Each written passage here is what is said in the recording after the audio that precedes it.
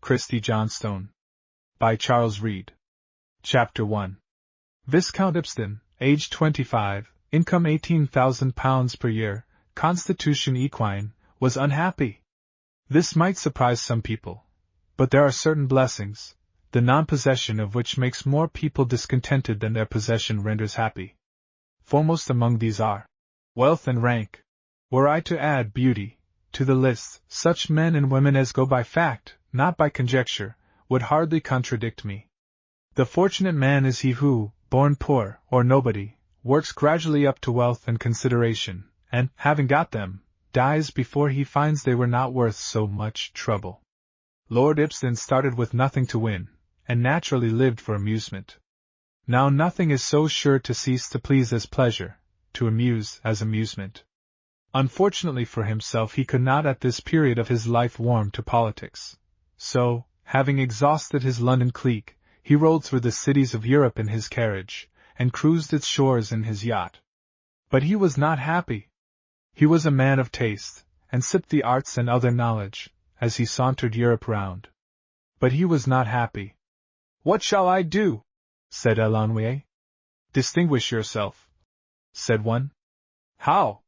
No immediate answer. "Take a prima donna over," said another.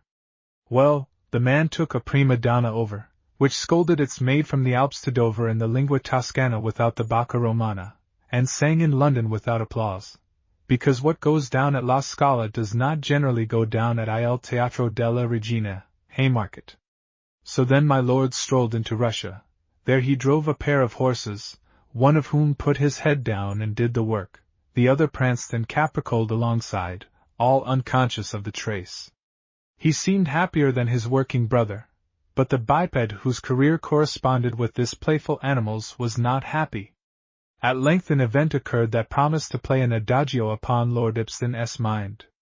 He fell in love with Lady Barbara Sinclair, and he had no sooner done this than he felt, as we are all apt to do on similar occasions, how wise a thing he had done. Besides a lovely person, Lady Barbara Sinclair had a character that he saw would make him, and in fact, Lady Barbara Sinclair was, to an inexperienced eye, the exact opposite of Lord Ipsden. Her mental impulse was as plethoric as his was languid. She was as enthusiastic as he was cool. She took a warm interest in everything. She believed that government is a science, and one that goes with copia verborum. She believed that, in England, government is administered not by a set of men whose salaries range from £80 to £500 a year, and whose names are never heard, but by the First Lord of the Treasury, and other great men.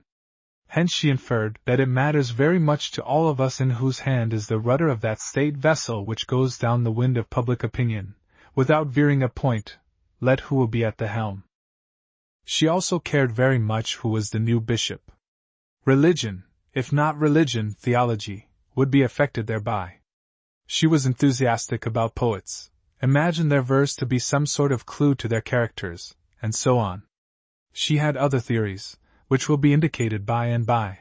At present it is enough to say that her mind was young, healthy, somewhat original, full of fire and faith, and empty of experience. Lord Ipsden loved her. It was easy to love her. First, there was not, in the whole range of her mind and body, one grain of affectation of any sort. She was always, in point of fact, under the influence of some male mind or other, generally some writer. What young woman is not, more or less, a mirror? But she never imitated or affected. She was always herself, by whomsoever colored. Then she was beautiful and eloquent, much too high-bred to put a restraint upon her natural manner. She was often more naive, and even brusque, than your would-be aristocrats dare to be. But what a charming abruptness hers was!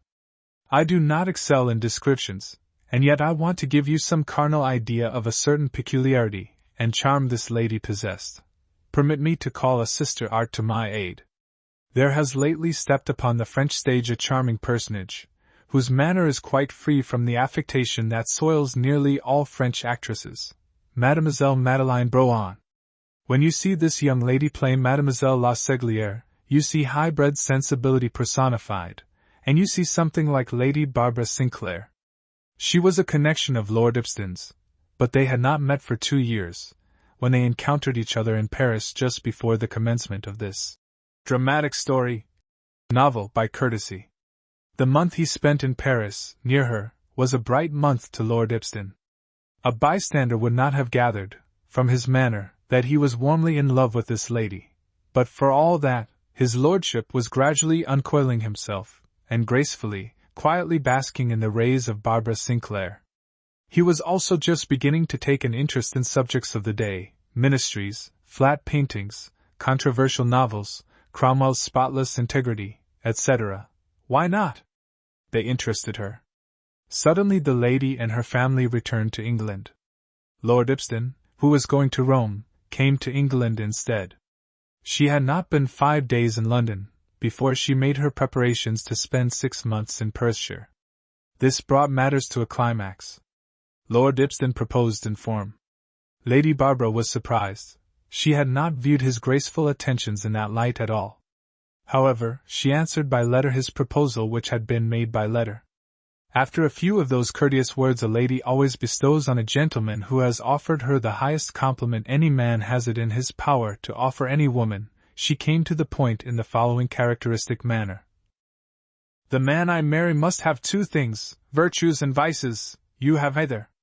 You do nothing, and never will do anything but sketch and hum tunes, and dance and dangle. Forget this folly the day after tomorrow, my dear Ibston, and if I may ask a favor of one to whom I refuse that which would not be a kindness, be still good friends with her who will always be your affectionate cousin, Barbara Sinclair. Soon after this effusion she vanished into Perthshire, leaving her cousin stunned by a blow which she thought would be only a scratch to one of his character. Lord Ibston relapsed into greater listlessness than before he had cherished these crushed hopes. The world now became really dark and blank to him. He was too languid to go anywhere or do anything. A republican might have compared the settled expression of his handsome, hopeless face with that of most day laborers of the same age, and moderated his envy of the rich and titled. At last he became so pale as well as languid that Mr. Saunders interfered. Saunders was a model valet and factotum, who had been with his master ever since he left Eton, and had made himself necessary to him in their journeys. The said Saunders was really an invaluable servant, and, with a world of obsequiousness, contrived to have his own way on most occasions. He had, I believe, only one great weakness, that of imagining a beau ideal of aristocracy, and then outdoing it in the person of John Saunders. Now this Saunders was human, and could not be 8 years with this young gentleman, and not take some little interest in him. He was flunkey, and took a great interest in him, as stepping-stone to his own greatness. So when he saw him turning pale and thin, and reading one letter 50 times, he speculated and inquired what was the matter. He brought the intellect of Mr. Saunders to bear on the question at the following angle. Now, if I was a young lord with £20,000 a year, and all the world at my feet, what would make me in this way? Why, the liver! Nothing else. And that is what is wrong with him, you may depend. This conclusion arrived at, Mr. Saunders coolly wrote his convictions to Dr. Aberford, and desired that gentleman's immediate attention to the case. An hour or 2 later, he glided into his lord's room, not without some secret trepidation, no trace of which appeared on his face. He pulled a long histrionic countenance. My lord, said he, in soft, melancholy tones, your lordship's melancholy state of health gives me great anxiety, and with many apologies to your lordship, the doctor is sent for, my lord. Why, Saunders, you are mad, there is nothing the matter with me. I beg your lordship's pardon, your lordship is very ill, and Dr. Aberford sent for. You may go, Saunders. Yes, my lord. I couldn't help it. I've outstepped my duty, my lord, but I could not stand quiet and see your lordship dying by inches. Here Mr. S. put a cambric handkerchief artistically to his eyes, and glided out, having disarmed censure. Lord Ibston fell into a reverie. Is my mind or my body disordered? Dr. Aberford, absurd, Saunders is getting too pragmatical. The doctor shall prescribe for him instead of me. By Jove, that would serve him right. And my lord faintly chuckled. No! This is what I am ill of. And he read the fatal note again. I do nothing, cruel, unjust, sighed he. I could have done, would have done, anything to please her. Do nothing. Nobody does anything now, things don't come in your way to be done as they used centuries ago, or we should do them just the same, it is their fault, not ours, argued his lordship, somewhat confusedly. Then, leaning his brow upon the sofa, he wished to die. For, at that dark moment life seemed to this fortunate man an aching void, a weary, stale, flat, unprofitable tale, a faded flower, a ballroom after daylight has crept in, and music, motion and beauty are fled away. Dr. Aberford, my lord. This announcement, made by Mr. Saunders, checked his lordship's reverie. Insults everybody, does he not, Saunders? Yes, my lord, said Saunders monotonously. Perhaps he will me, that might amuse me, said the other. A moment later the doctor bowled into the apartment, tugging at his gloves as he ran. The contrast between him and our poor rich friend is almost beyond human language. Here lay on a sofa Ibsen, one of the most distinguished young gentlemen in Europe, a creature incapable, by nature, of a rugged tone or a coarse gesture, a being without the slightest apparent pretension, but refined beyond the wildest dream of dandies. To him, enter Aberford, perspiring and shouting. He was one of those globules of human quicksilver one sees now and then for 2 seconds. They are, in fact, 2 globules. Their head is one, invariably bald, round, and glittering. The body is another in activity and shape, totus teres ac rotundus, and in 50 years they live 5 centuries. Horum rex Aberford, of these our doctor was the chief. He had hardly torn off one glove, and rolled as far as the 3rd flower from the door on his lordship's carpet, before he shouted. This is my patient, lolloping in pursuit of health. Your hand, added he, for he was at the sofa long before his lordship could glide off it. Tongue. Pulse is good. Breathe in my face. Breathe in your face, sir. How can I do that? With an air of mild doubt. By first inhaling, and then exhaling in the direction required, or how can I make acquaintance with your bowels? My bowels? The abdomen, and the greater and lesser intestines. Well, never mind, I can get at them another way. Give your heart a slap, so. That's your liver. And that's your diaphragm. His lordship having found the required spot, some people that I know could not, and slapped it, the Aberford made a circular spring and listened eagerly at his shoulder blade. The result of this scientific pantomime seemed to be satisfactory, for he exclaimed, not to say bawled, Halo!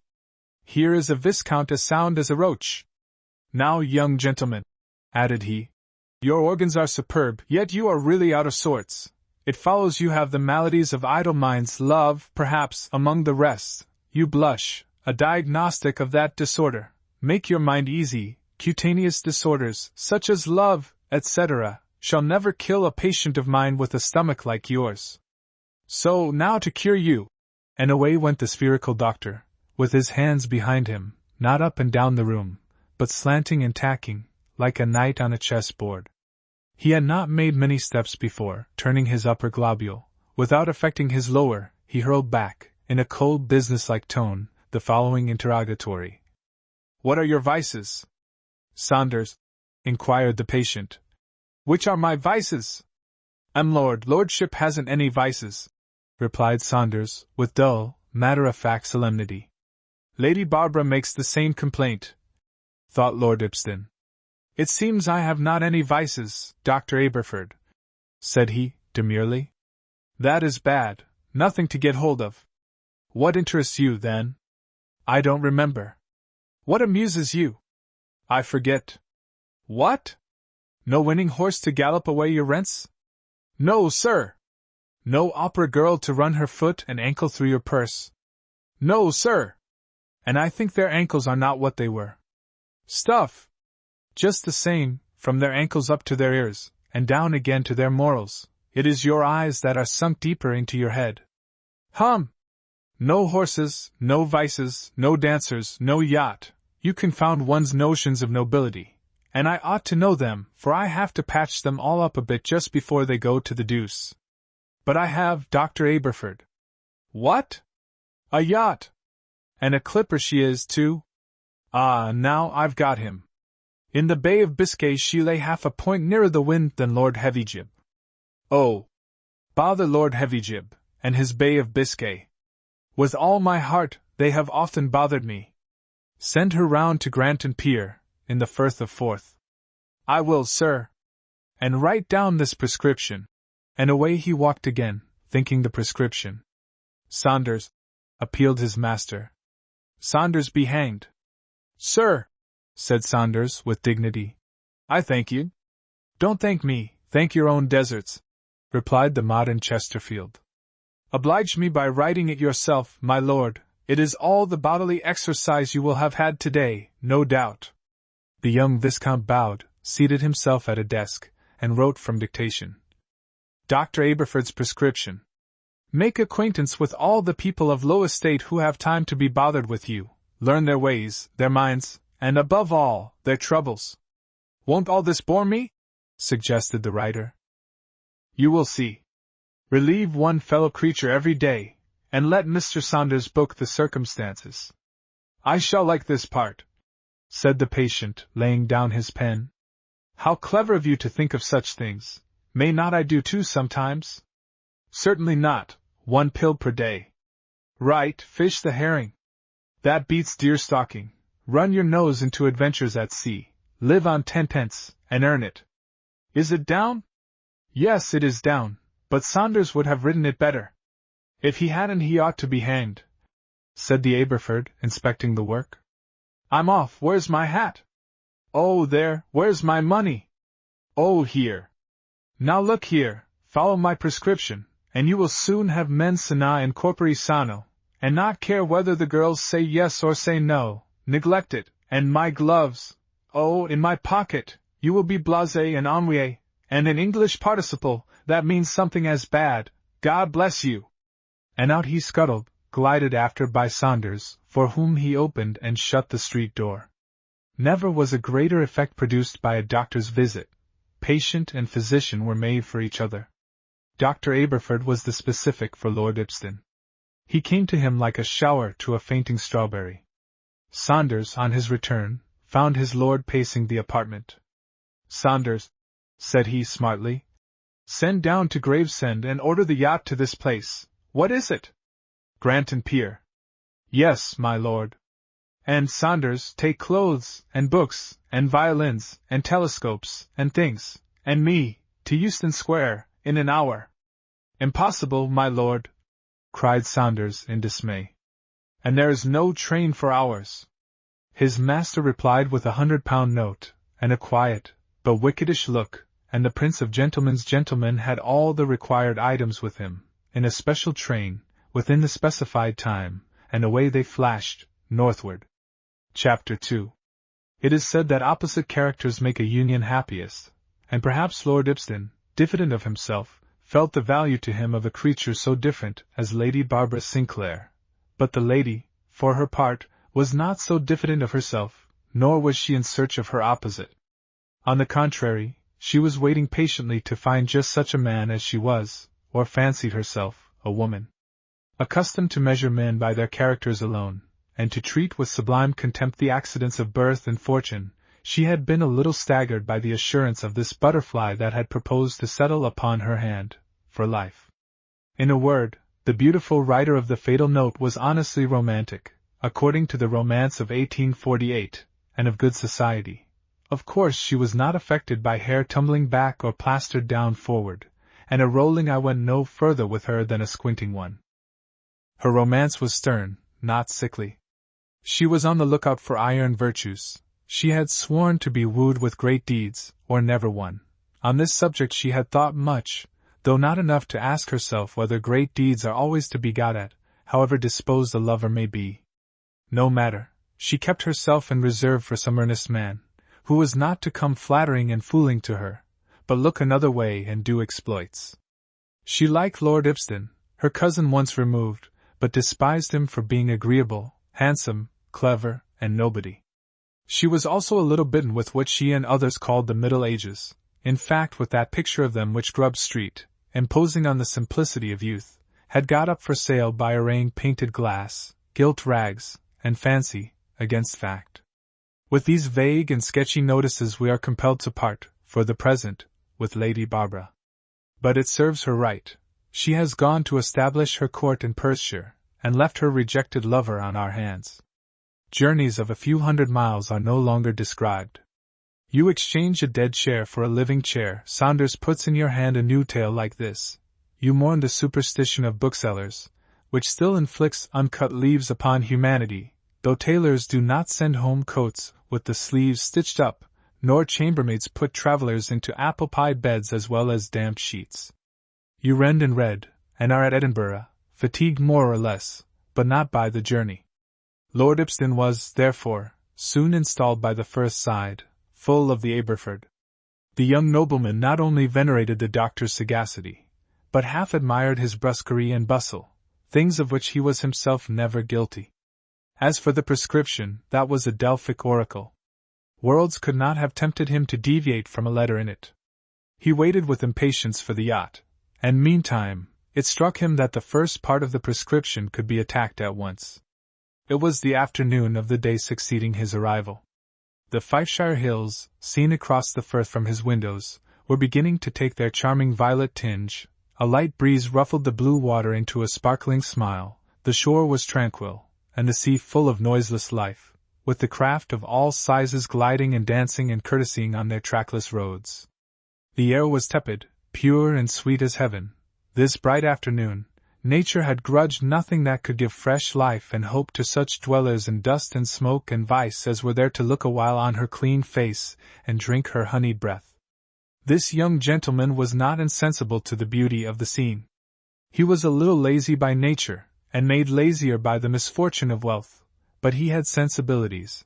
He was an artist of great natural talent. Had he only been without a penny, how he would have handled the brush!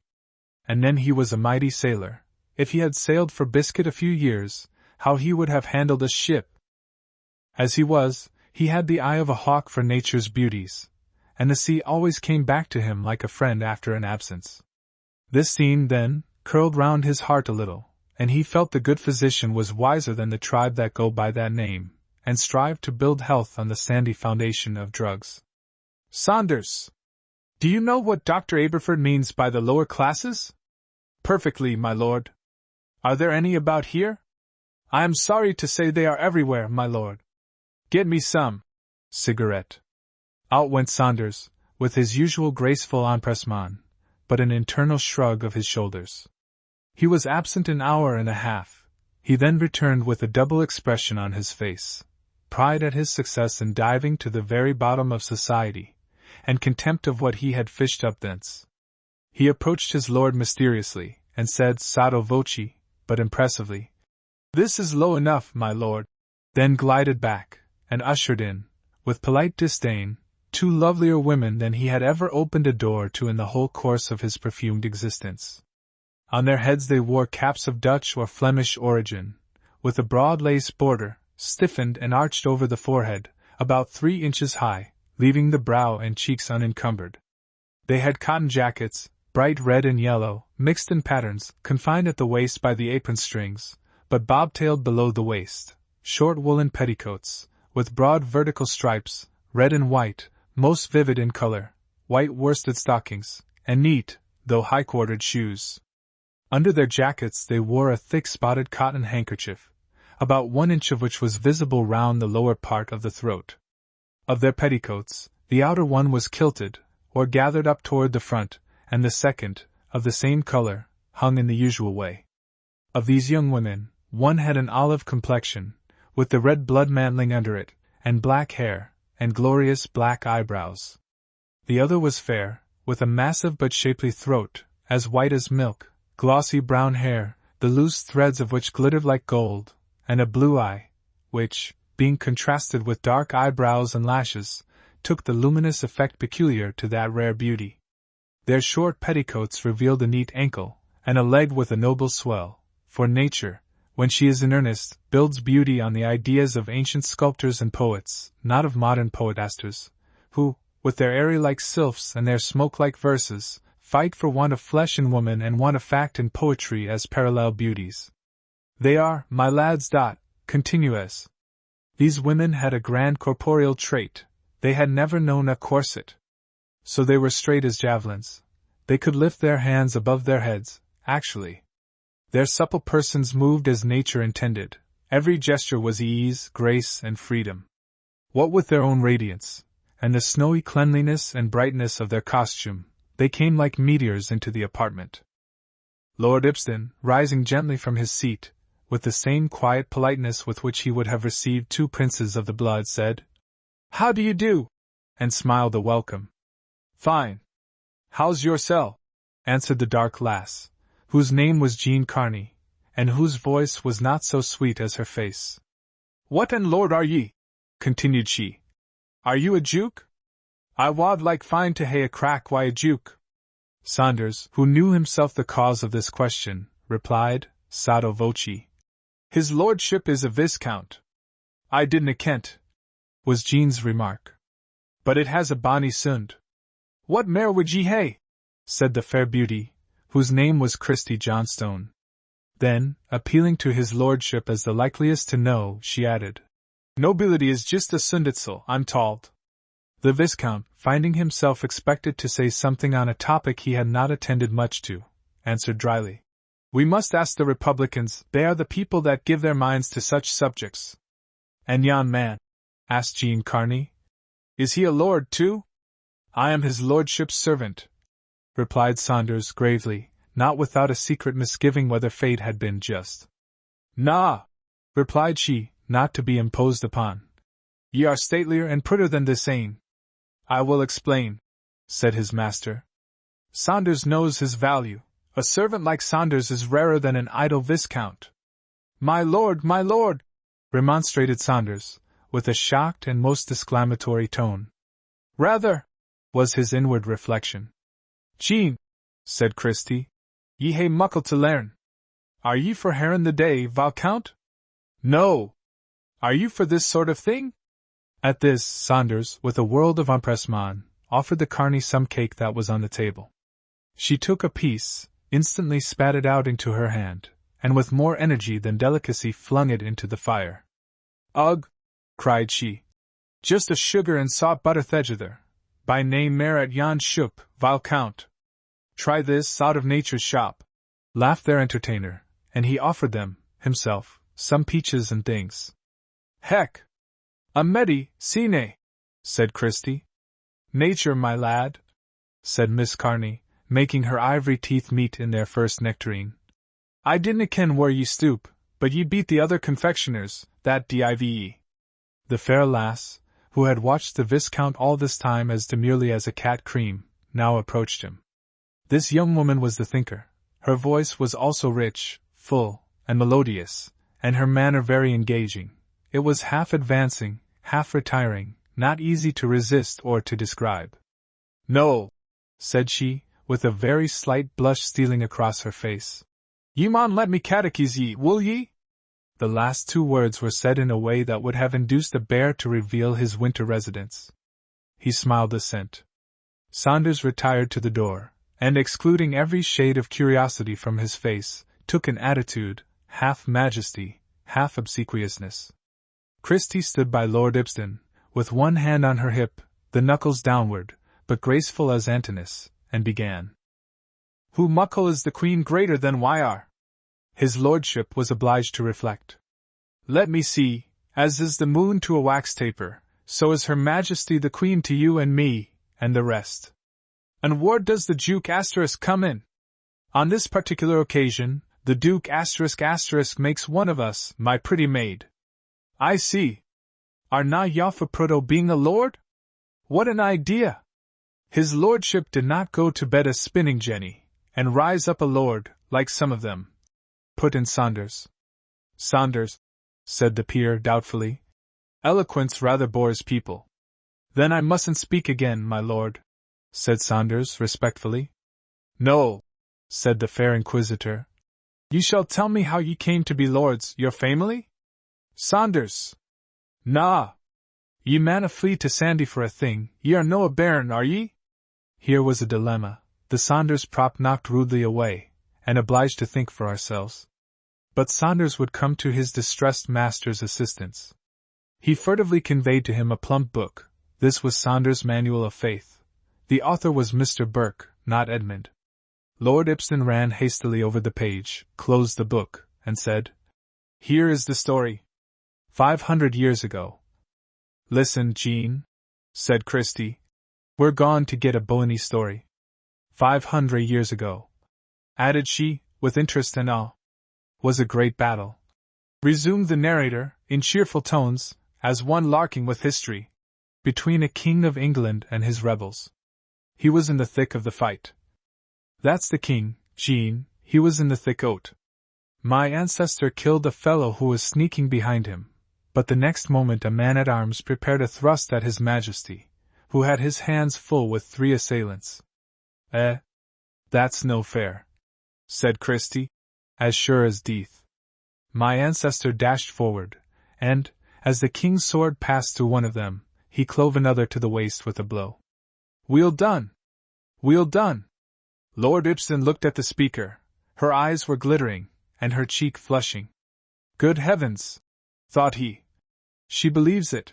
So he began to take more pains with his legend.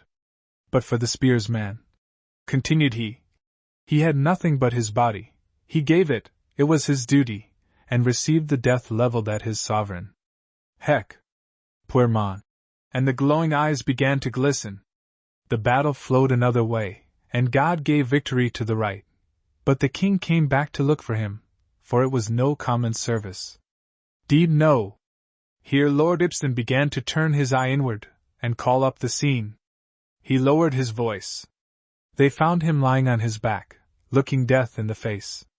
The nobles by the king's side uncovered as soon as he was found, for they were brave men too. There was a moment's silence. Eyes met eyes, and said, "This is a stout soldier's last battle." The king could not bid him live. "Nah, lad, King Death has ours strong a grip." But he did what kings can do. He gave him 2 blows with his royal sword. Oh, the robber, and him a deeing man. 2 words from his royal mouth, and he and we were barons of Ipsden and Hawthorne Glen from that day to this. But the poor dying creature? What poor dying creature? Your forbear, lad. I don't know why you call him poor, madam. All the men of that day are dust. They are the gold dust who died with honor. He looked round uneasily for his son, for he had but one, and when that son knelt, unwounded by him, he said, "Good night, Baron Ipsden," and so he died, fire in his eye, a smile on his lip, and honor on his name forever. I meant to tell you a lie, and I've told you the truth. Laddie, said Christie, half admiringly, half reproachfully, ye gar the tear come in my een. Heck! Look at yon lassie! How could you think teat plums through sick and a bonny story? Het, answered Jean, who had, in fact, cleared the plate. I listen best when my een with a stap it. But see now, pondered Christie. TWA words for a king, their titles are just breath. Of course, was the answer. All titles are. What is popularity? Ask Aristides and Lamartine.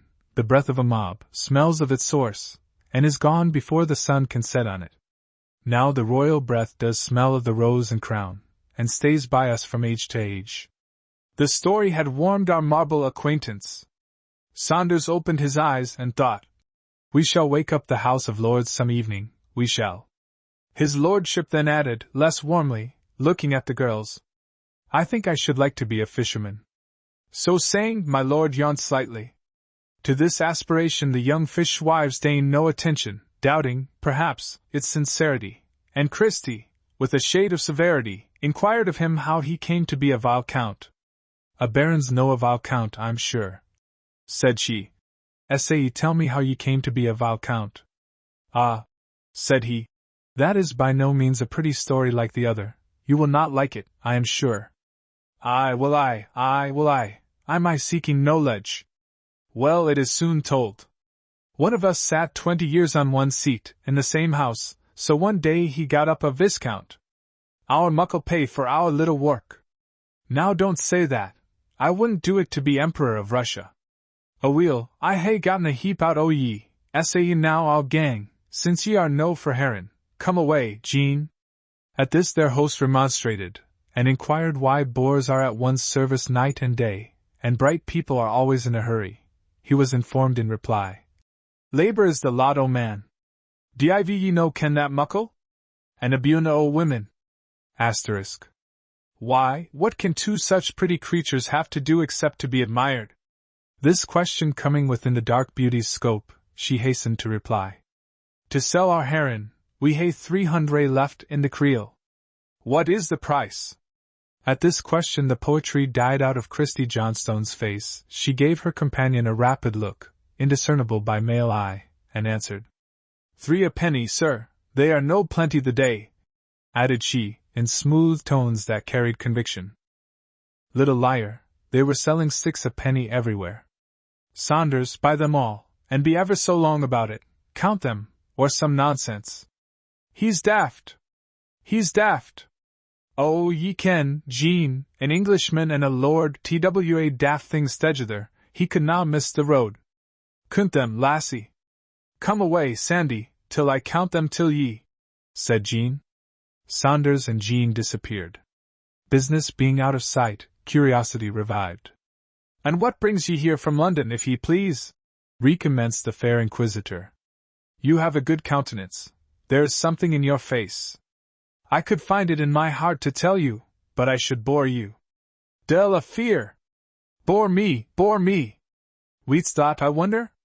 What is your name, madam?" "Mine is Ipston. They say me Christie Johnstone." "Well, Christie Johnstone, I am under the doctor's hands." "Poor lad. What's the trouble?" Solemnly and tenderly. "Ennui." Rather piteously. "Yonwy? I never heard tell o't." "Oh, you lucky girl!" burst out he. "But the doctor has undertaken to cure me. In one thing you could assist me, if I am not presuming too far on our short acquaintance. I am to relieve one poor distressed person every day, but I mustn't do two. Is not that a bore? Ease your hand, ease your hand. I'm vexed for calling you daft. Heck! What a soft hand ye hae. Jean, I'm saying, come here, feel this." Jean, who had run in, took the Viscount's hand from Christie. "It never rouched any," explained Jean. "And he has bonny hair," said Christie, just touching his locks on the other side. "He's a bonny lad," said Jean, inspecting him scientifically, and point blank. "Aye, is he," said the other. "Aweel, there's Jess Rutherford, a widdy, why forbearance ye might do waur than wear your siller on her." £5 to begin?" inquired his lordship. £5! Are ye made o' siller? 10 shillin. Saunders was rung for, and produced a £1 note. "The heron is 5 and saxpence, it's 4 and saxpence I may win ye," said the young fishwife. "And Jess will be a glad woman the night." The settlement was effected, and away went the two friends, saying, "Good boy, I'll count." Their host fell into thought. "When have I talked so much?" asked he of himself. "Dr. Aberford, you are a wonderful man. I like your lower classes amazingly." "Me fees vous, Monsieur Ipston," should some mentor have said. As the devil puts into a beginner's hands ace, queen, 5 trumps, to give him a taste for whist, so these lower classes have perhaps put forward one of their best cards to lead you into a false estimate of the strength of their hand. Instead, however, of this, who should return, to disturb the equilibrium of truth, but this Christina Johnstone. She came thoughtfully in, and said, "I've been taking a thoucht, and this is no what yon good physician mead. Ye are no to fling your charity like a bane till a dogue. Ye'll gang yoursel to Jess Rutherford, Flucker Johnstone, that's my brother, will convoy ye." "But how is your brother to know me?" "How? Because I'll gie him a sair hiding, if he lets ye gang by." Then she returned the £1 note, a fresh settlement was effected, and she left him. At the door she said, "And I am muckle obleeged to ye for your story and your goodness." While uttering these words she half kissed her hand to him, with a lofty and disengaged gesture, such as one might expect from a queen, if queens did not wear stays, and was gone. When his lordship, a few minutes after, sauntered out for a stroll, the first object he beheld was an exact human square, a handsome boy, with a body swelled out apparently to the size of a man's, with blue flannel, and blue cloth above it, leaning against the wall, with his hands in his pockets, a statuette of insouciance. This marine puffball was Flucker Johnstone, aged 14. Stain his sister's face with diluted walnut juice, as they make the stage gypsy and red Indian, two animals imagined by actors to be one, and you have Flucker's face. A slight moral distinction remains, not to be so easily got over. She was the best girl in the place, and he a baddish boy. He was, however, as sharp in his way as she was intelligent in hers. This youthful mariner allowed his lordship to pass him, and take 20 steps, but watched him all the time, and compared him with the description furnished him by his sister. He then followed, and brought him to, as he called it. "I dore say it's you I'm to convoy to yon auld faggot," said this baddish boy. On they went, Flucker rolling and pitching and yawing to keep up with the lordly galley, for a fisherman's natural waddle is 2 miles an hour. At the very entrance of New Haven, the new pilot suddenly sung out, "Starboard!" Starboard it was, and they ascended a filthy, close, or alley. They mounted a staircase which was out of doors, and without knocking, Flucker introduced himself into Jess Rutherford's house. "Here a gentleman to speak till ye, wife." Chapter 3. The widow was weather-beaten and rough. She sat mending an old net. "The gentleman's welcome," said she, but there was no gratification in her tone, and but little surprise. His lordship then explained that, understanding there were worthy people in distress, he was in hopes he might be permitted to assist them, and that she must blame a neighbor of hers if he had broken in upon her too abruptly with this object. He then, with a blush, hinted at 10 shillings, which he begged she would consider as merely an installment, until he could learn the precise nature of her embarrassments, and the best way of placing means at her disposal. The widow heard all this with a lackluster mind. For many years her life had been unsuccessful labor. If anything had ever come to her, it had always been a misfortune. Her incidents had been thorns, her events daggers. She could not realize a human angel coming to her relief, and she did not realize it, and she worked away at her net. At this, Flucker, to whom his lordship's speech appeared monstrously weak and pointless, drew nigh, and gave the widow, in her ear, his version, namely, his sister's embellished. It was briefly this, that the gentleman was a daft lord from England, who had come with the bank in his breeks, to remove poverty from Scotland, beginning with her.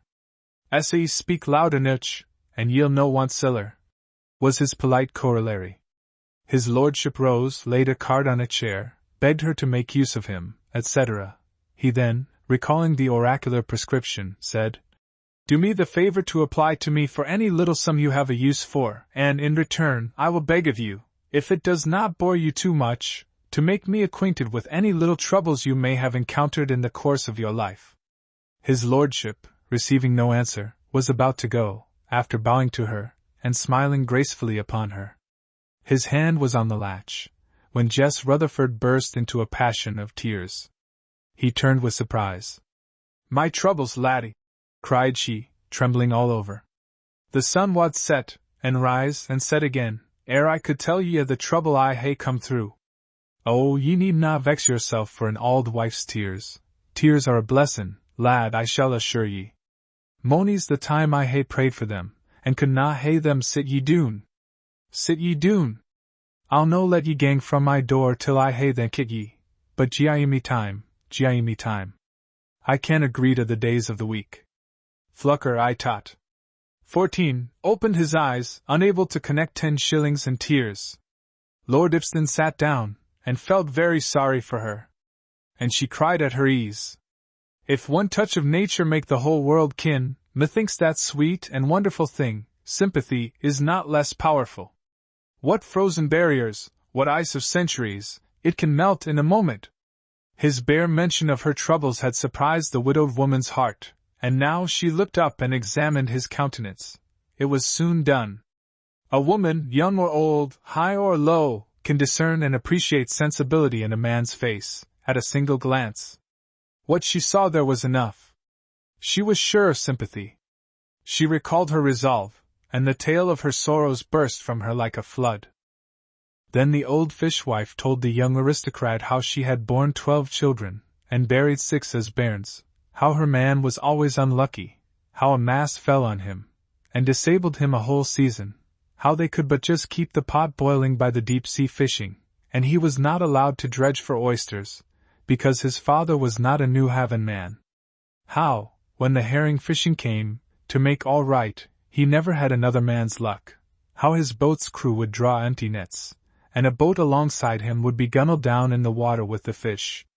How, at last, one morning, the 20th day of November, his boat came into New Haven pier without him, and when he was inquired for, his crew said he had stayed at home, like a lazy loon, and not sailed with them the night before. How she was anxious, and had all the public houses searched. For he took a drop now and then, nay wonder, and him I in the weather. Poor thing! When he was alive she used to call him a drunken scoundrel to his face. How, when the tide went down, a mad wife, whose husband had been drowned 20 years ago, pointed out something under the pier that the rest took for seaweed floating, how it was the hair of her man's head, washed about by the water, and he was there, drowned without a cry or a struggle, by his enormous boots, that kept him in an upright position, though he was dead. There he stood, dead, drowned by slipping from the slippery pier, close to his comrade's hands, in a dark and gusty night. How her daughter married, and was well-to-do, and assisted her, how she fell into a rapid decline, and died, a picture of health to inexperienced eyes. How she, the mother, saw and knew, and watched the treacherous advance of disease and death. How others said gaily, her daughter was better, and she was obliged to say, yes. How she had worked, 18 hours a day, at making nets. How, when she let out her nets to the other men at the herring fishing, they always cheated her, because her man was gone. How she had many times had to choose between begging her meal and going to bed without it, but, thank heaven, she had always chosen the latter. She told him of hunger, cold, and anguish. As she spoke they became real things to him. Up to that moment they had been things in a story-book. And as she spoke she rocked herself from side to side. Indeed, she was a woman, acquainted with grief. She might have said, here I in sorrow sit.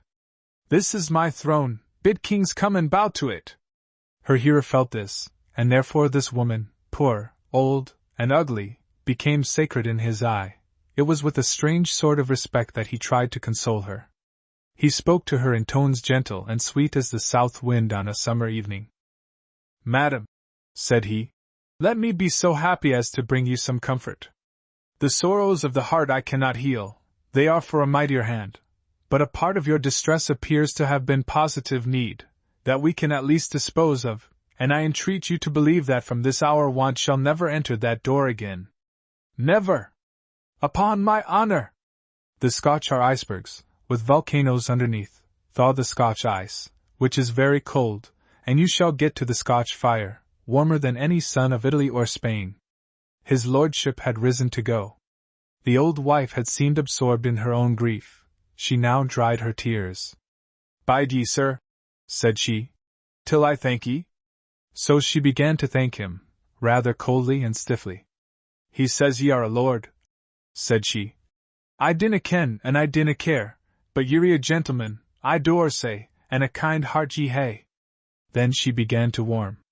And ye'll never be a grain the poorer for the siller ye hae gene me, for he that giveth to the poor lendeth to the Lord. Then she began to glow. But it's no your siller, dinna think it, na lad, na. Oh, fine.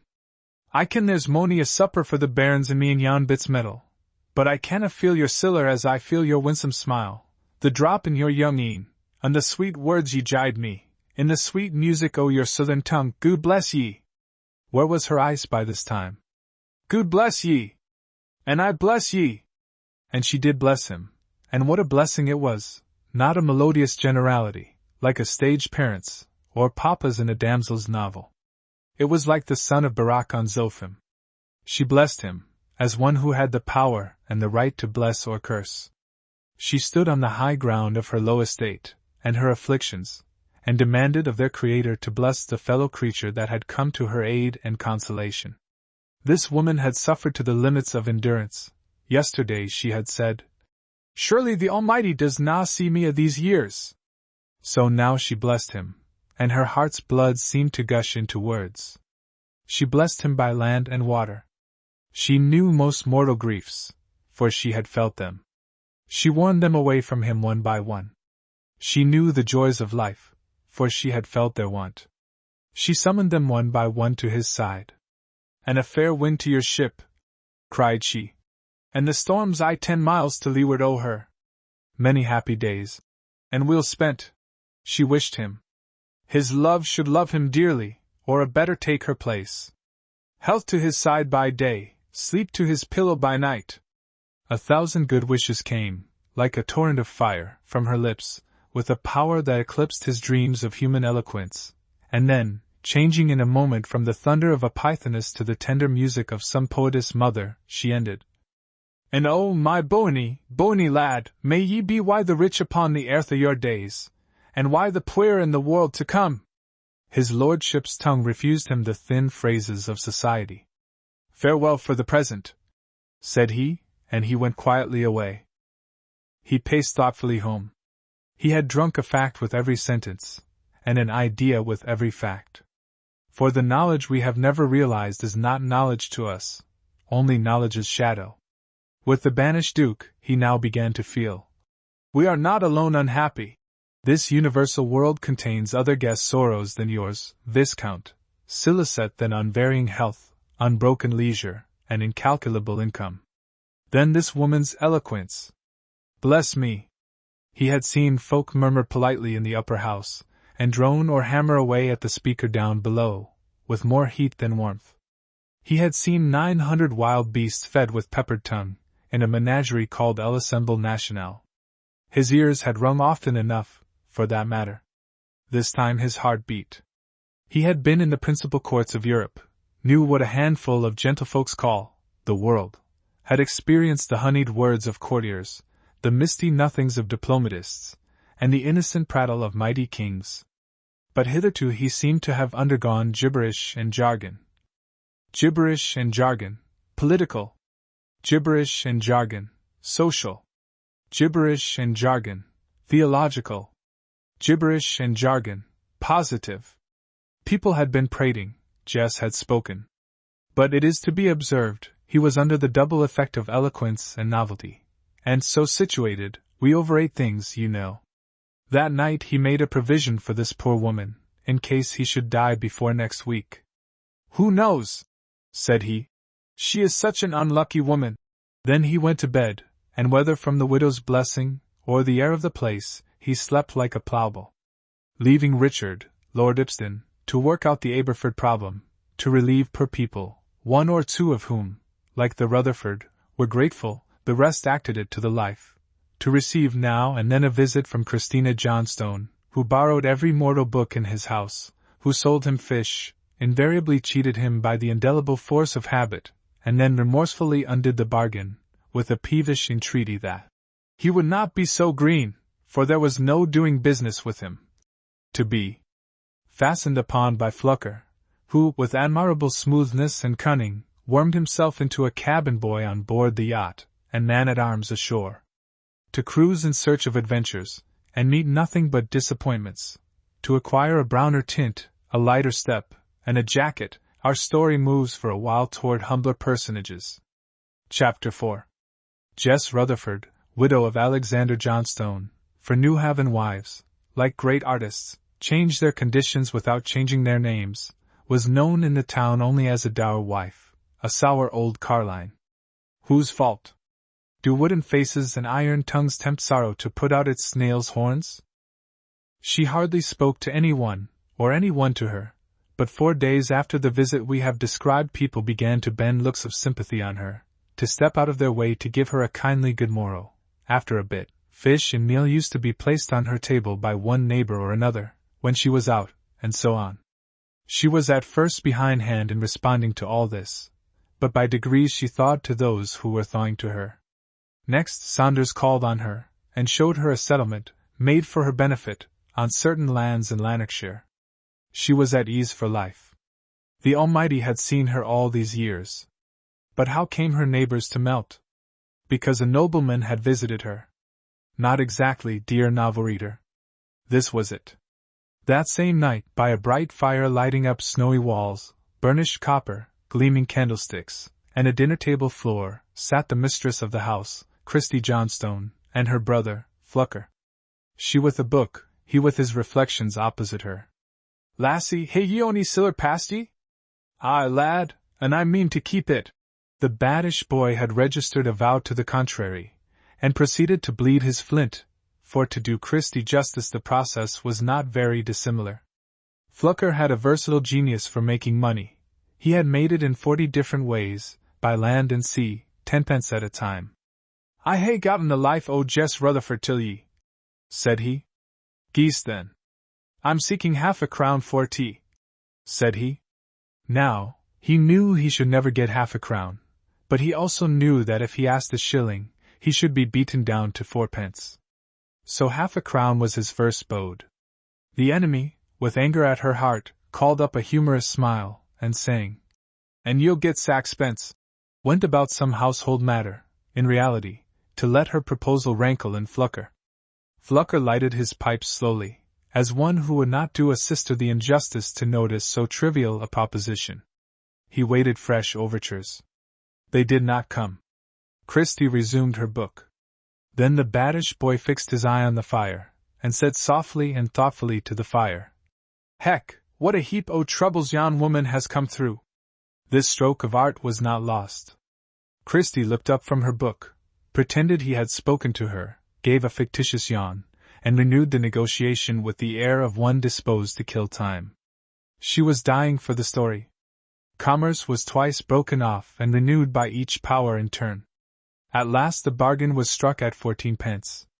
Then Flucker came out, the honest merchant. He had listened intently, with mercantile views. He had the widow's sorrows all off pat. He was not a bit affected himself, but by pure memory he remembered where she had been most agitated or overcome. He gave it Christie, word for word, and even threw in what dramatists call the business. Thus, "Here ye sold greet. Here you'll play your hand like a giraffe."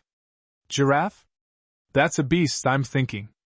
Nah, it's the thing on the hill that makes signals. Telegraph, ye foolish Galatian. Oh, aye, telegraph. Giraffe as soon as said for a dot. Thus Jess Rutherford's life came into Christie Johnstone's hands. She told it to a knot of natives next day. It lost nothing, for she was a woman of feeling, and by intuition an artist of the tongue. She was the best raconteur in a place where there are 100, male and female, who attempt that art. The next day she told it again, and then inferior narrators got hold of it, and it soon circulated through the town. And this was the cause of the sudden sympathy with Jess Rutherford. As our prigs would say, art had adopted her cause and adorned her tale. Chapter 5. The fishing village of Newhaven is a unique place. It is a colony that retains distinct features. The people seldom intermarry with their Scotch neighbors. Some say the colony is Dutch, some Danish, some Flemish. The character and cleanliness of their female costume points rather to the latter. Fish, like horseflesh, corrupts the mind and manners. After a certain age, the Newhaven fishwife is always a blackguard, and ugly, but among the younger specimens, who have not traded too much, or come into much contact with larger towns, a charming modesty, or else slyness, such as no man can distinguish from it, so it answers every purpose, is to be found, combined with rare grace and beauty. It is a race of women that the northern sun peachifies instead of rosewoodizing. On Sundays the majority sacrifice appearance to fashion. These turn out rainbows of silk, satin and lace.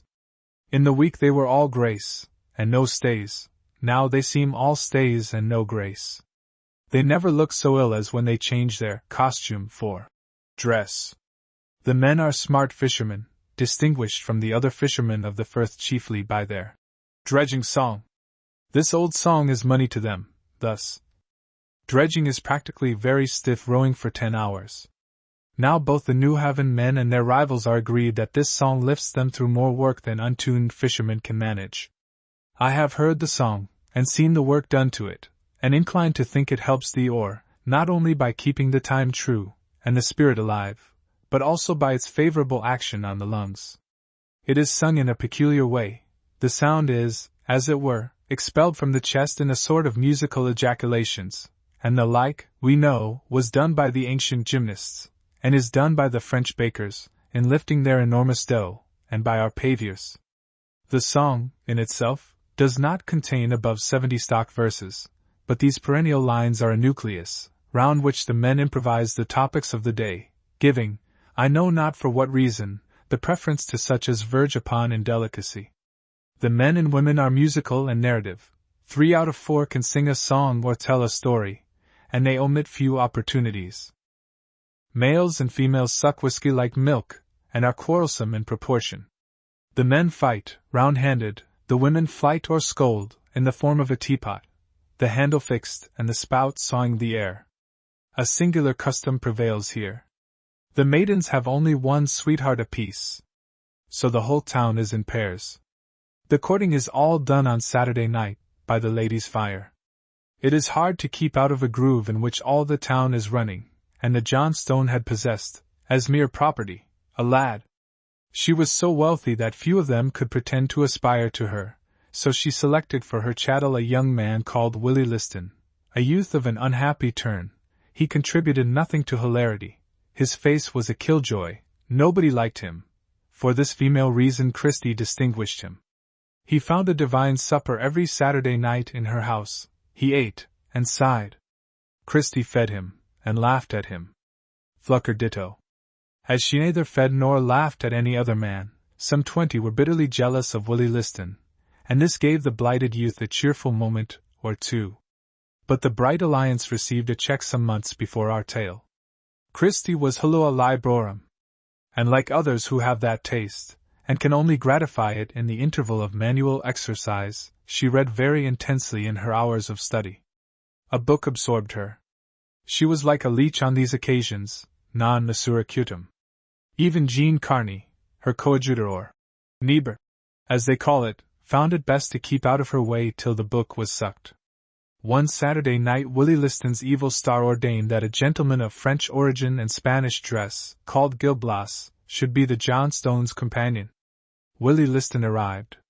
Christie, who had bolted the door, told him from the window, civilly enough, but decidedly, she would excuse his company that night. Vara wheel, said Willie, and departed. Next Saturday, no Willie came. Ditto the next. Willie was waiting the amende.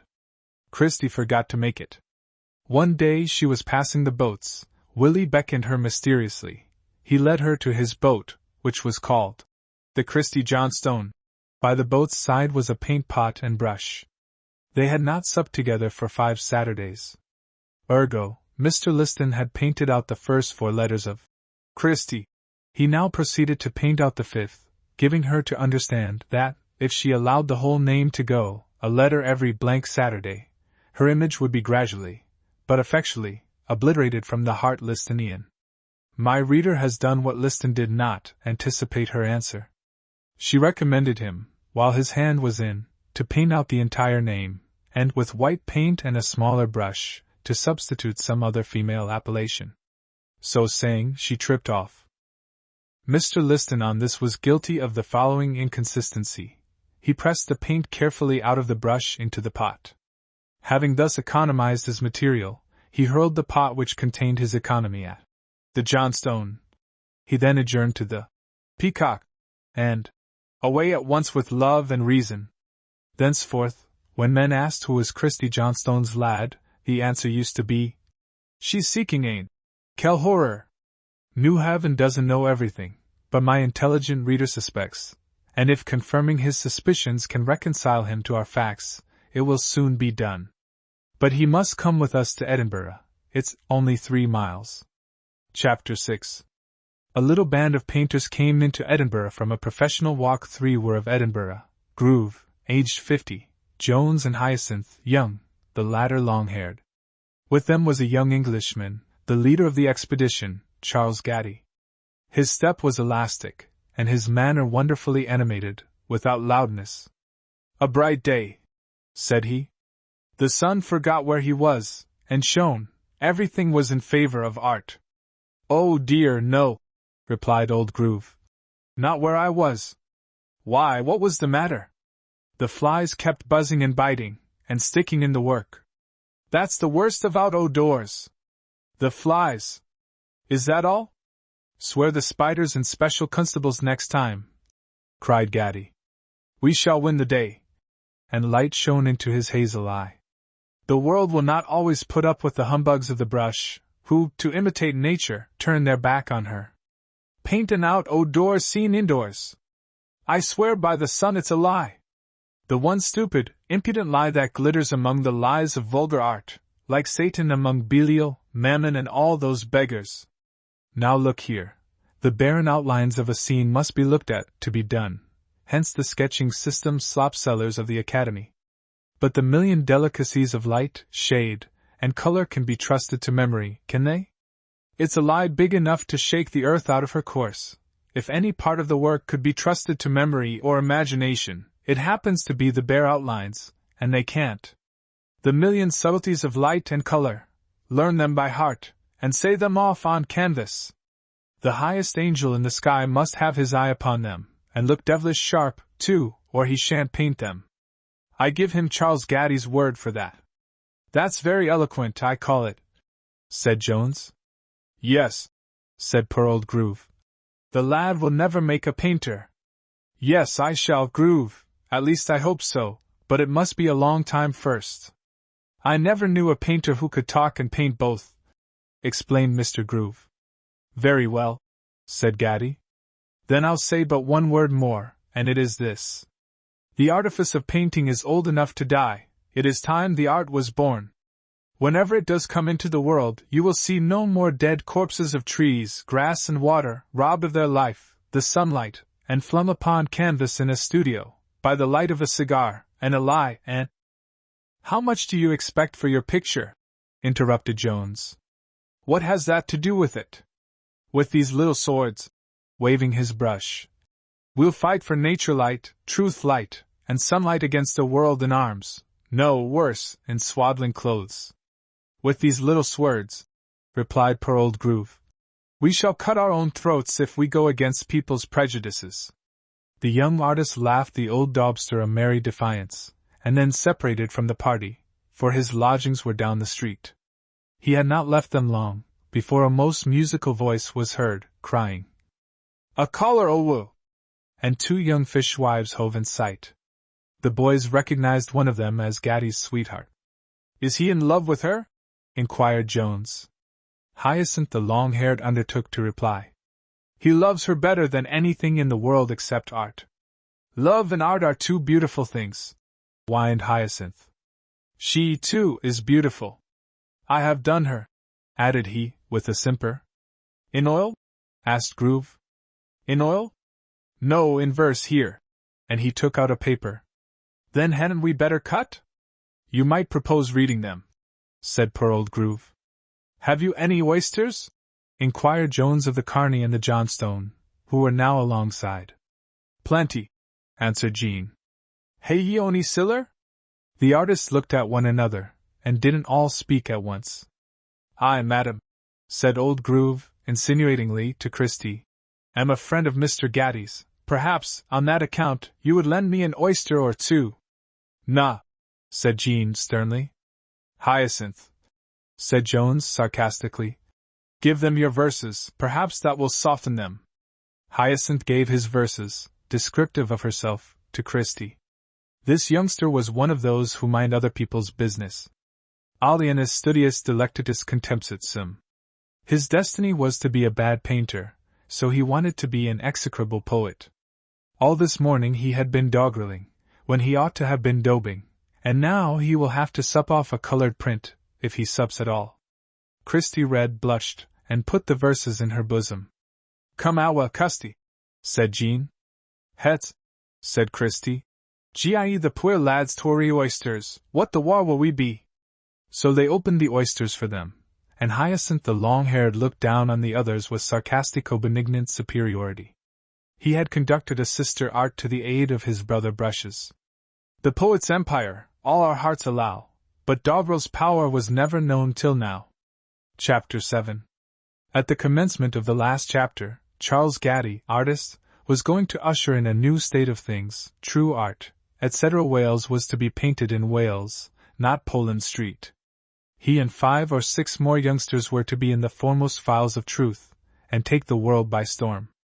This was at 2 o'clock, it is now 5, whereupon the posture of affairs, the prospects of art, the face of the world, the nature of things, are quite the reverse. In the artist's room, on the floor, was a small child, whose movements, and they were many, were viewed with huge dissatisfaction by Charles Gaddy. Esq. This personage, pencil in hand, sat slouching and morose, looking gloomily at his intractable model. Things were going on very badly. He had been waiting 2 hours for an infantine pose as common as dirt, and the little viper would die first. Out of doors everything was nothing, for the sun was obscured, and to all appearance extinguished forever. "Ah, Mr. Groove," cried he to that worthy, who peeped in at that moment, "you are right, it is better to plough away upon canvas blindfold, as our grandfathers, no, grandmothers, used, than to kill ourselves toiling after such coy ladies as nature and truth." "Aweel, I dinna ken, sir," replied Groove, in smooth tones. "I dinna like to express my warm approbation of you before the lads, for fear of making them jealous. They be, no! I ken what you wad say, sir, and it wad hae been a vara just and sprightly observation. Aweel, between ourselves, I look upon ye as a young gentleman of amazing talent and modesty. Man, ye dinna do yoursel justice, ye should be in Th Academy, at the Huda O.T. Mr. Groove, I am a poor fainting pilgrim on the road, where stronger spirits have marched erect before me. A faintin' pilgrim! Deal of frights o' ye, ye're a brisk and bonny lad. Ah, sir, in my juvenile days, we didna fash why nature, and truth, and the like. The like? What is like nature and truth, except themselves? Vara true, sir, vara true, and sae I doot I will never attain the height o' proficiency ye hae reached. And at this vara moment, sir," continued Groove, with delicious solemnity and mystery, "ye see before ye, sir, a man wha is in maist dismal want, o 10 shillin'. A pause. If your superior talent has put ye in possession of that sum, you would oblige me infinitely by a temporary accommodation, Mr. Gaddy." "Why did you not come to the point at once?" cried Gaddy brusquely, "instead of humbling me with undeserved praise?" "There." Groove held out his hand, but made a wry face when, instead of money, Gaddy put a sketch into his hand. "There," said Gaddy. "That is a lie." "How can it be a lee?" said the other, with sour inadvertence. "How can it be a lee, when I hae na spoken? You don't understand me. That sketch is a libel on a poor cow and an unfortunate oak tree. I did them at the Academy.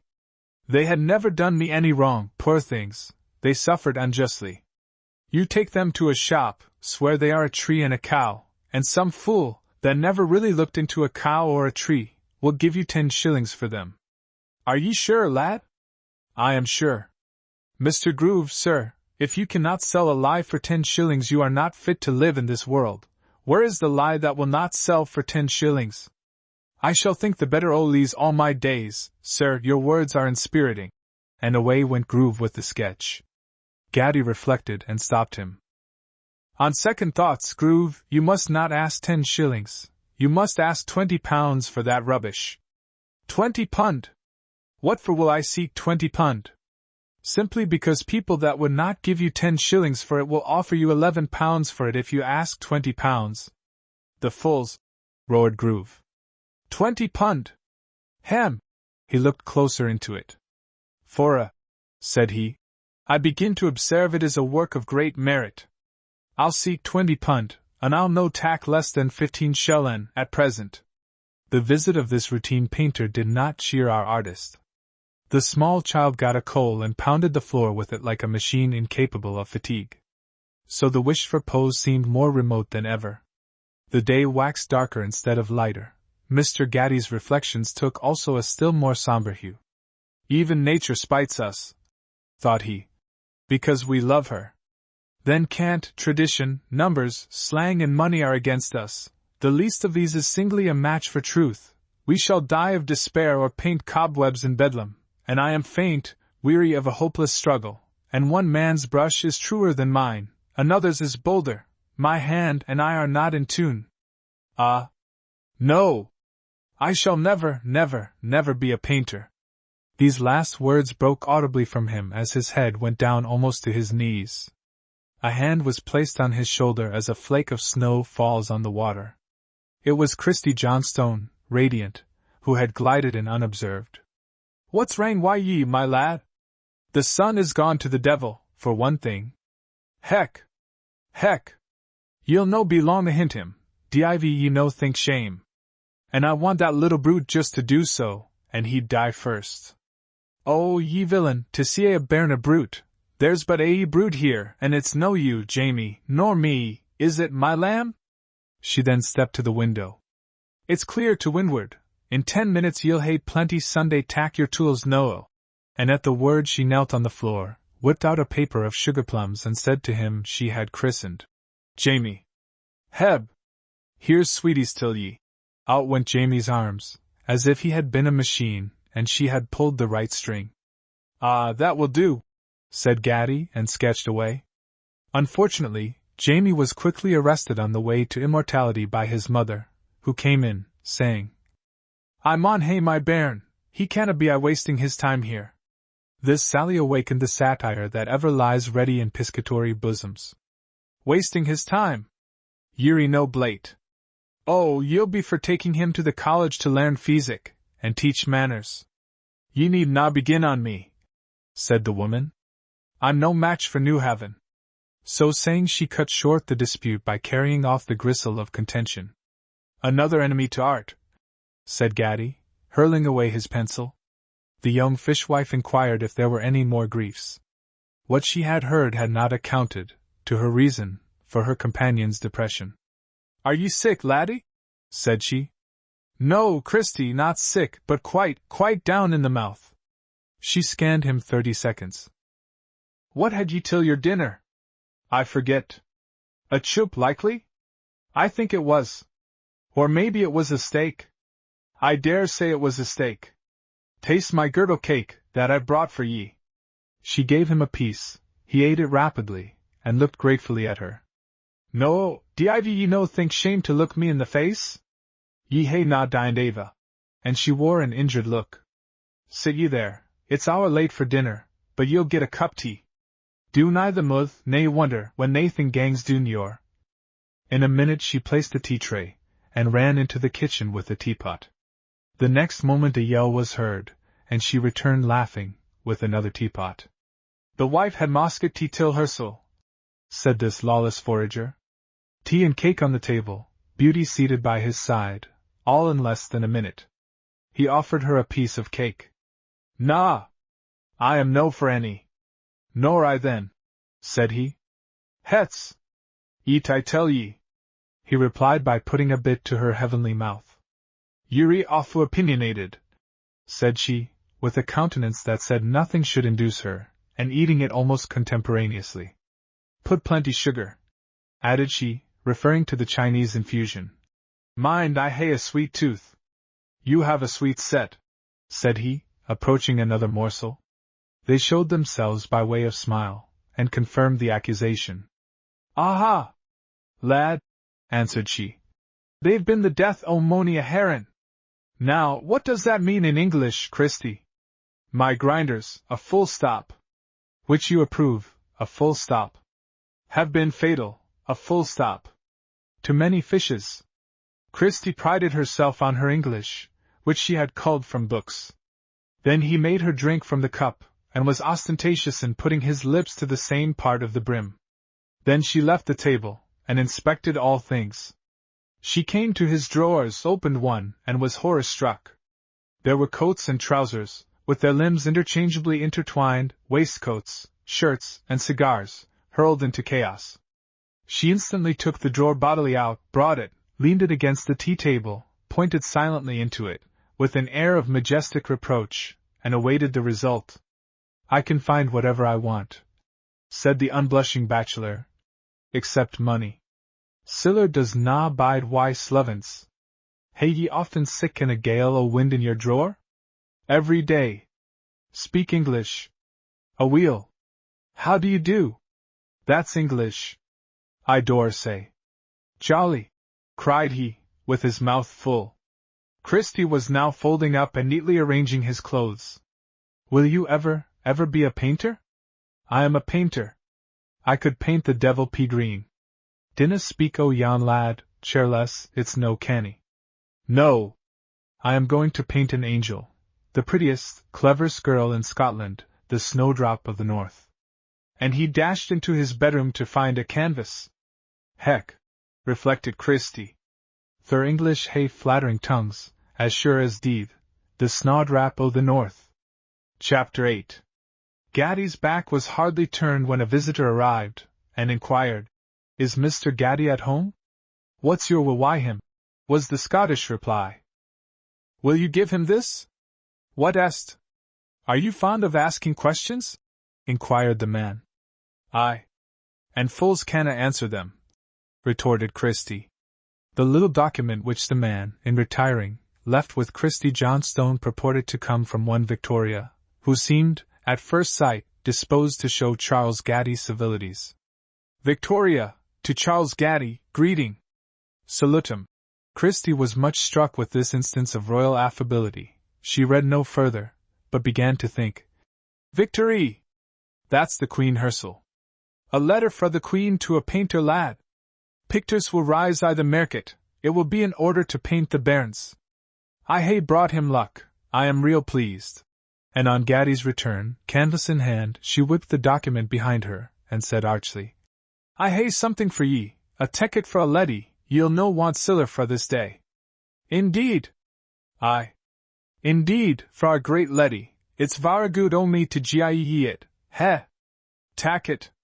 He did take it, looked stupefied, looked again, sunk into a chair, and glared at it. Laddie, said Christie.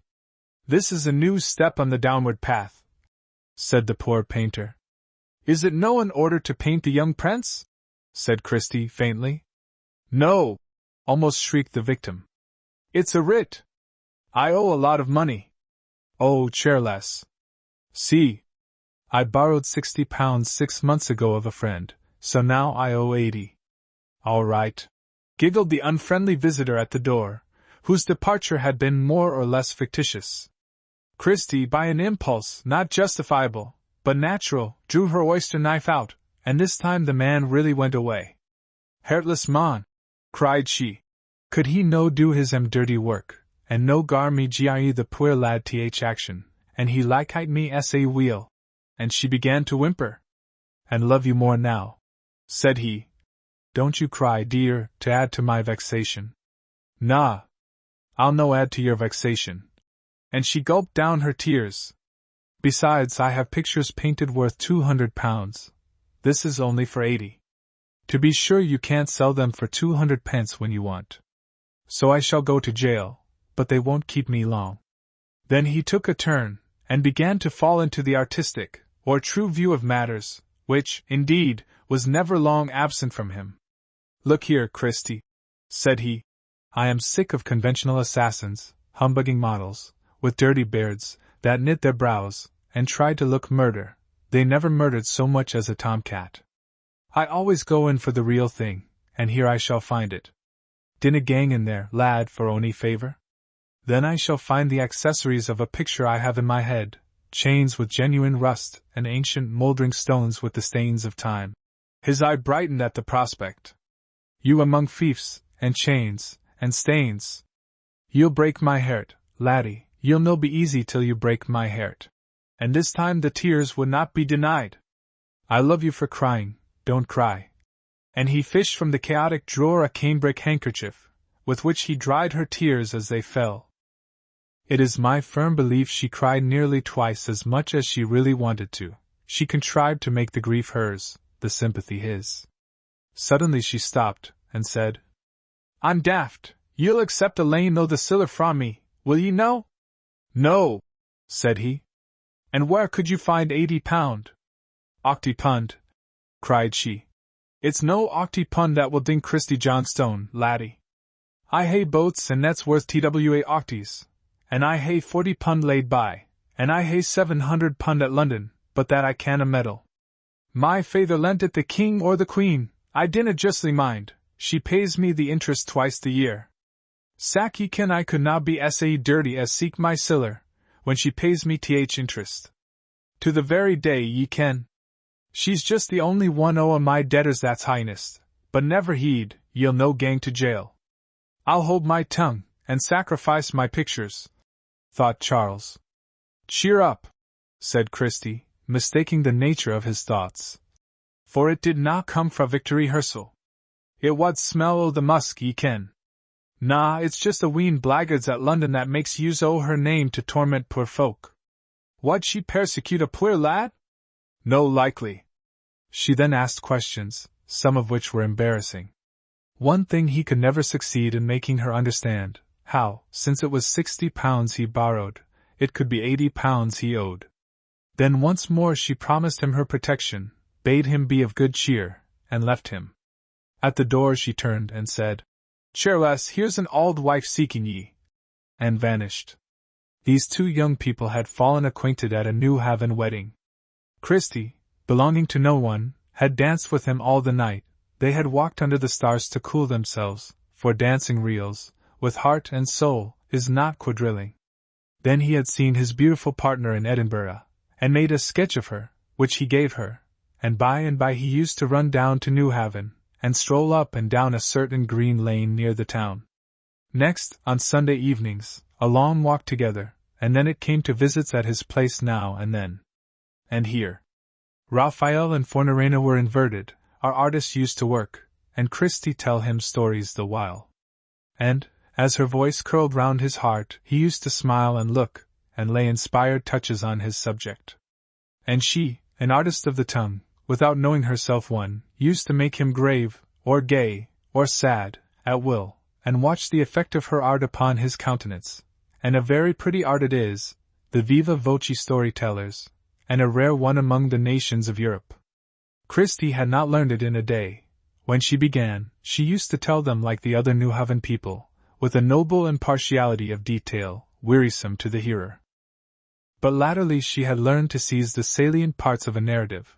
Her voice had compass, and like all fine speakers, she travelled over a great many notes in speaking. Her low tones were gorgeously rich, her upper tones full and sweet. All this, and her beauty, made the hours she gave him very sweet to our poor artist. He was wont to bask in her music, and tell her in return how he loved her, and how happy they were both to be as soon as he had acquired a name, for a name was wealth, he told her. And although Christie Johnstone did not let him see how much she took all this to heart, and believed it, it was as sweet music to her as her own honeysuckle breath to him. She improved him. He dropped cigars, and medical students, and similar abominations. Christie's cool, fresh breath, as she hung over him while painting, suggested to him that smoking might, peradventure, be a sin against nature as well as against cleanliness. And he improved her. She learned from art to look into nature, the usual process of mind. She had noticed too little the flickering gold of the leaves at evening, the purple hills, and the shifting stories and glories of the sky. But now, whatever she saw him try to imitate, she learned to examine. She was a woman, and admired sunset, etc., for this boy's sake, and her whole heart expanded with a new sensation that softened her manner to all the world, and brightened her personal rays. This charming picture of mutual affection had hitherto been admired only by those who figured in it. But a visitor had now arrived on purpose to inspect it, etc., attracted by report. A friend had considerately informed Mrs. Gaddy, the artist's mother, and she had instantly started from Newcastle. This was the old lady Christie discovered on the stairs. Her sudden appearance took her son's breath away. No human event was less likely than that she should be there, yet there she was. After the first surprise and affectionate greetings, a misgiving crossed him. She must know about the writ. It was impossible, but our minds are so constituted. When we are guilty, we fear that others know what we know.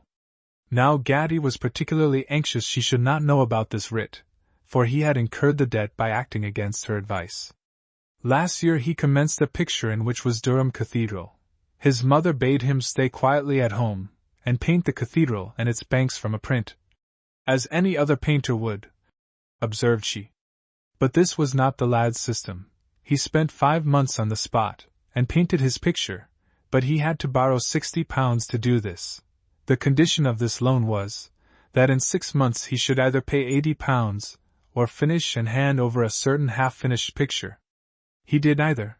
His new subject thrust aside his old one, and he had no money, ergo, his friend, a picture dealer, who had found artists slippery in money matters, followed him up sharp, as we see.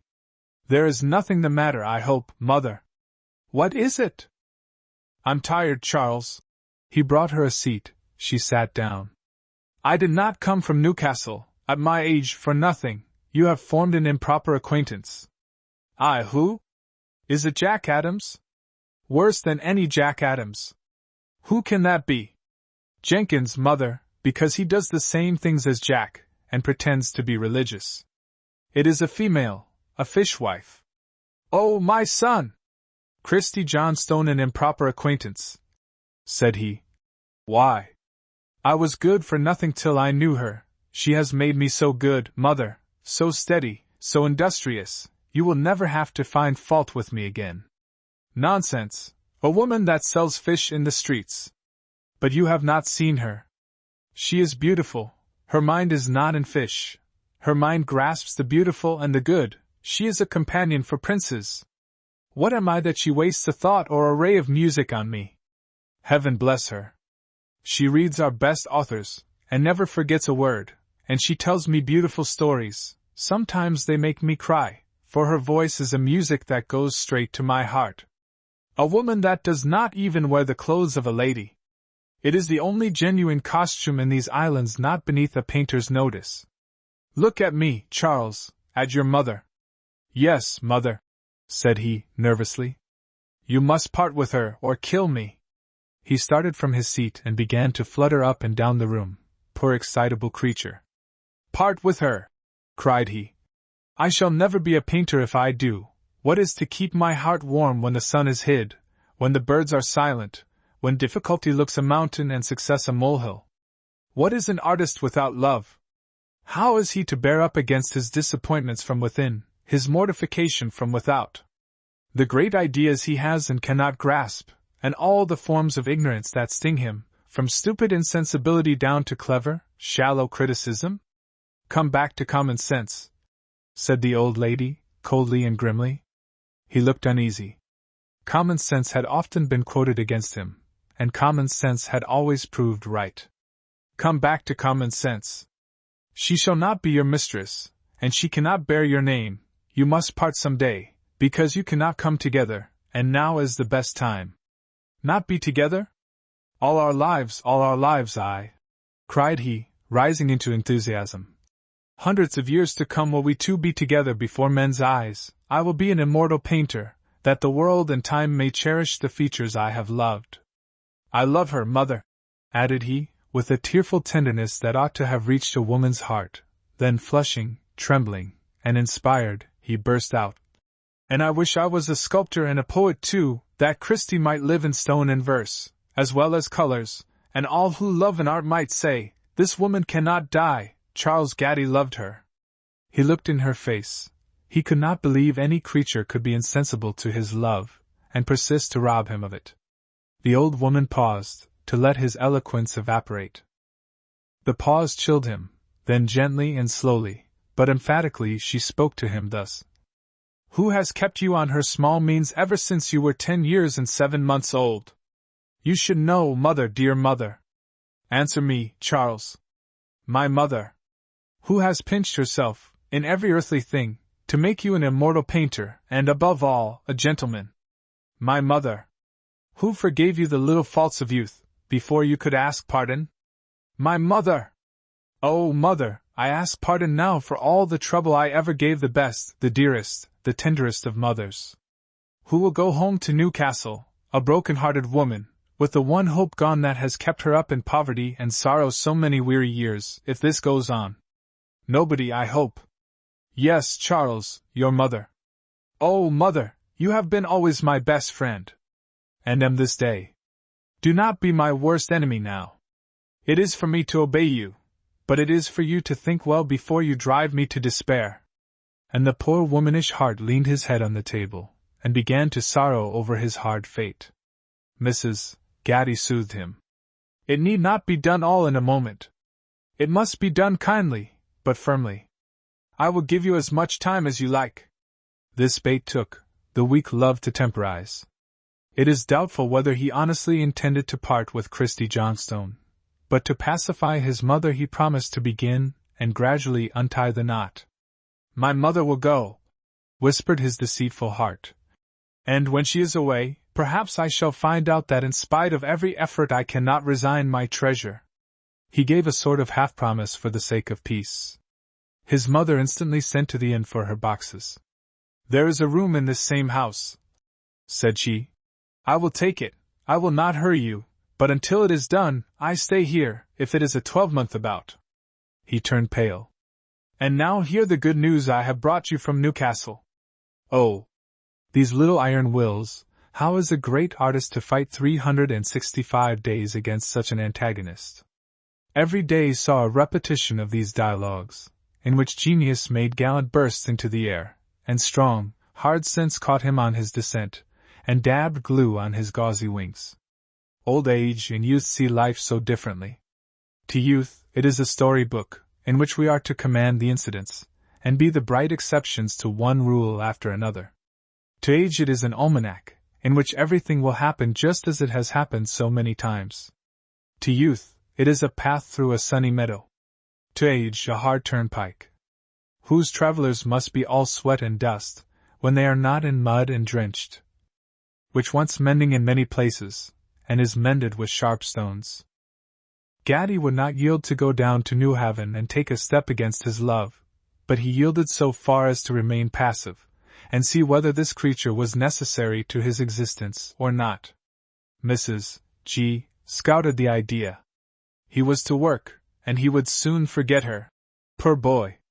He wanted to work, his debt weighed on him. A week's resolute labor might finish his first picture and satisfy his creditor. The subject was an interior. He set to work, he stuck to work, he glued to work, his body, but his heart? Ah, my poor fellow, a much slower horse than Gaddy will go by you, ridden as you are by a leaden heart. Tu nihil in vita facies pinges Minerva. It would not lower a mechanical dog's efforts, but it must yours. He was unhappy. He heard only one side for days.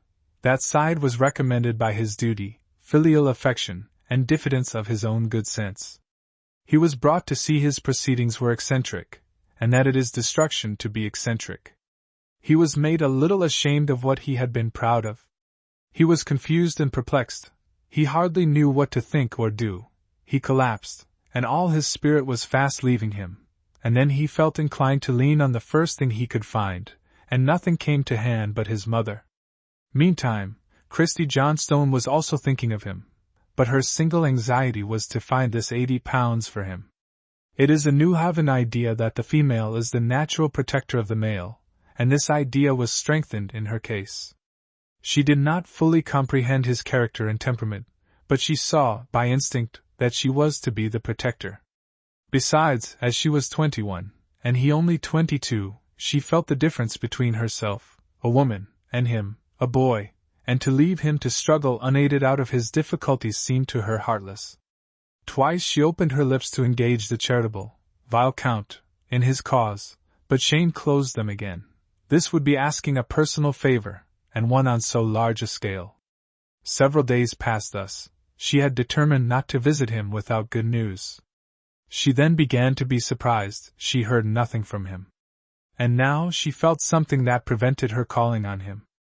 But Jean Carney was to be married, and the next day the wedding party were to spend in festivity upon the island of Inchcoombe.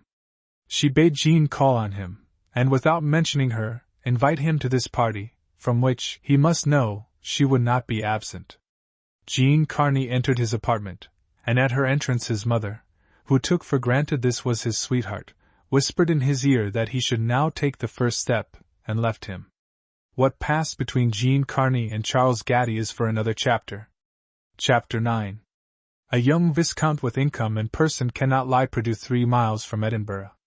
First one discovers him, then another, then 20, then all the world, as the whole clique is modestly called. Before, however, Lord Ibsen was caught, he had acquired a browner tint, a more elastic step, and a stouter heart. The Aberford prescription had done wonders for him. He caught himself passing one whole day without thinking of Lady Barbara Sinclair. But even Aberford had misled him. There were no adventures to be found in the Firth of Forth. Most of the days there was no wind to speak of.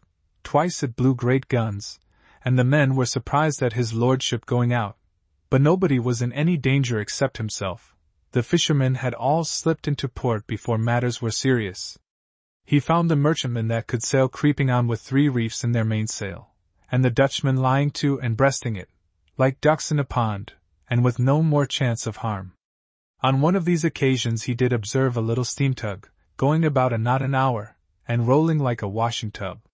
He ran down to her, and asked if he could assist her. She answered, through the medium of a sooty animal at her helm, that she was, like our universities, satisfied with her own progress. She added, being under intoxication, that, if any danger existed, her scheme was to drown it in the Boal.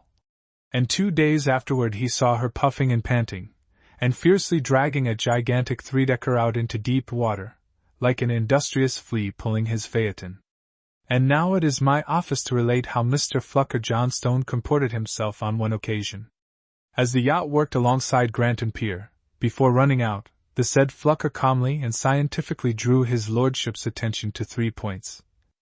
The direction of the wind, the force of the wind, and his opinion, as a person experienced in the Firth, that it was going to be worse instead of better. In reply, he received an order to step forward to his place in the cutter, the immediate vicinity of the jib boom. On this, Mr. Flucker instantly burst into tears. His lordship, or, as Flucker called him ever since the yacht came down, the skipper, deeming that the higher appellation, inquired, with some surprise, what was the matter with the boy. One of the crew, who, by the by, squinted, suggested, it was a slight illustration of the passion of fear. Flucker confirmed the theory by gulping out, we'll never see New Haven again. On this the skipper smiled, and ordered him ashore, somewhat peremptorily. Straightway he began to howl, and saying, it was better to be drowned than be the laughing-stock of the place, went forward to his place. On his safe return to port, this young gentleman was very severe on open boats, which, he said, bred womanish notions in hearts naturally dauntless. Give me a lid to the pot, added he, and I'll sail with old Nick, let the wind blow high or low. The Aberford was wrong when he called love a cutaneous disorder. There are cutaneous disorders that take that name, but they are no more love than verse is poetry, than patriotism is love of country, than theology is religion, than science is philosophy, than paintings are pictures, than reciting on the boards is acting, than physic is medicine, than bread is bread, or gold, in shops. Love is a state of being, the beloved object is our center, and our thoughts, affections, schemes and selves move but round it. We may diverge hither or thither, but the golden thread still holds us. Is fair or dark beauty the fairest? The world cannot decide, but love shall decide in a moment. A halo surrounds her we love, and makes beautiful to us her movements, her looks, her virtues, her faults, her nonsense, her affectation and herself, and that's love, Doctor. Lord Ibsen was capable of loving like this. But to do Lady Barbara justice, she had done much to freeze the germ of noble passion. She had not killed, but she had benumbed it. Saunders, said Lord Ibsen, one morning after breakfast, have you entered everything in your diary? Yes, my lord. All these good people's misfortunes? Yes, my lord. Do you think you have spelled their names right? Where it was impossible, my lord, I substituted an English appellation, identical in meaning. Have you entered and described my first interview with Christie Johnstone, and somebody something? Most minutely, my lord. How I turned Mr. Burke into poetry, how she listened with her eyes all glistening, how they made me talk, how she dropped a tear, at the death of the first Baron, how shocked she was at the king striking him when he was dying, to make a knight banneret of the poor old fellow. Your lordship will find all the particulars exactly related, said Saunders with dry pomp. How she found out that titles are but breath, how I answered, some nonsense. Your lordship will find all the topics included. How she took me for a man and you for a prig? The latter circumstance eluded my memory, my lord. But when I told her I must relieve only one poor person by day, she took my hand. Your lordship will find all the items realized in this book, my lord. What a beautiful book! Alba are considerably ameliorated, my lord. Alba? Plural of album, my lord, explained the refined factotum. More delicate, I conceive, than the vulgar reading. Viscount Ipsden read from Mr. Saunders' album. To illustrate the inelegance of the inferior classes, 2 juvenile vendors of the piscatory tribe were this day ushered in, and instantaneously, without the accustomed preliminaries, plunged into a familiar conversation with Lord Viscount Ipsden. Their vulgarity, shocking and repulsive to myself, appeared to afford his lordship a satisfaction greater than he derives from the graceful amenities of fashionable association. Saunders, I suspect you of something. Me, my lord? Yes. Writing in an annual. I do, my lord, said he, with benignant hauteur. It appears every month, the Polytechnic. I thought so. You are polysyllabic, Saunders, en route. In this hallucination I find it difficult to participate. Associated from infancy with the aristocracy, I shrink, like the sensitive plant, from contact with anything vulgar. I see. I begin to understand you, Saunders. Order the dog-cart, and Wordsworth's mare for leader. We'll give her a trial. You are an ass, Saunders. Yes, my lord. I will order Robert to tell James to come for your lordship's commands about your lordship's vehicles. What could he intend by a recent observation of a discourteous character? His lordship soliloquized. I never observed it before, but Saunders is an ass. Lady Johnstone is one of nature's duchesses, and she has made me know some poor people that will be richer than the rich one day, and she has taught me that honey is to be got from banknotes, by merely giving them away. Among the objects of charity Lord Ipsden discovered was one Thomas Harvey, a maker and player of the violin. This man was a person of great intellect. He mastered every subject he attacked. By a careful examination of all the points that various fine-toned instruments had in common, he had arrived at a theory of sound.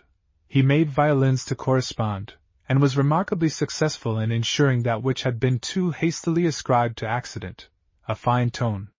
This man, who was in needy circumstances, demonstrated to his lordship that £10 would make his fortune, because with £10 he could set up a shop, instead of working out of the world's sight in a room. Lord Ipsden gave him £10.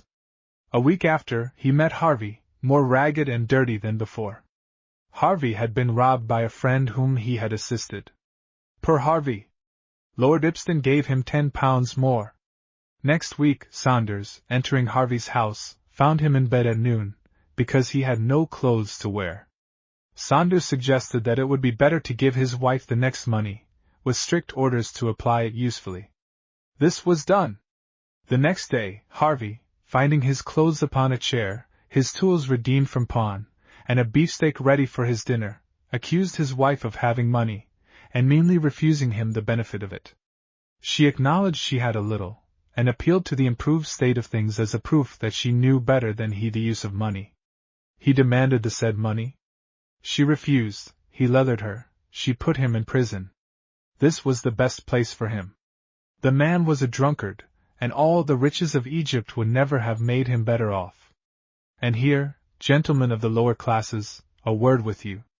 How can you, with your small incomes, hope to be well off, if you are more extravagant than those who have large ones? Us extravagant? You reply. Yes. Your income is 10 shillings a week. Out of that you spend 3 shillings in drink. You, the sober ones.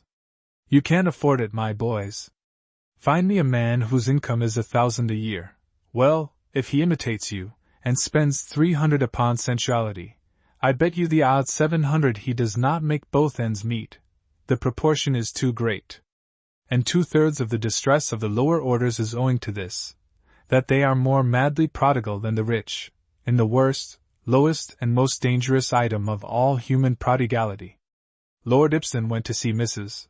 Harvey. It cost him much to go. She lived in the old town, and he hated disagreeable smells. He also knew from Saunders that she had 2 black eyes, and he hated women with black eyes of that sort. But this good creature did go, did relieve Mrs. Harvey, and bareheaded, suffered himself to be bedewed 10 minutes by her tearful twaddle. For once virtue was rewarded. Returning over the North Bridge, he met somebody whom but for his charity he would not have met. He came in one bright moment plump upon Lady Barbara Sinclair. She flushed, he trembled, and in 2 minutes he had forgotten every human event that had passed since he was by her side. She seemed pleased to see him, too. She ignored entirely his obnoxious proposal. He wisely took her cue, and so, on this secret understanding, they were friends. He made his arrangements, and dined with her family. It was a family party. In the evening Lady Barbara allowed it to transpire that she had made inquiries about him. He was highly flattered, and she had discovered he was lying hid somewhere in the neighborhood. "Studying the guitar?" inquired she. "No," said he. "Studying a new class of the community. Do you know any of what they call the lower classes?" "Yes." "Monstrous agreeable people, are they not?" "No, very stupid. I only know 2 old women, except the servants, who have no characters. They imitate us, I suspect, which does not say much for their taste. But some of my friends are young women, that makes all the difference." "It does. And you ought to be ashamed. If you want a low order of mind, why desert our own circle? My friends are only low in station. They have rather lofty minds, some of them. Well, amuse yourself with these lofty minds. Amusement is the end of being, you know, and the aim of all the men of this day. We imitate the ladies," said he, slyly. "You do," answered she, very dryly, and so the dialogue went on, and Lord Ibsen found the pleasure of being with his cousin compensate him fully for the difference of their opinions. In fact, he found it simply amusing that so keen a wit as his cousin's could be entrapped into the humor of decrying the time one happens to live in, and admiring any epoch one knows next to nothing about. And entrapped by the notion of its originality, above all things, the idea being the stale commonplace of asses in every age, and the manner of conveying the idea being a mere imitation of the German writers, not the good ones, bien entendu, but the quill-drivers, the snobs of the Teutonic pen. But he was to learn that follies are not always laughable, that idem sentire is a bond, and that, when a clever and pretty woman chooses to be a fool, her lover, if he is wise, will be a greater, if he can. The next time they met, Lord Ibsen found Lady Barbara occupied with a gentleman whose first sentence proclaimed him a pupil of Mr. Thomas Carlyle, and he had the mortification to find that she had neither an ear nor an eye for him. Human opinion has so many shades that it is rare to find 2 people agree. But 2 people may agree wonderfully, if they will but let a third think for them both. Thus it was that these 2 ran so smoothly in couples. Antiquity, they agreed, was the time when the world was old, its hair grey, its head wise. Everyone that said, "Lord, Lord," 200 years ago was a Christian.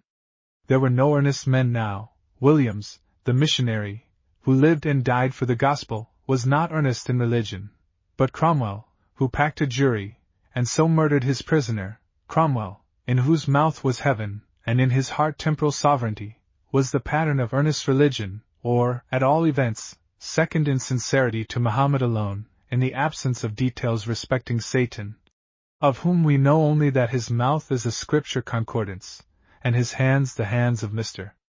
Carlyle's saints. Then they went back a century or 2, and were eloquent about the great antique heart, and the beauty of an age whose samples were Abbot Sampson and Joan of Arc.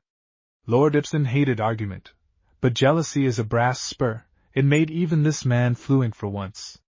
He suggested that 500 years added to a world's life made it just 500 years older, not younger, and if older, grayer, and if grayer, wiser. Of Abbot Sampson, said he, whom I confess both a great and a good man, his author, who with all his talent belongs to the class muddlehead, tells us that when he had been 2 years in authority his red hair had turned grey, fighting against the spirit of his age. How the deuce, then, could he be a sample of the spirit of his age? Joan of Arc was burned by acclamation of her age, and is admired by our age.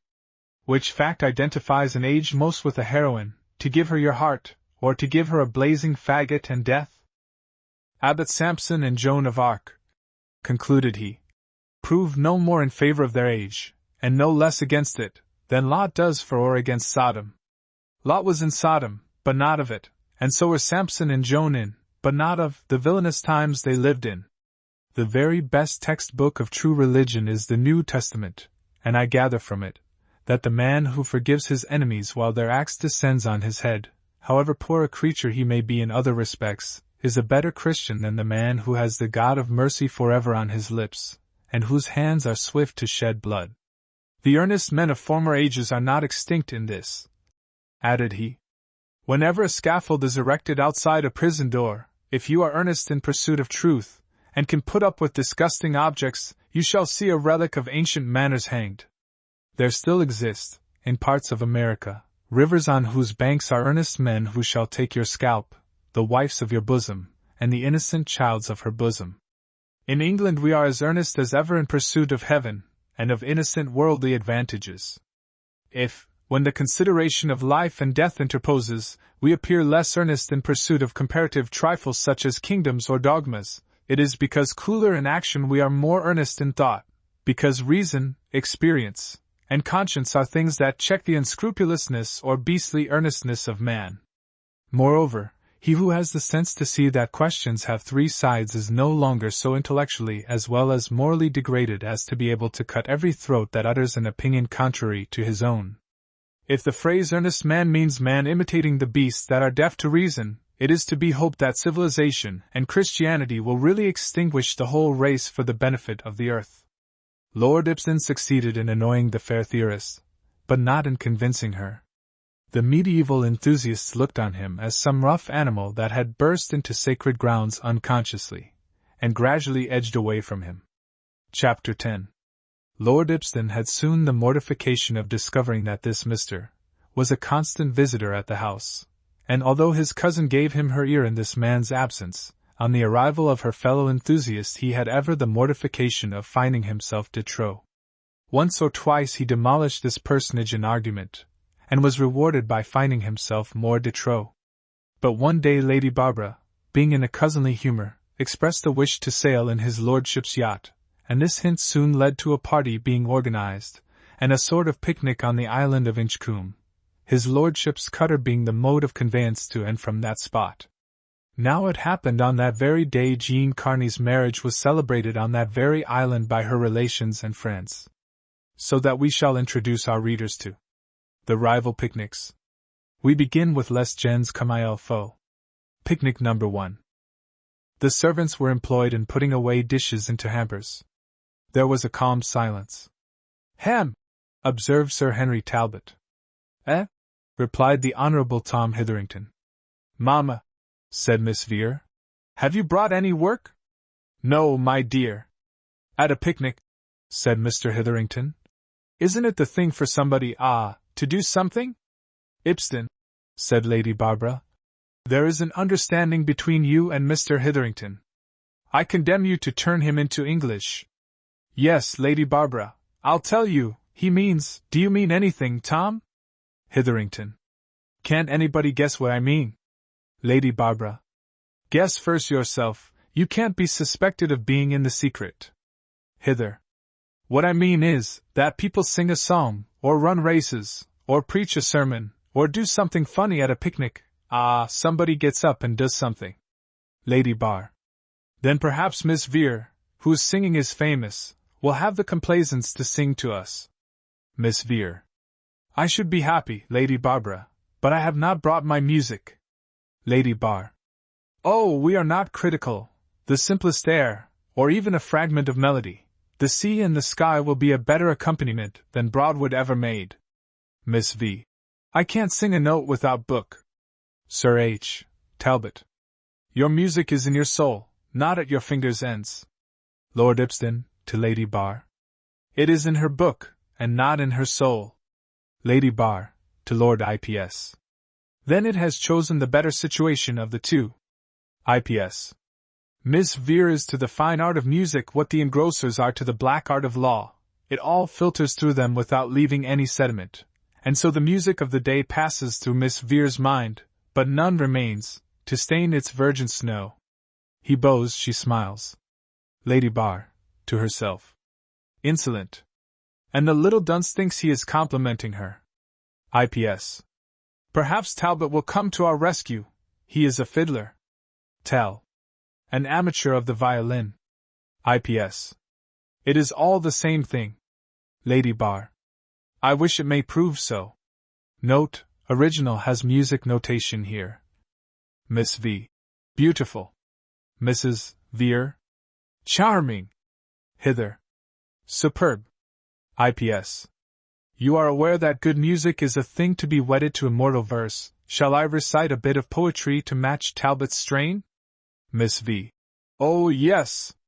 How nice. IPS. Rhetorically. A, B, C, D, E, F, G, H, I, J, K, L, M, N, O, P, Q, R, S, T, U, V, W, X, Y, Z, Y, X, W, V, U, T, S, O, N, M, L, K, J, I, H, G, F, A, M, little p, little t. Lady Bar. Beautiful. Superb. Ibsen has been taking lessons on the thinking instrument. Hither. He has been Purdue among vulgar people. Tell. And expects a pupil of hers to play him tunes. Lady Bar. What are tunes, Sir Henry? Tell. Something I don't play, Lady Barbara. Lady Bar. I understand you, something we ought to like. IPS. I have a Stradivarius violin at home. It is yours, Talbot, if you can define a tune. Tell. A tune is, everybody knows what. Lady Bar. A tune is a tune, that is what you meant to say. Tell. Of course it is. Lady Bar. Be reasonable, Ibsen. No man can do two things at once. How can the pupil of hers condemn a thing and know what it means contemporaneously? IPS. Is the drinking song in Der Freischütz a tune? Lady Bar. It is. IPS. And the melodies of Handel, are they tunes? Lady Bar. Pathetically. They are. They are. IPS. And the Russian anthem, and the Marseillaise and Ah Perdona? Tell. And Yankee Doodle? Lady Bar. So that Sir Henry, who prided himself on his ignorance, has a wide field for its dominion. Tell. All good violin players do like me, they prelude, not play tunes. IPS. Then heaven be thanked for our blind fiddlers. You like syllables of sound and unmeaning rotation, and you despise its words, its purposes, its narrative feats. Carry out your principle, it will show you where you are. Buy a dirty palette for a picture, and dream the alphabet is a poem. Lady Bar, to herself. Is this my cousin Richard? Hither. Mind, Ibsen, you are a man of property, and there are such things as commissions de lunatico. Lady Bar. His defense will be that his friends pronounced him insane. IPS. No, I shall subpoena Talbot's fiddle, cross-examination will get nothing out of that but do re mi fa. Lady Bar. Yes, it will, fa me redo. Tell. Violin, if you please. Lady Bar. Ask fiddle's pardon, directly. Sound of fiddles is heard in the distance. Tell. How lucky for you, there are fiddles and tunes, and the natives you are said to favor, why not join them? IPS. Shaking his head solemnly. I dread to encounter another prelude. Hither. Come, I know you would like it, it is a wedding party. Two sea monsters have been united. The sailors and fishermen are all blue cloth and wash leather gloves. Miss V. He. Tell. The fishwives unite the colors of the rainbow. Lady Bar. And we all know how hideous they are, to vulgar, blooming cheeks, staring white teeth, and sky-blue eyes. Mrs. V. How satirical you are, especially you, Lady Barbara. Here Lord Ibsen, after a word to Lady Barbara, the answer to which did not appear to be favorable, rose, gave a little yawn, looked steadily at his companions without seeing them, and departed without seeming aware that he was leaving anybody behind him. Hither. Let us go somewhere where we can quiz the natives without being too near them. Lady Barr. I am tired of this unbroken solitude, I must go and think to the sea, added she, in a mock soliloquy, and out she glided with the same unconscious air as his lordship had worn. The others moved off slowly together. Mamma, said Miss Vere, I can't understand half Barbara Sinclair says. It is not necessary, my love, replied Mamma. She is rather eccentric, and I fear she is spoiling Lord Ibston. Poor Lord Ibston, murmured the lovely Vere. He used to be so nice, and do like everybody else. Mamma, I shall bring some work the next time. Do, my love. Picnic number 2. In a house 200 yards from this scene, a merry dance, succeeding a merry song, had ended, and they were in the midst of an interesting story. Christie Johnstone was the narrator. She had found the tale in one of the Viscount's books. It had made a great impression on her. The rest were listening intently. In a room which had lately been all noise, not a sound was now to be heard but the narrator's voice. Aweel, lasses, here are the 3 we kissed set the lads are to choose. The ane that chooses raked is to get Portia, and the lave to get the bag, and de bachelors, Flucker Johnstone, you that's sae clever, are ye for Gowd, or Siller, or Lead? First Fishwife. Gowd for me. 2d ditto. The white Siller's my taste. Flucker. Nah. There's some devilish trick in their lassie's stories. I shall ha to, till the ither lads hae choose. The mair part will put themselves oot, ane will hit it off raked maybe, then I shall gie him a hidin' and carry off the lass. You who? Jean Carney. That's you, Flucker? Christie Johnstone. And ye really think we are gone to let you see a the world choose? Na, lad, ye are putten oot o' the room, like witnesses. Flucker. Then I'd toss a penny, for Jean ye trust to luck, she whiles favours ye, but Jean ye commence to reason and argify, ye done. Christie. The suitors had na your wit, my manny, or maybe they had na a penny to toss, as they ane choose the Gowd, ane the Siller, but they got an awfu' affront. The gold kist had just a skull and tilt, and the Siller a deed Cuddy's head. Chorus of females. He. Ditto of males. Haw. Haw. Haw. Haw. Ho. Christie. And Portia putted the pair of gowks to the door. Then came Bassanio, the lad for Venice, that Portia load in secret. Venice, lasses, is a wonderful city, the streets ot are water, and the carriages are boats, that's in chambers. Flucker. Why are you making a fool o'? Christie. What's wrang? Flucker. Yon's just as big a lee as ever I heerd. The words were scarcely out of his mouth ere he had reason to regret them. A severe box on the ear was administered by his indignant sister. Nobody pitied him. Christie. I'll learn yet affront me before the company. Jean Carney. Suppose it's a lee, there's nae silver to pay for it, Flucker. Christie. Jean, I never telt a lee in my days. Jean. There's ane to begin why then. Go ahead, Custy. Christie. She bade the music play for him, for music brightens douched, ony way, he chose the lead kissed. Openston wasn't there Portia's picture, and a posy that said, if you be well pleased with this, and hold your fortune for your bliss, turn you where your leddy iss, and greet her while loving. Pause. Kes, roared the company. Chorus, led by Flucker. Hooray! Christie, pathetically. Flucker, behave! Sandy Liston, drunk. Hooray! He then solemnly reflected. Nah! But it's na hooray, decency requires amen first and hooray afterward. Here's kissin' plenty, but I hear nae word o' the minister. Ye'll observe, young woman, that kissin's the prologue to sin, and I'm a decent mon, and a grey-headed mon, and your lick stories are no for me. Say if the minister's no expect it I shall retire, and tack my quiet gil my lane. Jean Carney. And div ye really think a decent comer like Christie would let the lad and lass misbehave Thursels? Nah, lad, the minister's at the door, but, sinking her voice to a confidential whisper, I dorna let him in, for fear he'd see ye hae put in the enemy in your mouth sae early.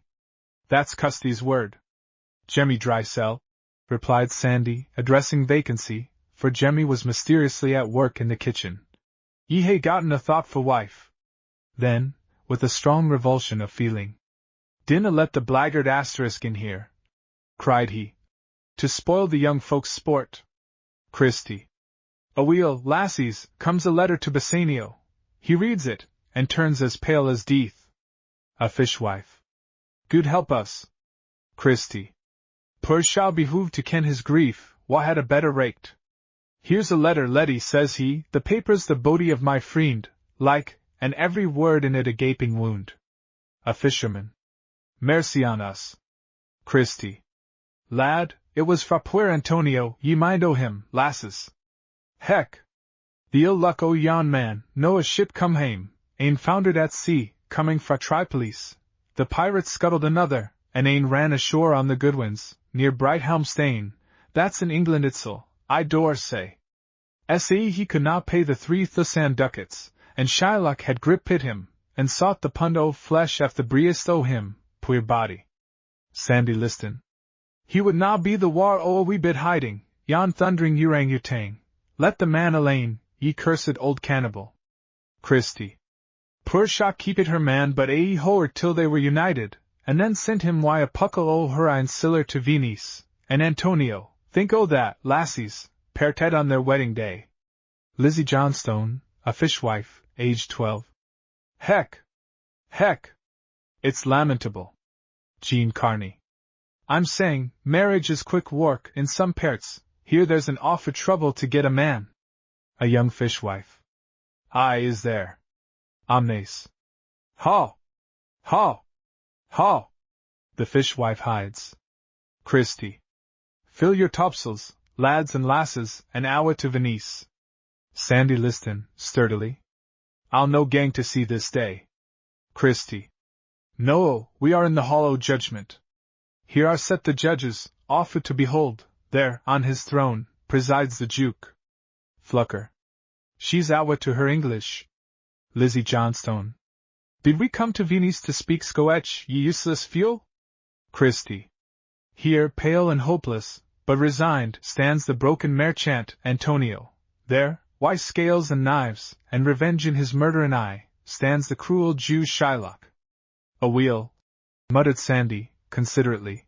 I'll no mak a disturbance on a wedding day. Christie. They wait for Bell, I dinna mind his mind, a learned lawyer, ony way, he's sick, but sends in mair learned still, and when this ane comes, he looks not older nor wiser than Missel. Flucker. No possible. Christie. Ye needna be sae sarcy, Flucker, for when he comes to his work he soon lets them ken, runs his een like lightning ower the bend. This bond's forfeit. Is Antonio not able to discharge the money? Aye, cries Bassanio, here's the sum thrice told, says the young judge in a bit whisper to Shylock, Shylock, there's thrice thy money offered thee. Be merciful, says he out loud. Wal mac me, says the Jew body. Mac ye, says he, mercy is no a thing ye strain through a sieve, man, it droppeth like the gentle dew fra heaven upon the place beneath, it blesses him that gives and him that tax. It becomes the king better than his throne, and earthly power is mace like God's power when mercy seasons justice. Robert Haw, fisherman. Dinna speak like that to me, anybody, or I shall gie ye my boat, and fling my nets intil it, as ye sail awa wy her. Jean Carney. Sae he let the poor deevil go. Oh! Ye ken wha could stand up against sick in a shower o' English as that. Christie. He just said, my deeds upon my heed. I claim the law, says he, there is no power in the tongue o' man to alter me. I stay here on my bent. Sandy Liston. I hae sat quiet I hae sat against my will, no to disturb Jamie Drysell's weddin', but ye carried the game ower far, Shylock, my lad. I'll just give yon bloody-minded orang-utang a hidin', and bring Tony off, the good, poor-spirited creature. And him, and me, and Bassany, and Portia, we'll all hae a gilth edgether. He rose, and was instantly seized by two of the company, from whom he burst furiously, after a struggle, and the next moment was heard to fall clean from the top to the bottom of the stairs. Flucker and Jean ran out. The rest appealed against the interruption. Christie. Heck! He's killed. Sandy Liston's break his neck. What aboot it, lassie? Said a young fisherman. It's Antonio I'm feared for. Save him, lassie, if possible. But I doot ye'll no get him clear o' yon deevlik heathen. Auld Sandy's cheap served, added he, with all the indifference a human tone could convey. Oh, Kirsty, said Lizzie Johnstone, with a peevish accent, dinna break the bonny yarn for naething. Flucker, returning. He's a raked. Christie. Is he no dead? Flucker. Him deed? He's sober, that's a the change I see. Christie. Can he speak? I'm asking ye. Flucker. Yes, he can speak. Christie. What does he say, poor body? Flucker. He sat up, and sought a gill for the wife. Poor body. Christie. Heck. Heck. He was my pupil in the art o' sobriety. Aweel, the young judge rises to deliver the sentence of the court. Silence, thundered Christie. A lad and a lass that were slightly flirting were discountenanced. Christie. A pund o' that same merchant's flesh is thine. The court awards it, and the law does give it. A young fishwife. There I thoucht S.A.E. He's gone to cut him, I'll no can bide. Exhibat. Christie. There's a foolish Galatian. Have by a doctor to stop the blood. I see nae doctor in the bend, says the Jew body. Flucker. Bait your hook wire bend, and ye shall catch yon Carl's Saul Satin, my lad. Christie, with dismal pathos. Oh, Flucker, dinna speak evil o' dignities. That's maybe fishing for yoursel the no. Dashing ye shall cut the flesh frae off his breast. A sentence, says Shylock, come, prepare. Christie made a dash in Shylock, and the company trembled. Christie. Bide a wee, says the judge, this ben geese ye na a drap o' blood. The words expressly are, a pund o' flesh. A dramatic pause. Jean Carney, drawing her breath. That's into your mutton, Shylock. Christie, with dismal pathos. Oh, Jean! Yonsen off a vulgar expression to come fra a woman's mouth. Could ye no hae said until his bacon? Said Lizzie Johnstone, confirming the remonstrance. Christie. Then tack your bend, and your pund o' flesh, but in cutting o' if thou dost shed one drop of Christian blood, thou deest. Jean Carney. Heck! Christie. Thy goods are by the laws Venice confiscate. Then, like an artful narrator, she began to wind up the story more rapidly. S.A.E. Shylock got to be no S.A.E. saucy. Pay the ben thrice, says he, and let the puir devil go. Here it says Bassanio dot, nah. The young judge wadna let him dot, he has refused it in open court, no a bawbee for Shylock but just the forfeiture, and he dore not tack it. I'm awa, says he. The devil tack ye a dot. Nah. He wasna to win clear S.A.E. Ance they'd gotten the Jew on the hep, they worried him, like good Christians, that's a fact. The judge fanned a law that fitted him, for conspiring against the life of a citizen, and he behooved to give up hoosen lands and be a Christian.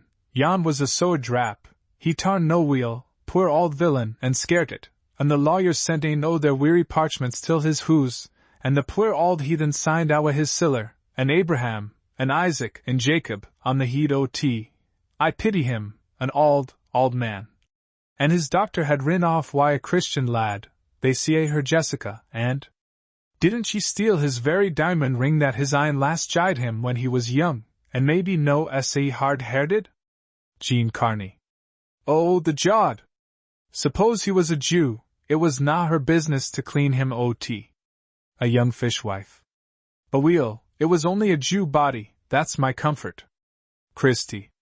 Ye speak as a Jew was na a man, has not a Jew eyes if ye please? Lizzie Johnstone. Aye has he, and the awfuest lang ne between em. Christie. Has not a Jew affections, passions, organs? Jean. Nah. Christie, thur lads comes fr Italy. Christie. If you prick him, does he not bleed? If you tickle him, does not he lotch?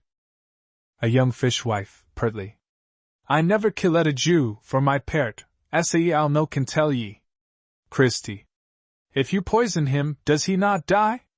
And if you wrang him, with fury, shall he not revenge? Lizzie Johnstone. Oh, but you're a fearsome lass. Christie.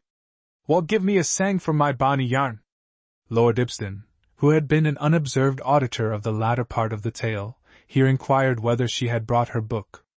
What an bick? Your music book. Here's my music book, said Jean, roughly tapping her head. And here's mine's, said Christie Birdly, touching her bosom. Richard, said she, thoughtfully, I wish ye may know hae been getting in vulgar company. Div ye think we hae minds like rinnang water? Flucker, avec malice. And tongues like the milk-lack abunit?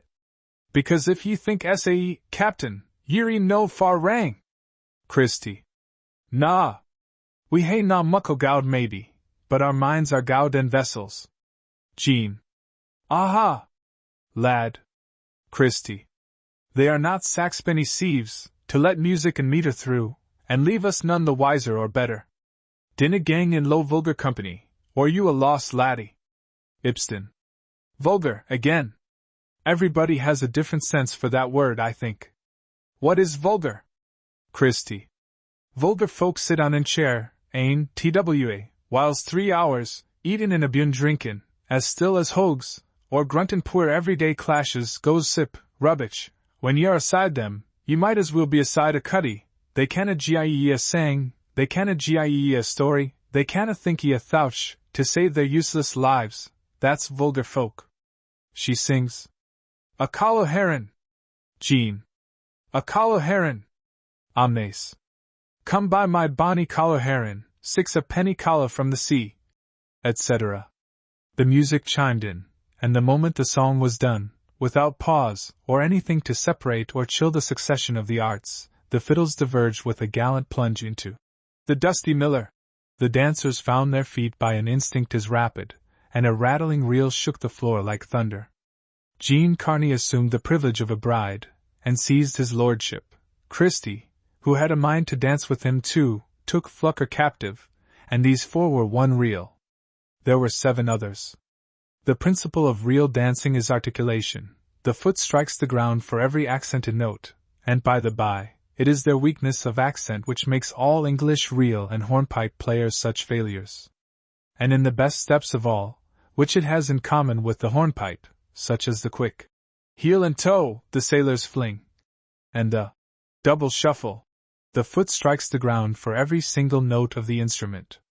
All good dancing is beautiful. But this articulate dancing, compared with the loose, lawless diffluence of motion that goes by that name, gives me, I must confess it, as much more pleasure as articulate singing is superior to tunes played on the voice by a young lady. Or the clean playing of my mother to the pianoforte splashing of my daughter, though the latter does attack the instrument as a washerwoman her soapsuds, and the former works like a lady. Or skating to sliding. Or English verse to dactyls in English. Or painting to daubing. Or preserved strawberries to strawberry jam. What says Goldsmith of the 2 styles? They swam, sprawled, frisked, and languished, but Olivia's foot was as pat to the music as its echo. Vicar of Wakefield. New Haven dancing aims also at fun, laughter mingles with agility, grotesque yet graceful gestures are flung in, and little inspiring cries flung out. His lordship soon entered into the spirit of it. Deep in the mystery of the hornpipe, he danced 1 or 2 steps Jean and Christie had never seen, but their eyes were instantly on his feet, and they caught in a minute and executed these same steps. To see Christie Johnstone do the double shuffle with her arms so saucily akimbo, and her quick elastic foot at an angle of 45, was a treat. The dance became inspiriting, inspiring, intoxicating, and when the fiddles at last left off, the feet went on another 7 bars by the enthusiastic impulse. And so, alternately spinning yarns, singing songs, dancing, and making fun, and mingling something of heart and brain in all, these benighted creatures made themselves happy instead of peevish, and with a day of stout, vigorous, healthy pleasure, refreshed, indemnified, and warmed themselves for many a day of toil. Such were the two picnics of Inchcoombe, and these rival cliques, agreeing in nothing else, would have agreed in this, each, if allowed, but we won't allow either, to judge the other, would have pronounced the same verdict. Ils ne savent pas vivre cs genzelle. Chapter 11. Two of our personages left Inchcoombe less happy than when they came to it. Lord Ibston encountered Lady Barbara with Mr., who had joined her upon the island.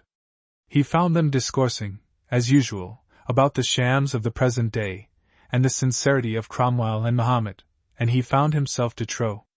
They made him, for the first time, regret the loss of those earnest times when, to avoid the inconvenience of both addressing the same lady, you could cut a rival's throat at once, and be smiled on by the fair and society.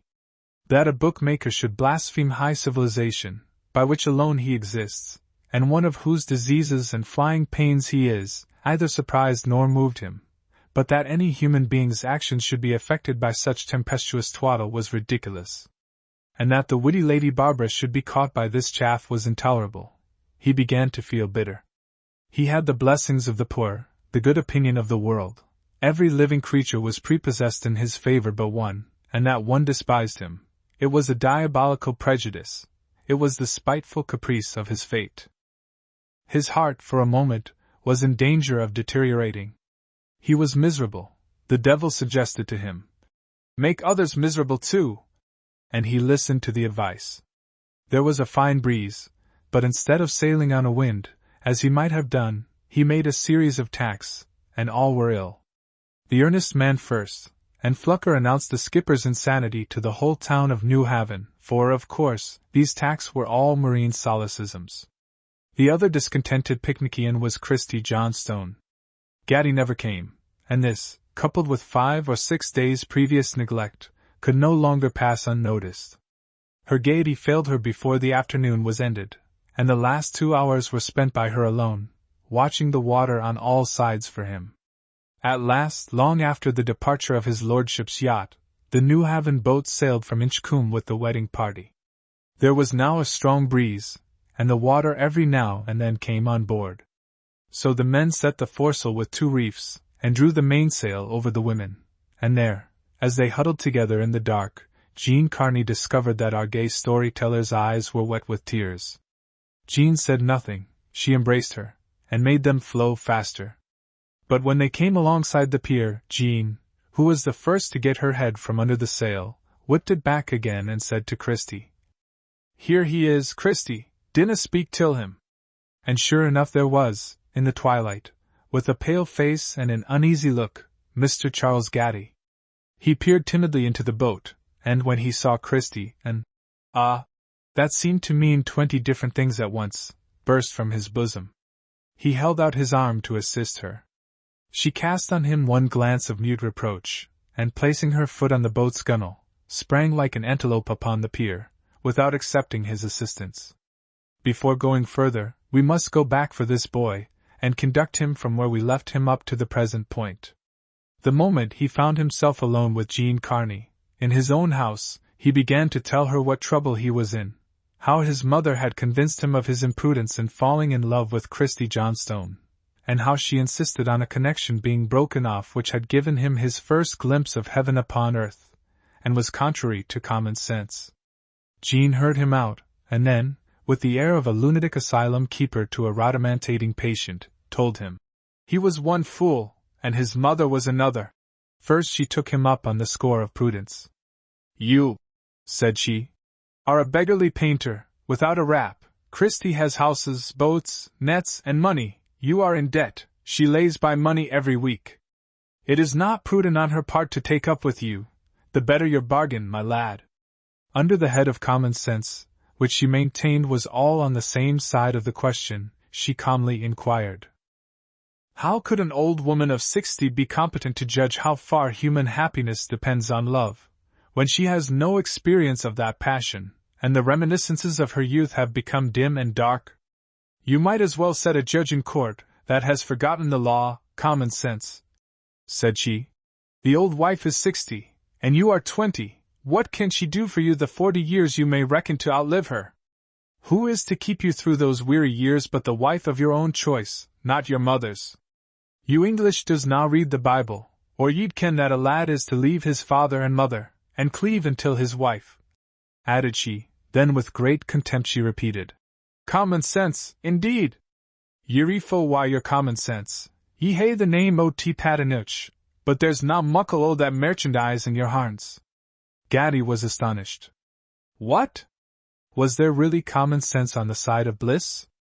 And when Jean told him to join her party at Inchcoombe, or never look her in the face again, scales seemed to fall from his eyes, and, with a heart that turned in a moment from lead to a feather, he vowed he would be at Inchcoombe. He then begged Jean on no account to tell Christie the struggle he had been subjected to, since his scruples were now entirely conquered. Jean acquiesced at once, and said, "Indeed, she would be very sorry to give the lass that muckle pain." She hinted, moreover, that her neighbour's spirit was so high, she was quite capable of breaking with him at once upon such an intimation, and she, Jean, was nay mischief-maker. In the energy of his gratitude, he kissed this dark-browed beauty, professing to see in her a sister. And she made no resistance to this way of showing gratitude, but muttered between her teeth, "He's just a bairn." And so she went about her business. On her retreat, his mother returned to him, and with a sad air, hoped nothing that rude girl had said had weakened his filial duty. "No, mother," said he. She then, without explaining how she came acquainted with Jean's arguments, proceeded to demolish them one by one. "If your mother is old and experienced," said she, "benefit by her age and experience.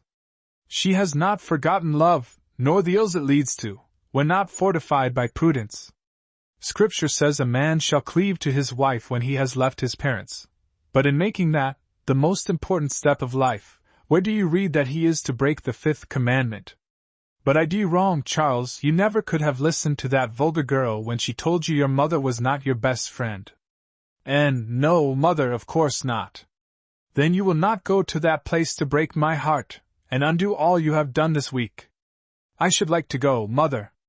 You will break my heart if you do. Christie will feel herself slighted, and she has not deserved this treatment from me.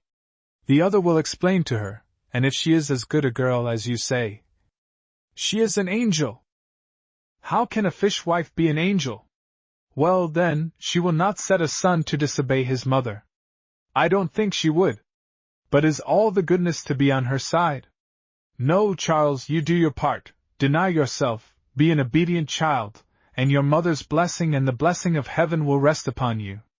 In short, he was not to go to Inchcoombe. He stayed at home, his mother set him to work, he made a poor hand of it, he was so wretched. She at last took compassion on him, and in the evening, when it was now too late for a sail to Inchcoombe, she herself recommended a walk to him. The poor boy's feet took him toward New Haven, not that he meant to go to his love, but he could not forbear from looking at the place which held her.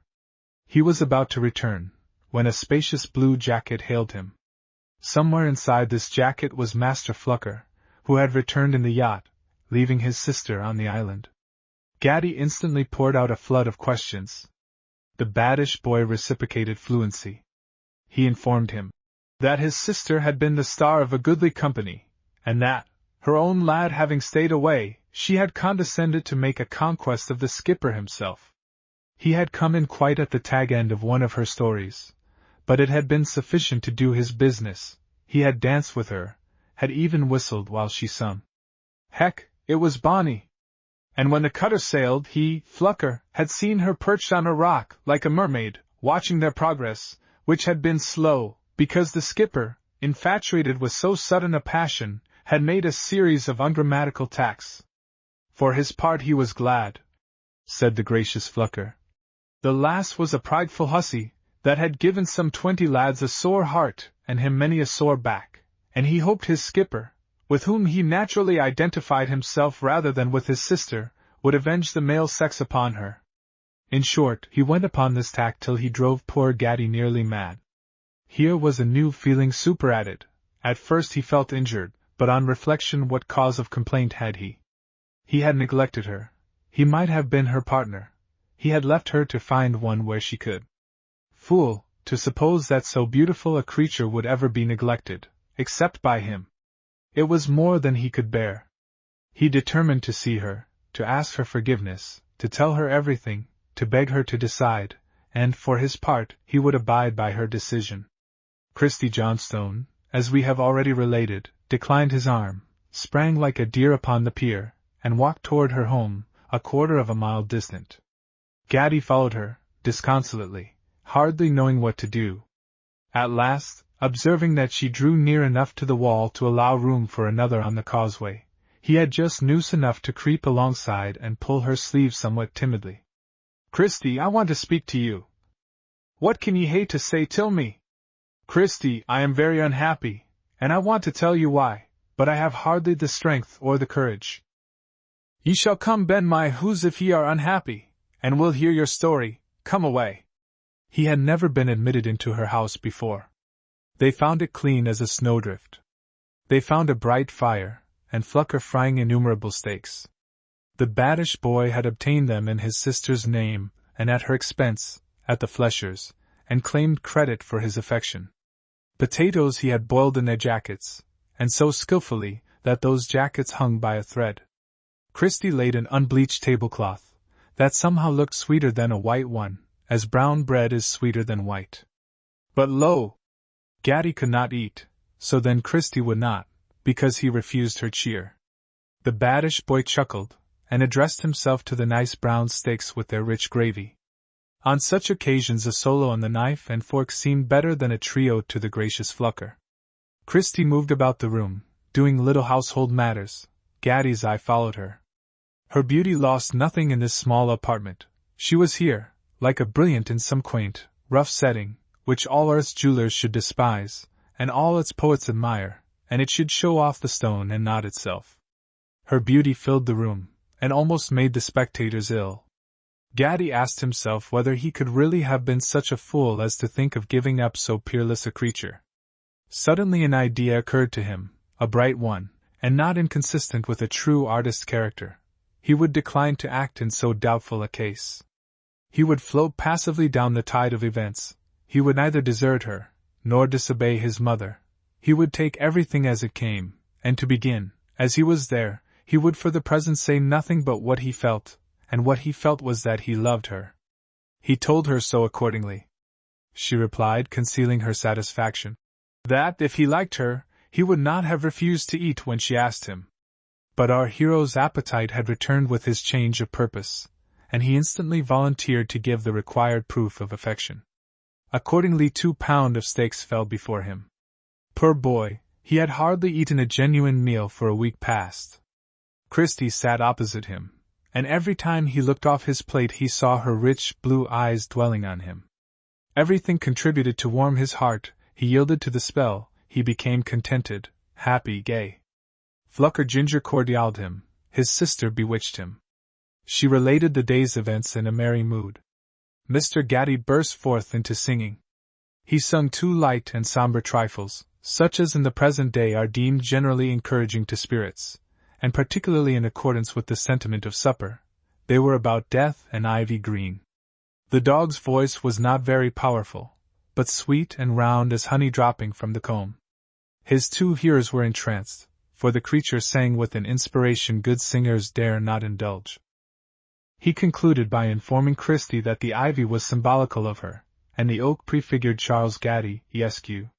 He might have inverted the simile with more truth. In short, he never said a word to Christie about parting with her, but several about being buried in the same grave with her, 60 years hence, for which the spot he selected was Westminster Abbey. And away he went, leaving golden opinions behind him. The next day Christie was so affected with his conduct, coming as it did after an apparent coolness, that she conquered her bashfulness, and called on the Viscount, and with some blushes and hesitation inquired whether a painter lad was a fit subject of charity. Why not? Said his lordship. She told him Gatty's case, and he instantly promised to see that artist's pictures, particularly in Off a Bonny Ane. the hero of which she described as an English minister blessing the bairns with one hand, and giving orders to kill the puir scoech with the other. "Say ye gal," said Christie in Scotch. "It's awfu' bonny." Gatty reached home late. His mother had retired to rest. But the next morning she drew from him what had happened, and then ensued another of those dialogues which I am ashamed again to give the reader. Suffice it to say, that she once more prevailed, though with far greater difficulty. Time was to be given him to unsew a connection which he could not cut asunder, and he, with tearful eyes and a heavy heart, agreed to take some step the very first opportunity. This concession was hardly out of his mouth, ere his mother made him kneel down, and bestowed her blessing upon him. He received it coldly and dully, and expressed a languid hope it might prove a charm to save him from despair, and sad, bitter, and dejected, forced himself to sit down and work on the picture that was to meet his unrelenting creditor's demand. He was working on his picture, and his mother, with her needle, at the table, when a knock was heard, and gay as a lark, and fresh as the dew on the shamrock, Christie Johnstone stood in person in the apartment. She was evidently the bearer of good tidings, but before she could express them, Mrs. Gatty beckoned her son aside, and announcing she should be within hearing, bade him take the occasion that so happily presented itself, and make the first step. At another time, Christie, who had learned from Jean the arrival of Mrs. Gatty, would have been struck with the old lady's silence. But she came to tell the depressed painter that the charitable Viscount was about to visit him and his picture, and she was so full of the good fortune likely to ensue, that she was neglectful of minor considerations. It so happened, however, that certain interruptions prevented her from ever delivering herself of the news in question. First, Gatty himself came to her, and casting uneasy glances at the door by which his mother had just gone out, said, "Christie, my lad, I want to paint your likeness." This was for a souvenir, poor fellow. "Heck! I wad like fine to be painted.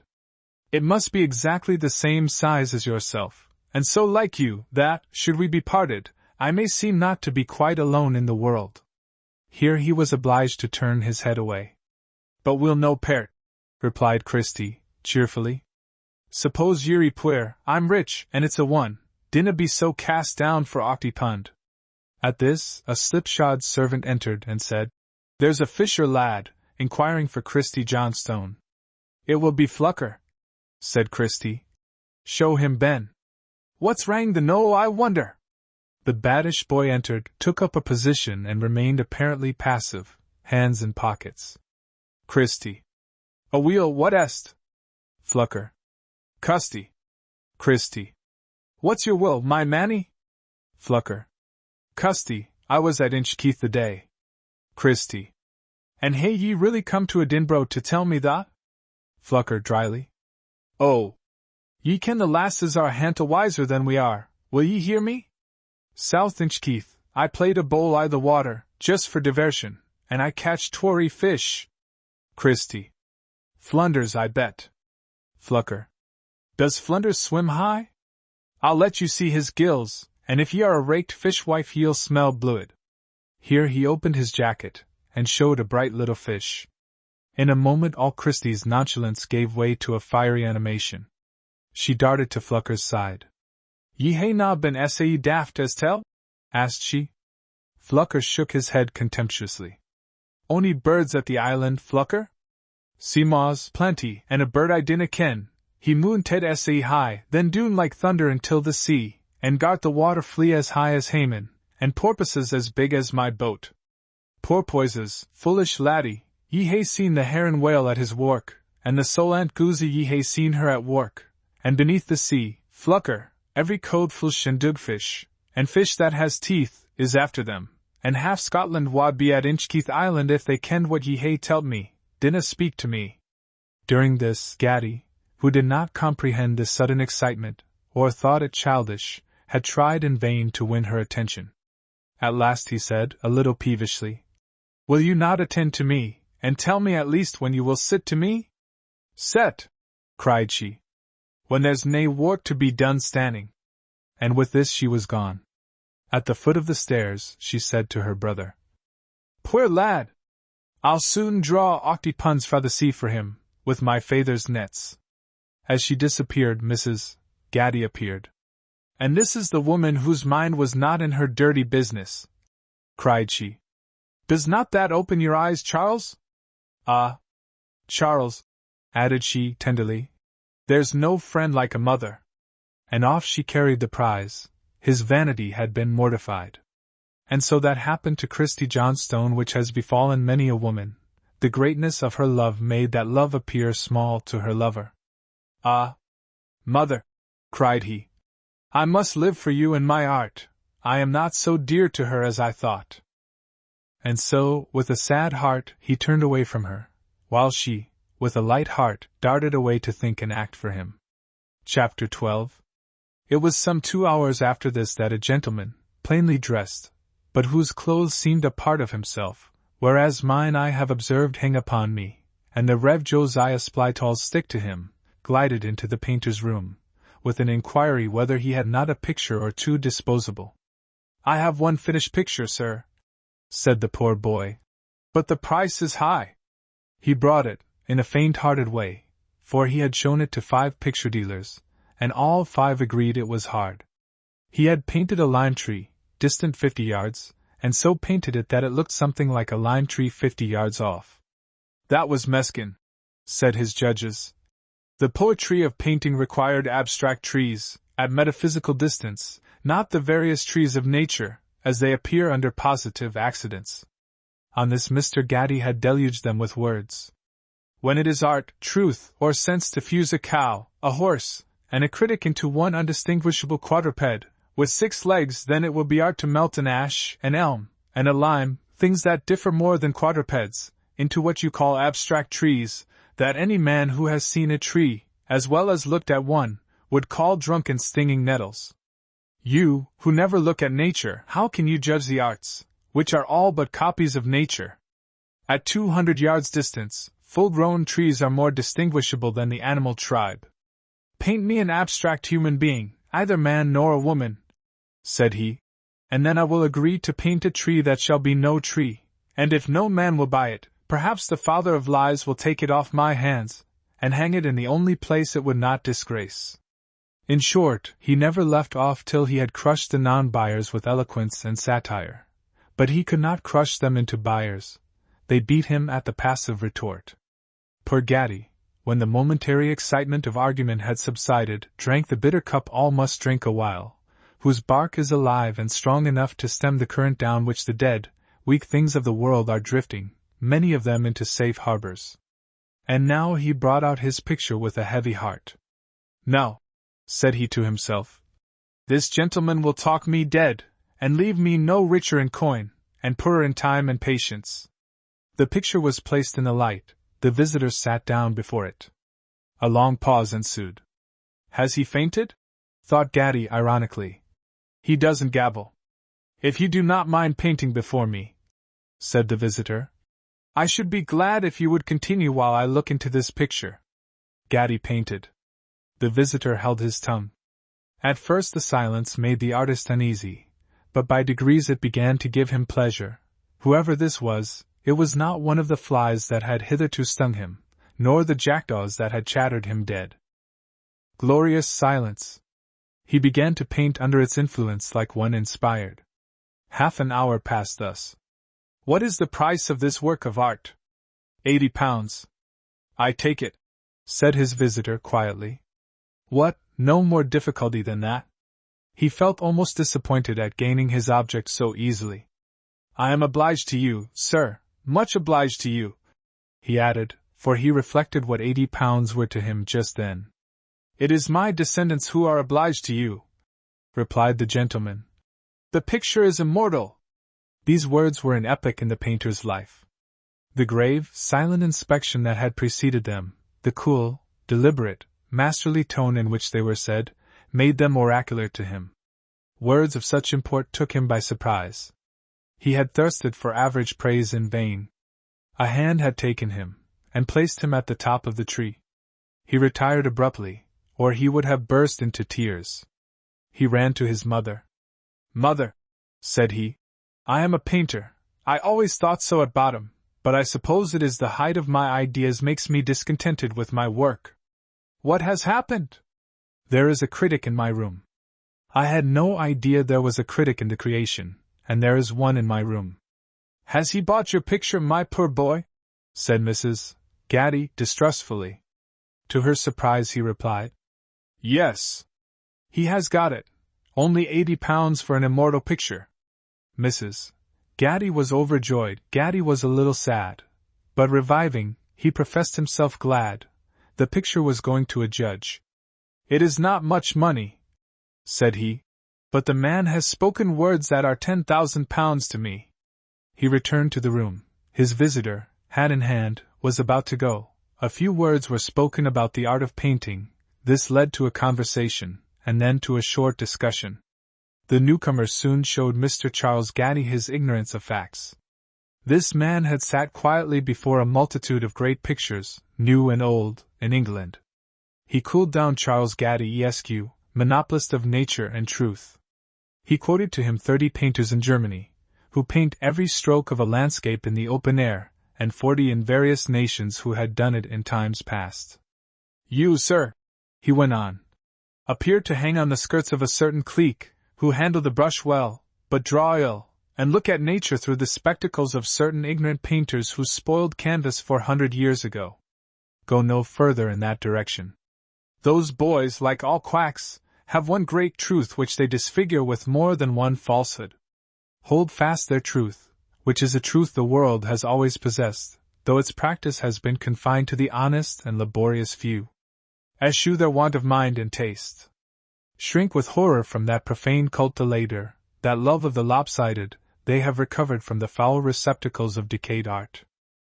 He reminded him further that art is not imitation, but illusion, that a plumber and glazier of our day and a medieval painter are more alike than any two representatives of general styles that can be found, and for the same reason, namely, that with each of these art is in its infancy, these two sets of bunglers have not learned how to produce the illusions of art. To all this he added a few words of compliment on the mind, as well as mechanical dexterity, of the purchased picture, bade him good morning, and glided away like a passing sunbeam. A mother's blessing is a great thing to have, and to deserve, said Mrs. Gaddy, who had rejoined her son. It is, indeed, said Charles. He could not help being struck by the coincidence. He had made a sacrifice to his mother, and in a few hours one of his troubles had melted away. In the midst of these reflections arrived Mr. Saunders with a note. The note contained a cheque for £150, with these lines, in which the writer excused himself for the amendment. I am a painter myself, said he, and it is impossible that £80 can remunerate the time expended on this picture, to say nothing of the skill. We have treated this poor boy's picture hitherto with just contempt, but now that it is gone into a famous collection, mind, we always admired it, we always said so, we take our oath we did. If we have hitherto deferred framing it, that was merely because it was not sold. Mr. Gaddy's picture, at present in the collection of Lord Ibston. There was, hundreds of years ago, a certain Bishop of Durham, who used to fight in person against the Scotch, and defeat them. When he was not with his flock, the northern wolves sometimes scattered it. But when the Holy Father was there with his prayers and his battle-axe, England won the day. This nettled the Scottish king, so he penetrated one day, with a large band, as far as Durham itself, and for a short time blocked the prelate up in his stronghold. This was the period of Mr. Gaddy's picture, whose title was Half Church of God, Half Tower against the Scot. In the background was the cathedral, on the towers of which paced to and fro men in armor, with the western sun glittering thereon. In the center, a horse and cart, led by a boy, were carrying a sheaf of arrows, tied with a straw band. In part of the foreground was the prelate, in a half-suit of armor, but bareheaded. He was turning away from the boy to whom his sinking hand had indicated his way into the holy castle, and his benignant glance rested on a child, whom its mother was holding up for his benediction. In the foreground the afternoon beams sprinkled gold on a long grassy slope, corresponding to the elevation on which the cathedral stood, separated by the river wherefrom the group, and these calm beauties of nature, with the mother and child, were the peaceful side of this twofold story. Such are the dry details.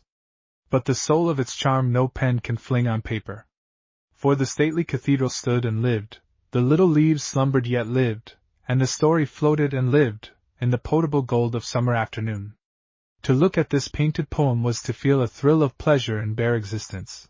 It went through the eyes, where paintings stop, and warmed the depths and recesses of the heart with its sunshine and its glorious air. Chapter 13. What is in the wind this dark night? 6 New Haven boats and 20 boys in hobbledehoys, hired by the Johnstones at £half-a-crown each for a night's job. Secret Service. What is it for? I think it is a smuggling lay, suggested Flucker. But we shall know all in good time. Smuggling. Their countenances fell. They had hoped for something more nearly approaching the illegal. Maybe she has fanned the heron, said a 10-year-old. Haw! Haw! Haw! Went the others.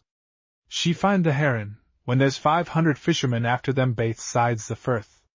The youngster was discomfited. In fact, the expedition bore no signs of fishing. The 6 boats sailed at sundown, led by Flucker. He brought to on the south side of Inchkeith, and nothing happened for about an hour. Then such boys as were awake saw 2 great eyes of light coming up from Granton. Rattle went the chain cable, and Lord Ibston's cutter swung at anchor in 4-fathom water. 1,000 questions to Flucker. A single puff of tobacco smoke was his answer. And now crept up a single eye of light from Leith. She came among the boats. The boys recognized a crazy old cutter from Leith Harbor, with Christie Johnstone on board. What is that brown heap on her deck? A mountain of nets, 50 stout herring nets. Tunc manifestifides. A yell burst from all the boys. He's gone to tack us to Dunbar. £half-a-crown! Yeary no blate. Christie ordered the boats alongside her cutter, and 5 nets were dropped into each boat, 6 into Flucker's. The depth of the water was given them, and they were instructed to shoot their nets so as to keep 1.5 fathoms above the rocky bottom. A herring net is simply a wall of meshes 12 feet deep, 50 feet long. It sinks to a vertical position by the weight of net twine, and is kept from sinking to the bottom of the sea by bladders or corks. These nets are tied to one another, and paid out at the stern of the boat. Boat and nets drift with the tide. If, therefore, the nets touch the rocks they would be torn to pieces, and the fishermen ruined. And this saves the herring. That fish lies hours and hours at the very bottom of the sea like a stone, and the poor fisherman shall drive with his nets 1 yard or 2 over a square mile of fish, and not catch a herring tail. On the other hand, if they rise to play for 5 minutes, in that 5 minutes they shall fill 700 boats. At 9 o'clock all the boats had shot their nets, and Christie went alongside his lordship's cutter. He asked her many questions about herring fishery, to which she gave clear answers, derived from her father, who had always been what the fishermen call a lucky fisherman. That is, he had opened his eyes and judged for himself. Lord Ibston then gave her blue lights to distribute among the boats, that the first which caught herring might signal all hands. This was done, and all was expectation. 11 o'clock came, no signal from any boat. Christie became anxious. At last she went round to the boats, found the boys all asleep except the baddish boy, waked them up, and made them all haul in their first net. The nets came in as black as ink, no sign of a herring. There was but one opinion: there was no herring at Inchkeith. They had not been there this 7 years. At last, Flucker, to whom she came in turn, told her he was going into 2-fathom water, where he would let out the bladders and drop the nets on their cursed backs. A strong remonstrance was made by Christie, but the baddish boy insisted that he had an equal right in all her nets, and setting his sail, he ran into shoal water. Christie began to be sorrowful. Instead of making money, she was going to throw it away, and the ne'er-do-weel Flucker would tear 6 nets from the ropes.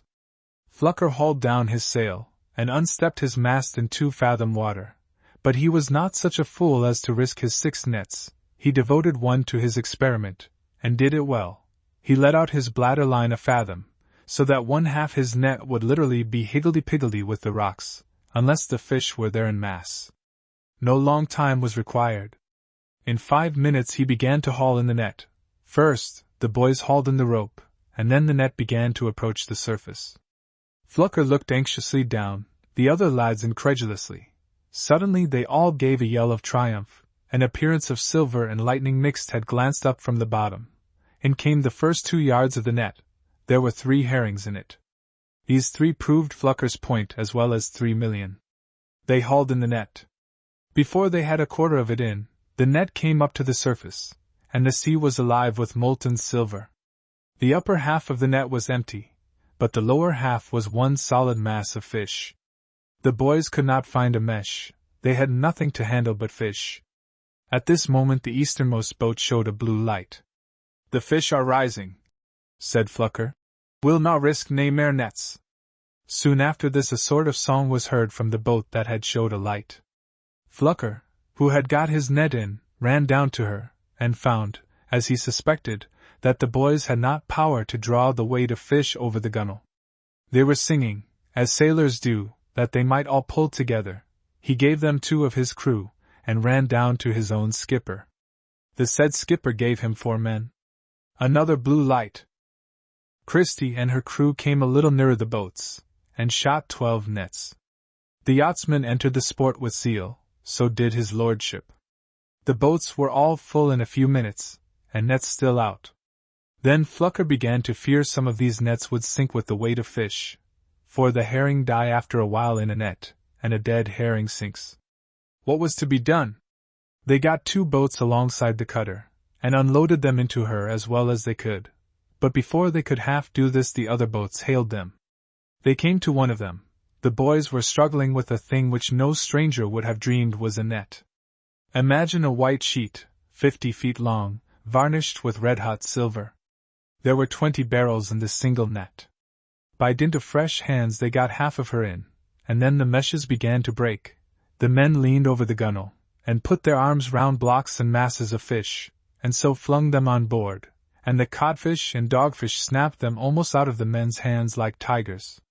At last they came to a net which was a double wall of herring. It had been some time in the water, and many of the fish were dead. They tried their best, but it was impracticable. They laid hold of the solid herring, and when they lifted up 100 weight clear of the water, away it all tore, and sank back again. They were obliged to cut away this net, with 20 pounds sterling in her. They cut away the twine from the head ropes, and net and fish went to the bottom. All hands were now about the cutter. Christie's nets were all strong and new, they had been some time in the water. In hauling them up her side, quantities of fish fell out of the net into the water, but there were enough left. She averaged 12 barrels a net. Such of the yawls as were not quite full crept between the cutter and the nets, and caught all they wanted. The projector of this fortunate speculation suddenly announced that she was very sleepy. Flucker rolled her up in a sail, and she slept the sleep of infancy on board her cutter. When she awoke it was 7 o'clock in the morning, and her cutter was creeping with a smart breeze about 2 miles an hour, a mile from Newhaven Pier. The yacht had returned to Granton, and the yawls, very low in the water, were creeping along like snails, with both sails set. The news was in Edinburgh long before they landed. They had been discerned under Inchkeith at the dawn. And the manner of their creeping along, when there was such a breeze, told the tale at once to the keen, experienced eyes that are sure to be scanning the sea. Donkey carts came rattling down from the capital. Merchants came pelting down to Newhaven Pier. The whole story began to be put together by bits, and comprehended. Old Johnstone's cleverness was recalled to mind. The few fishermen left at Newhaven were ready to kill themselves. Their wives were ready to do the same good office for La Johnstone.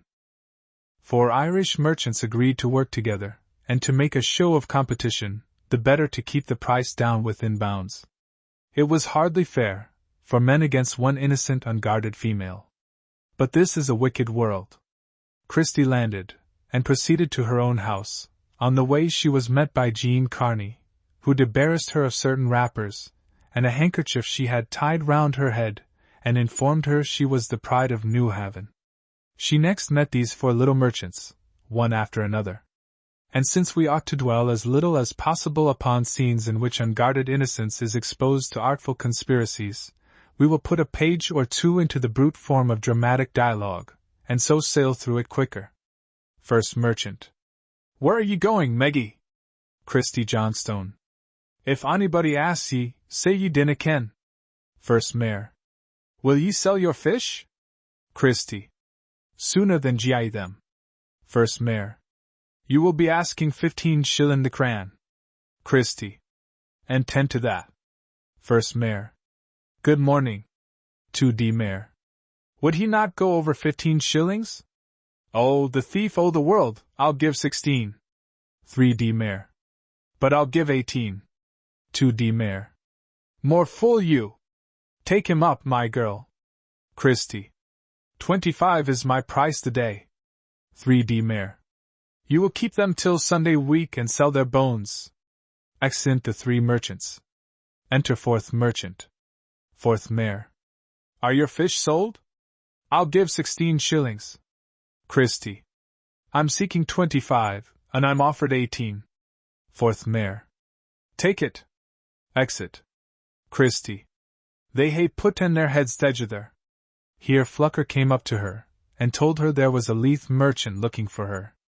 And, Custy, said he, there's plenty wind getting up, your fish will be sair hashed. Put them off your hands, I rede ye. Christie. Aye, lad.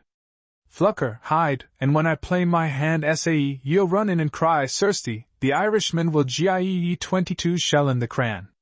Flucker. Ye ken mair thence in the catechism, for as religious as ye are. The Leith merchant was Mr. Miller, and this is the way he worked. Miller, in a mellifluous voice. Are ye no fatigued, my dear? Christie, affecting fatigue. Indeed, sir, and I am. Miller. Shall I have the pleasure to deal wi ye? Christie. If it's your pleasure, sir. I'm seeking 25 shillin. Miller, pretending not to hear. As you are a beginner, I must offer fair. 20 shillin you shall have, and that's 3 shillings above Dunbar. Christie. Wad ye even carted herrin with my fish collar fra the sea? And Dunbar, oh, fine! Ye ken there's nae herrin at Dunbar the morn. This is the Dunbar shule that slipped westward. I'm the maturket ye'll hae to buy o' me or gang to your bed. Here she signalled to Flucker. I'll no be o' mine lang. Enter Flucker hastily, crying. Sirsty, the Irishman will gie ye 22 shillin. I'll no tak it, said Christie. They are keen to hae them, said Flucker, and hastily retired, as if to treat further with the small merchants. On this, Mr. Miller, pretending to make for Leith, said carelessly, 23 shillings, or they are not for me. Tak the cutter's freight at 100 cran, and I'm no caring, said Christie. They are mine, said Mr. Miller, very sharply. How much shall I give you the day? 80 pund, sir, if you please, the lave when you like, I ken ye, Mr. Miller. While counting her the notes, the purchaser said slyly to her, There's more than 100 cran in the cutter, my woman. A little, sir, replied the vendor. But ere I could count them till ye by baskets, they would lose 7 or 8 cran in book, asterisk your gain, my loss. You are a vara intelligent young person, said Mr. Miller gravely. Ye had measured them wi' your walking stick, sir. There's just a scale ye didna wipe off, though ye are a careful man, Mr. Miller. Say I laid the bait for ye and fine ye took it. Miller took out his snuff-box, and tapping it said, Will ye go into partnership with me, my dear? Aye, sir, was the reply. When I'm older and yeary younger. At this moment the 4 merchants, believing it useless to disguise their cooperation, returned to see what could be done. We shall give you a guinea a barrel. Why, ye offered her 22 shillings before. That we never did, Mr. Miller. Haw! Haw! Went Flucker. Christie looked down and blushed. Eyes met eyes, and without a word spoken all was comprehended, and silently approved. There was no nonsense uttered about morality in connection with dealing. Mr. Miller took an enormous pinch of snuff, and drew for the benefit of all present the following inference. Mr. Miller's apothegm. Friends and neighbors! When a man's heat is grey with age and thou'st pause, he's just fit to go to shule to a young lass o' 20. There was a certain middle-aged fishwife, called Beanie Liston, a tenant of Christie Johnstone's. She had not paid her rent for some time, and she had not been pressed for it. Whether this, or the whiskey she was in the habit of taking, rankled in her mind, certain it is she had always an ill word for her landlady. She now met her, envied her success, and called out in a coarse tone. "Oh, ye're a gallant queen, ye'll be waur than ever the Noel." "What's wrang, if ye please?" said the Johnstone, sharply. Reader, did you ever see two fallow bucks commence a duel? They strut round, 8 yards apart, tails up, look carefully another way to make the other think it all means nothing, and being both equally sly, their horns come together as if by concert. Even so commenced this duel of tongues between these two heroines. Beanie Liston, looking at everybody but Christie, addressed the natives who were congregating thus. "Did ever ye hear o' a decent lass taking the heron o' the men's muds? Is yon a woman's parrot, I'm asking ye?" On this, Christie, looking carefully at all the others except Beanie, inquired with an air of simple curiosity. "Can onybody tell me wha Liston Carney's drunken wife is speaking till? No to ony decent lass, though. Na! Ye can she wad na hae th impudence. Oh, ye can find I'm speaking till yoursel dot." Here the horns clashed together. "To me, woman?" with admirably acted surprise. "Oh, aye. It will be for the TWA year's rent you're awin me. Geest! Beanie Liston. Ye re just the impudentest girl I the tune, and ye hae proved it the day." Her arms akimbo. Christie, arms akimbo. "Me impudent? How dare ye speak against my character? That's ken for decency o' baith sides the firth." Beanie, contemptuously. "Oh, ye're sly enough to beguile the men, but we ken ye." Christie. "I'm no sly, and," drawing near and hissing the words, "I'm no like the woman Jean and I saw in Rose Street, dead drunk on the causeway, while her mon was working for her at sea. If ye're no ben your who's in a minute, I'll say that will gar Liston Carney fling ye ower the pierhead, ye fool with drunken leer, scairt." Asterisk. If my reader has seen and heard Mademoiselle Rachel utter her famous sortes in Virginie, he knows exactly with what a gesture and tone the Johnstone uttered this word. Beanie, in a voice of whining surprise. "Heck! What a spite Flucker Johnstone's doctor has ta'en against us." Christie. "Scairt!" Beanie, in a coaxing voice, and moving a step. "Aweel! What's a your passion, my bonny woman?" Christie. "Scairt!" Beanie retired before the thunder and lightning of indignant virtue. Then all the fish boys struck up a dismal chant of victory. "Yoo-hoo, Custie's won the day, Beanie's scairt it," going up on the last syllable. Christie moved slowly away toward her own house, but before she could reach the door she began to whimper. Little fool. Thereat chorus of young Athenians chanted. "Yoo-hoo! Come back, Beanie, ye'll maybe win yet. Custie's away greetin'," going up on the last syllable. "I'm no greetin', ye rude bairns," said Christie, bursting into tears, and retiring as soon as she had effected that proof of her philosophy. It was about 4 hours later. Christie had snatched some repose.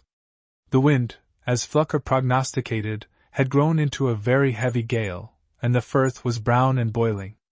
Suddenly a clamor was heard on the shore, and soon after a fishwife made her appearance, with rather a singular burden. Her husband, ladies, Rain K. Sela.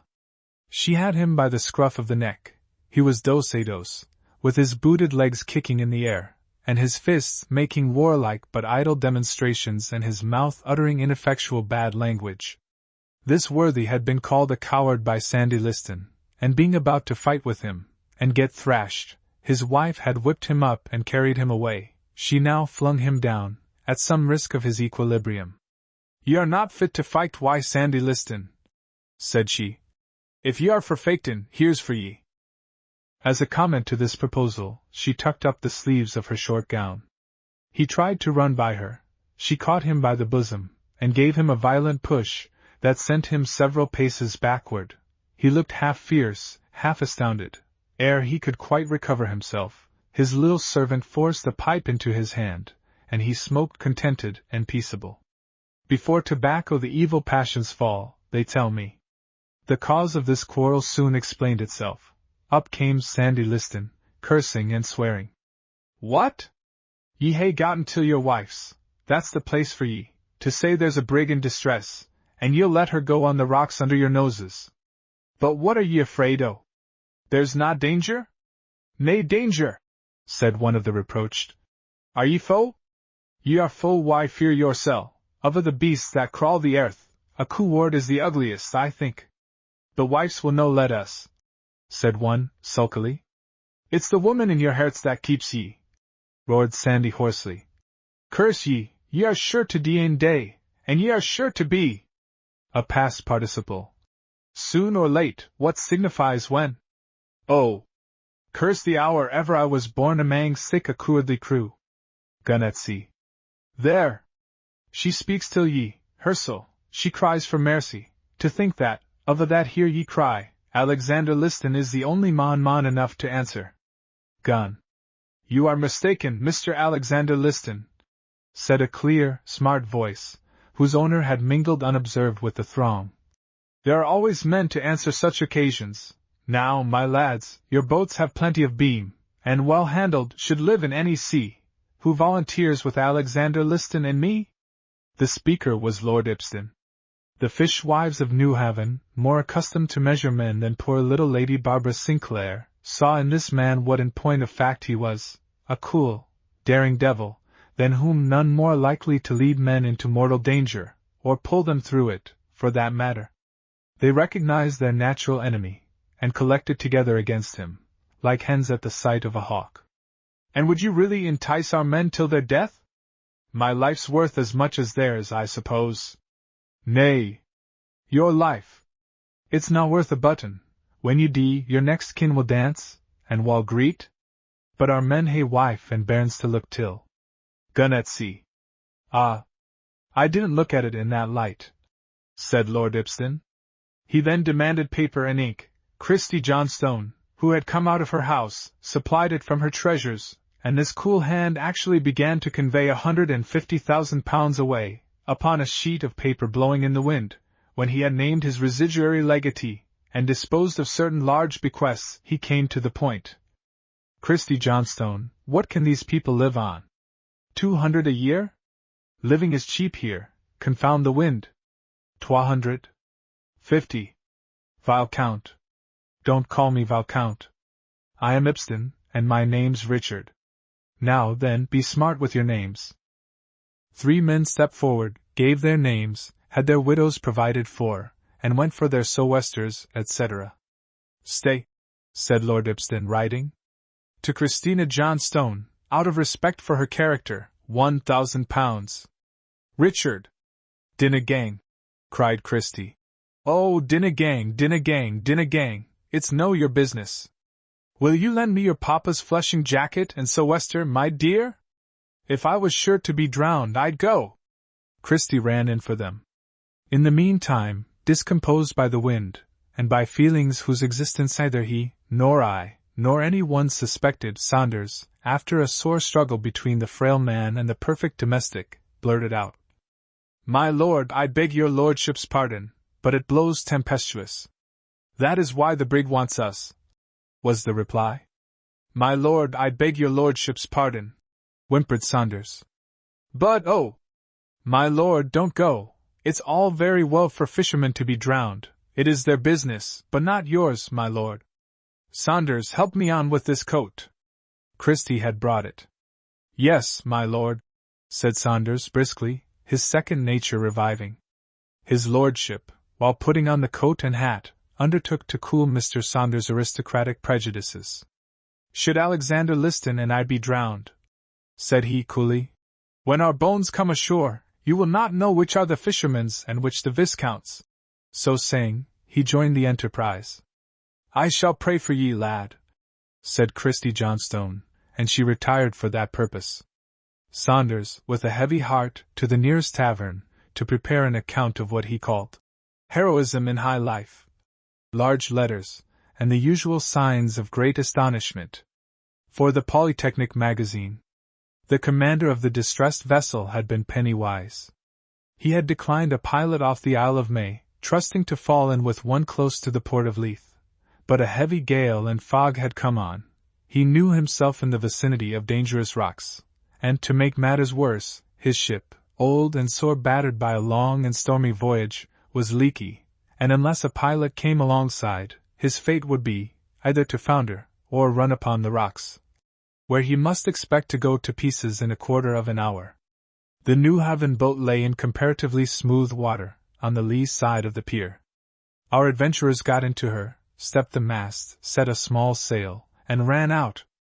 Sandy Liston held the sheet, passed once round the belaying pin, and whenever a larger wave than usual came at them, he slacked the sheet, and the boat, losing her way, rose gently, like a cork, upon seas that had seemed about to swallow her.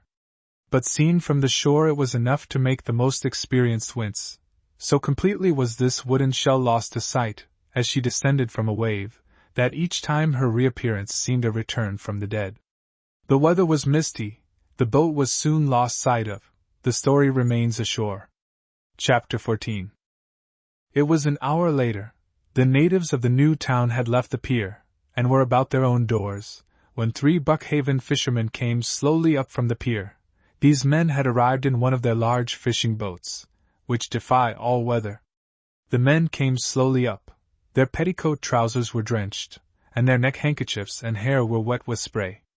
At the foot of the new town they stood still and whispered to each other.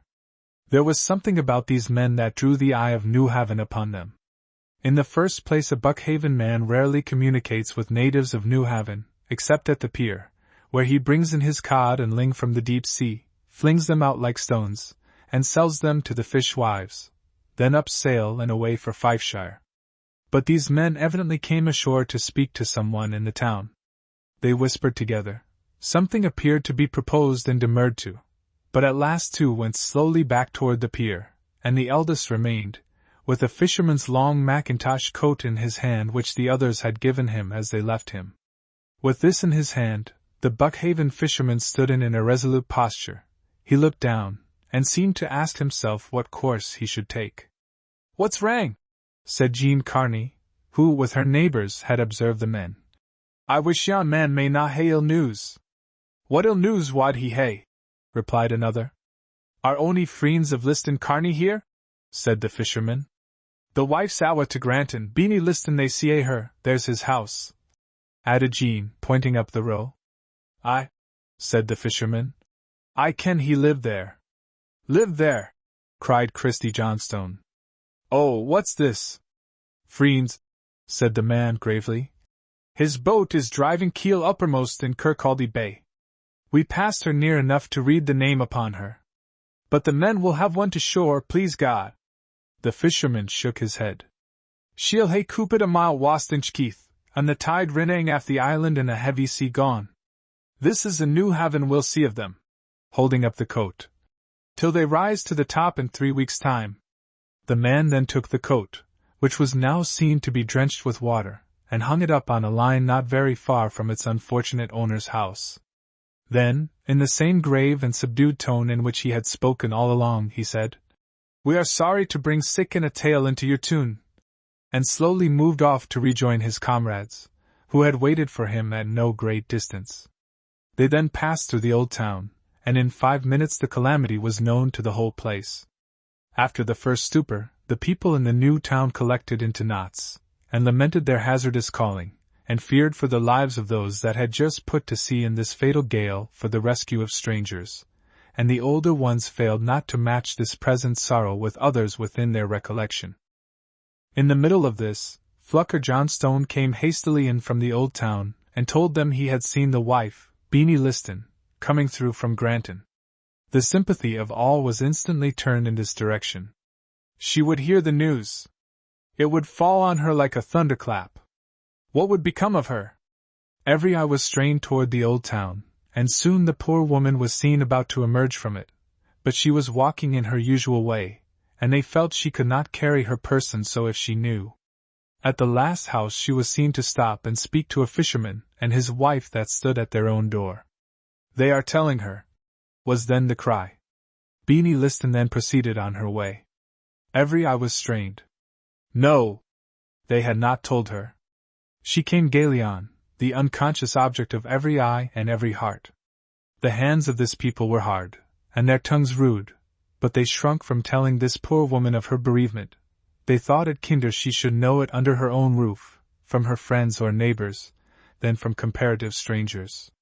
She drew near her own door. And now a knot collected round Christie Johnstone, and urged her to undertake the sad task. You that speak essay learned, Christie, ye should tell her, we door na. How can I tell her? Said Christie, turning pale. How will I tell her? I see try. She took one trembling step to meet the woman. Beanie's eye fell upon her. Aye. Here's the Queen o' New Haven, cried she, in a loud and rather coarse voice. The men will hae ta leave the place now why are turned fishermen, I dore say. Oh, dinna fight on me! Dinna fight on me! Cried Christie, trembling. Mercy on us, said the other. Auld Flucker Johnstone's doctor turned humble. What next? I'm vexed for speaking back till you the morn, faltered Christie. Het, said the woman carelessly. Let yon flea stick I the wa. I fancy I began on ye. Aweel, Sirsty, said she, falling into a friendlier tone. It's the place we live in spoils us. New Haven's an impudent tune, as sure as death. I passed through the Auld Tune the Noel, a place I never speak in, and if they did not glower at me as I had been a strange beast, they came to their very doors to glower at me. If ye'll believe me, I thought shame. At the hinder end my passion got up, and I faced the wife by, and I said, What gars ye glower at me that way, ye ignorant woman? You would not think it, she answered like honey itself. I must skin your pardon, says she, and her man by her side said, Gang hame to your ain hoose, my woman, and good help ye, and help us at our need. The decent man it's just there I'm for, said I, to get my man his breakfast. All who heard her drew their breath with difficulty. The woman then made for her own house, but in going up the street she passed the wet coat hanging on the line. She stopped directly. They all trembled, they had forgotten the coat, it was all over, the coat would tell the tale. Aweel, said she, I could swear that's Liston Carney's coat, a drooket why the rain. Then she looked again at it, and added slowly, If I did not ken he has his away why him at the piloting. And in another moment she was in her own house, leaving them all standing there half stupefied. Christie had indeed endeavored to speak, but her tongue had cloven to her mouth. While they stood looking at one another, and at Beanie Liston's door, a voice that seemed incredibly rough, loud and harsh, jarred upon them. It was Sandy Liston, who came in from Leith, shouting, £50 for salvage, lasses! Is na that better than staying crued like aside the women? Wisht! Wisht! Cried Christie. We are in heavy sorrow. Poor Liston Kearney and his son Willie lie deed at the bottom o' the firth. Good help us, said Sandy, and his voice sank. And oh, Sandy, the wife does not ken, and it's hair-breaking to see her and hear her. We canna get her telt. Ye're the oldest man here. Ye'll tell her, will ye no, Sandy? No, me, that I will not. Oh, yes, ye are kent for your stout heart and courage. Ye come fra facing the sea and wind in a big yawl. The sea and the wind, cried he, contemptuously. They be, I'm used why them, but to look a woman i' the face, and tell her her man and her son are drowned since yestreen, I hae na courage for that. All further debate was cut short by the entrance of one who came expressly to discharge the sad duty all had found so difficult. It was the Presbyterian clergyman of the place. He waved them back. I know, said he, solemnly. Where is the wife?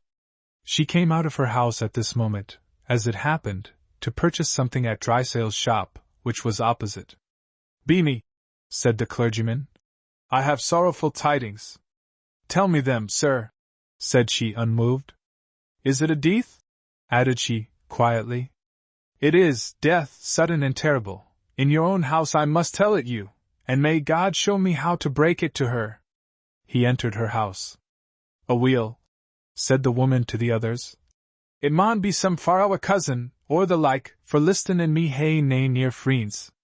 Meg, ye idle fuzzy, screamed she to her servant, who was one of the spectators. Your pat is no on yet. Div ye think the men will no be hungry when they come in fra the sea? They will never hunger nor thirst ony mair, said Jean, solemnly, as the bereaved woman entered her own door. There ensued a listless and fearful silence. Every moment some sign of bitter sorrow was expected to break forth from the house, but none came, and amid the expectation and silence the waves dashed louder and louder, as it seemed, against the dike, conscious of what they had done. At last, in a moment, a cry of agony arose so terrible that all who heard it trembled, and more than one woman shrieked in return, and fled from the door, at which, the next moment, the clergyman stood alone, collected, but pale, and beckoned. Several women advanced. "One woman," said he. Jean Carney was admitted, and after a while returned. "She is come to her soul," whispered she. "I am no will missile dot," and she passed into her own house. Then Flucker crept to the door to see. "Oh, dinna spy on her!" cried Christie. "Oh, yes, Flucker," said many voices. "He is kneel in," said Flucker. "He has her hand, to gar her kneel tay, she winna, she does na see him, nor hear him, he will hae her. He has won her to kneel, he is prayin', and greetin' aside her. I canna see no, my ene's blinded. He's a good mon," said Christie. "Oh, what wad we do without the ministers?" Sandy Liston had been leaning sorrowfully against the wall of the next house. He now broke out. "An auld shipmate at the whale fishing! And now we'll never lift the dredging sang thegither again, in yon dirty detch that's drowned him. I maun hae whiskey, and forget it a dot." He made for the spirit shop like a man, but ere he could reach the door a hand was laid on him like a vice. Christie Johnstone had literally sprung on him.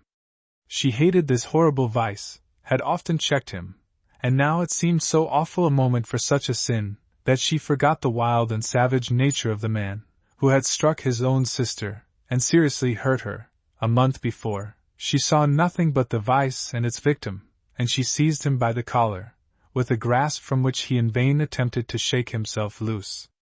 "No! You'll no gang there at sick in a time. Hands off, ye daft jawed!" roared he. "Or there'll be another death I the tune." At the noise Jean Carney ran in. "Let the ruffian go!" cried she in dismay. "Oh, Christie, dinna put your hand on a lion's mane." "Yes, I'll put my hand on his mane, ere I'll let him mak a beast o' himsel dot. Sandy, if ye hurt her, I'll find 20 lads that will lay ye deed at her feet." "Haud your wisht," said Christie, very sharply. "He's no to be threatened." Sandy Liston, black and white with rage, ground his teeth together, and said, lifting his hand, "Will ye let me go, or must I tack my hand till ye?" "No," said Christie. "I'll no let ye go, essa ye look me i' the face. Flucker's doctor, your auld comrade, that saved your life at Holy Isle, think o' his face, and look in mine's, and strike me." They glared on one another, he fiercely and unsteadily, she firmly and proudly. Jean Carney said afterward. Her eyes were like coals of fire. "Ye are doing what nae mon I the tune door, ye are a bald, unwise lassie." "It's you mak me bald," was the instant reply. "I saw ye face the mad sea, to save a ship fra the rocks, and will I fear a mon's hand, when I can save?" Rising to double her height. "My faither's auld freen fra the poor mon's enemy, the enemy o' mankind, the cursed drink? Oh, Sandy Liston, how could ye think to put an enemy in your mouth to steal awa your brains? This es no new haven chat, while learns ye sick words o' power? A deed, mon! I would na wonder why are no canny, she's ta'en o' the power o' to my body, I think." Then suddenly descending to a tone of abject submission. "What's your pleasure, Flucker Johnstone's doctor?"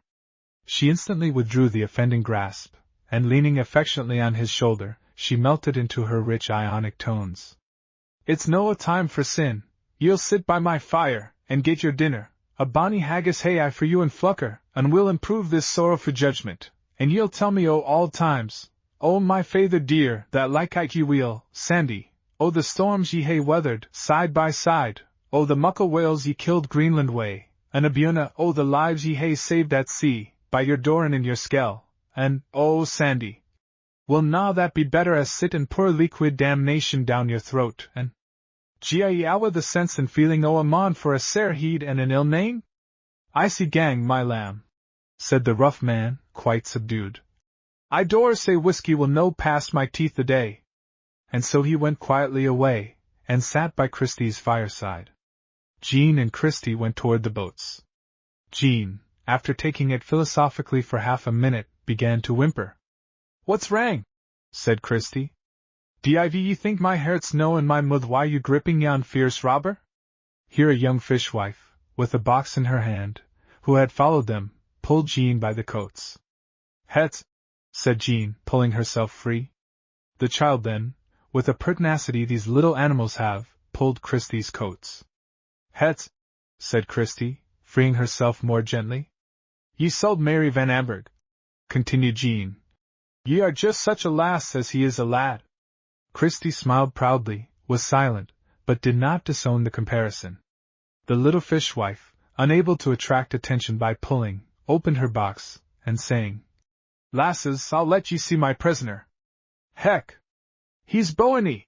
pulled out a mouse by a string fastened to his tail and set him in the midst for friendly admiration. "I dinna like it, I dinna like it!" screamed Christie. "Jean, put it away, it fears me, Jean!" This she uttered, her eyes almost starting from her head with unaffected terror, at the distance of about 8 yards, whither she had arrived in 2 bounds that would have done no discredit to an antelope. "Het," said Jean uneasily. "Hey ye cooed you savage, to be scared at the wee beastie?"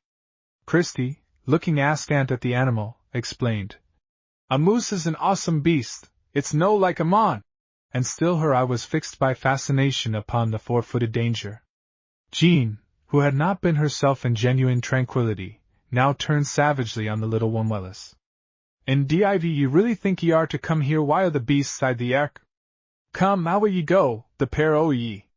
These severe words, and a smart push, sent the poor little biped off roaring, with the string over her shoulder, recklessly dragging the terrific quadruped, which made fruitless grabs at the shingled dot.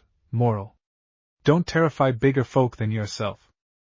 Christie had intended to go up to Edinburgh with her £80, but there was more trouble in store this eventful day.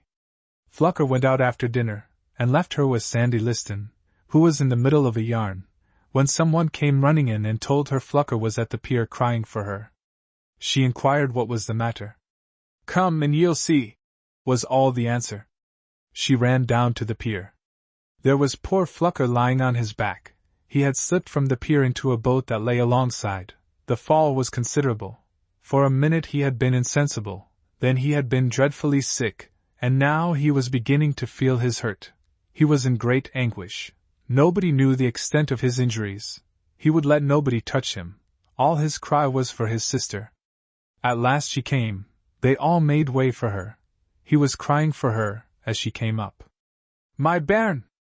My bairn!"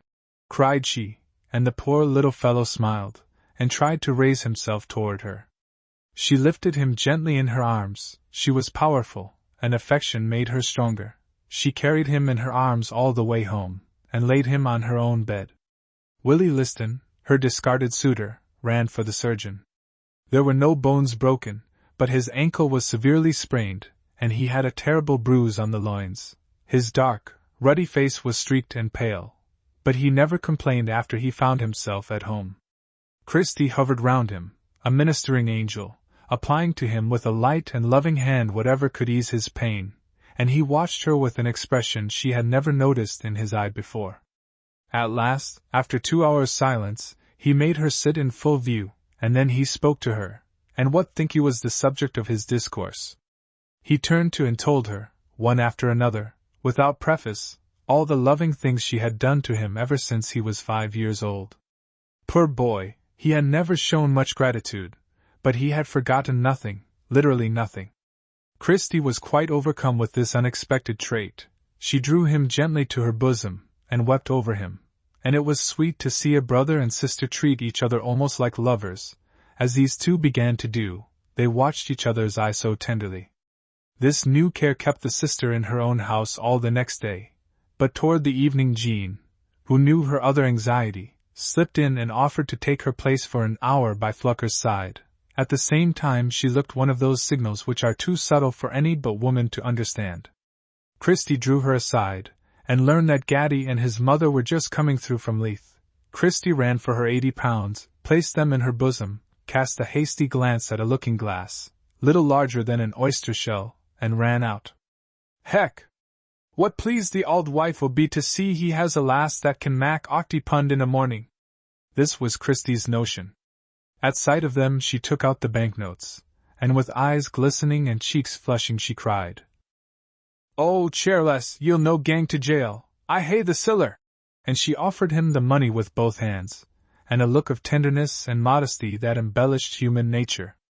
Ere he could speak, his mother put out her hand, and not rudely, but very coldly, repelling Christie's arm, said in a freezing manner, "We are much obliged to you, but my son's own talents have rescued him from his little embarrassment." "A nobleman has bought my picture," said Gatty proudly. "For £150, said the old lady, meaning to mark the contrast between that sum and what Christie had in her hand. Christie remained like a statue, with her arms extended, and the banknotes in her hand. Her features worked, she had much ado not to cry, and any one that had known the whole story, and seen this unmerited repulse, would have felt for her. But her love came to her aid, she put the notes in her bosom, sighed and said, "I would hae liked to hae been the first, ye ken, but I'm real pleased." "But, mother," said Gatty, "it was very kind of Christie all the same." "Oh, Christie!" said he, in a tone of despair. At this kind word Christie's fortitude was sore tried. She turned away her head. She was far too delicate to let them know who had sent Lord Ipsden to buy the picture. While she turned away, Mrs. Gatty said in her son's ear, "Now I have your solemn promise to do it here, and at once. You will find me on the beach behind these boats. Do it." The reader will understand that during the last few days Mrs. Gatty had improved her advantage, and that Charles had positively consented to obey her. The poor boy was worn out with the struggle. He felt he must have peace or die. He was thin and pale, and sudden twitches came over him. His temperament was not fit for such a battle, and it is to be observed, nearly all the talk was on one side. He had made one expiring struggle. He described to his mother an artist's nature, his strength, his weakness. He besought her not to be a slave to general rules, but to inquire what sort of a companion the individual Gatty needed. He lashed with true but brilliant satire the sort of wife his mother was ready to see him saddled with, a stupid, unsympathizing creature, whose 10 children would, by nature's law, be also stupid, and so be a weight on him till his dying day. He painted Christie Johnstone, mind and body, in words as true and bright as his colors. He showed his own weak points, her strong ones, and how the latter would fortify the former. He displayed, in short, in 1 minute, more intellect than his mother had exhibited in 60 years, and that done, with all his understanding, wit and eloquence, he succumbed like a child to her stronger will. He promised to break with Christie Johnstone. When Christie had recovered her composure, and turned round to her companions, she found herself alone with Charles. "Charles," said she, gravely. "Christie," said he, uneasily. "Your mother does not like me. Oh, ye need not deny it, and we are not together as we used to be, my lad. She is prejudiced, but she has been the best of mothers to me, Christie. Aweel. Circumstances compel me to return to England." "Ah, coward! Anything but the real truth." "Aweel, Charles, it will no be for lang. I don't know, you will not be so unhappy as I shall, at least I hope not." "How do ye ken that?" "Christie, do you remember the first night we danced together?" "Aye. And we walked in the cool by the seaside, and I told you the names of the stars, and you said those were not their real names, but nicknames we give them here on earth. I loved you that first night. And I fancied you the first time I set eyes on you. How can I leave you, Christie? What shall I do?" "I ken what I shall do," answered Christie coolly. Then, bursting into tears, she added, "I shall die. I shall die." "No! You must not say so. At least I will never love anyone but you. And I'll live as I am a my days for your sake. Oh, England! I hae liked ye as ye will. Ye sall na rob me o' my lad. He's a the joy I hae." "I love you," said Gatty. "Do you love me?"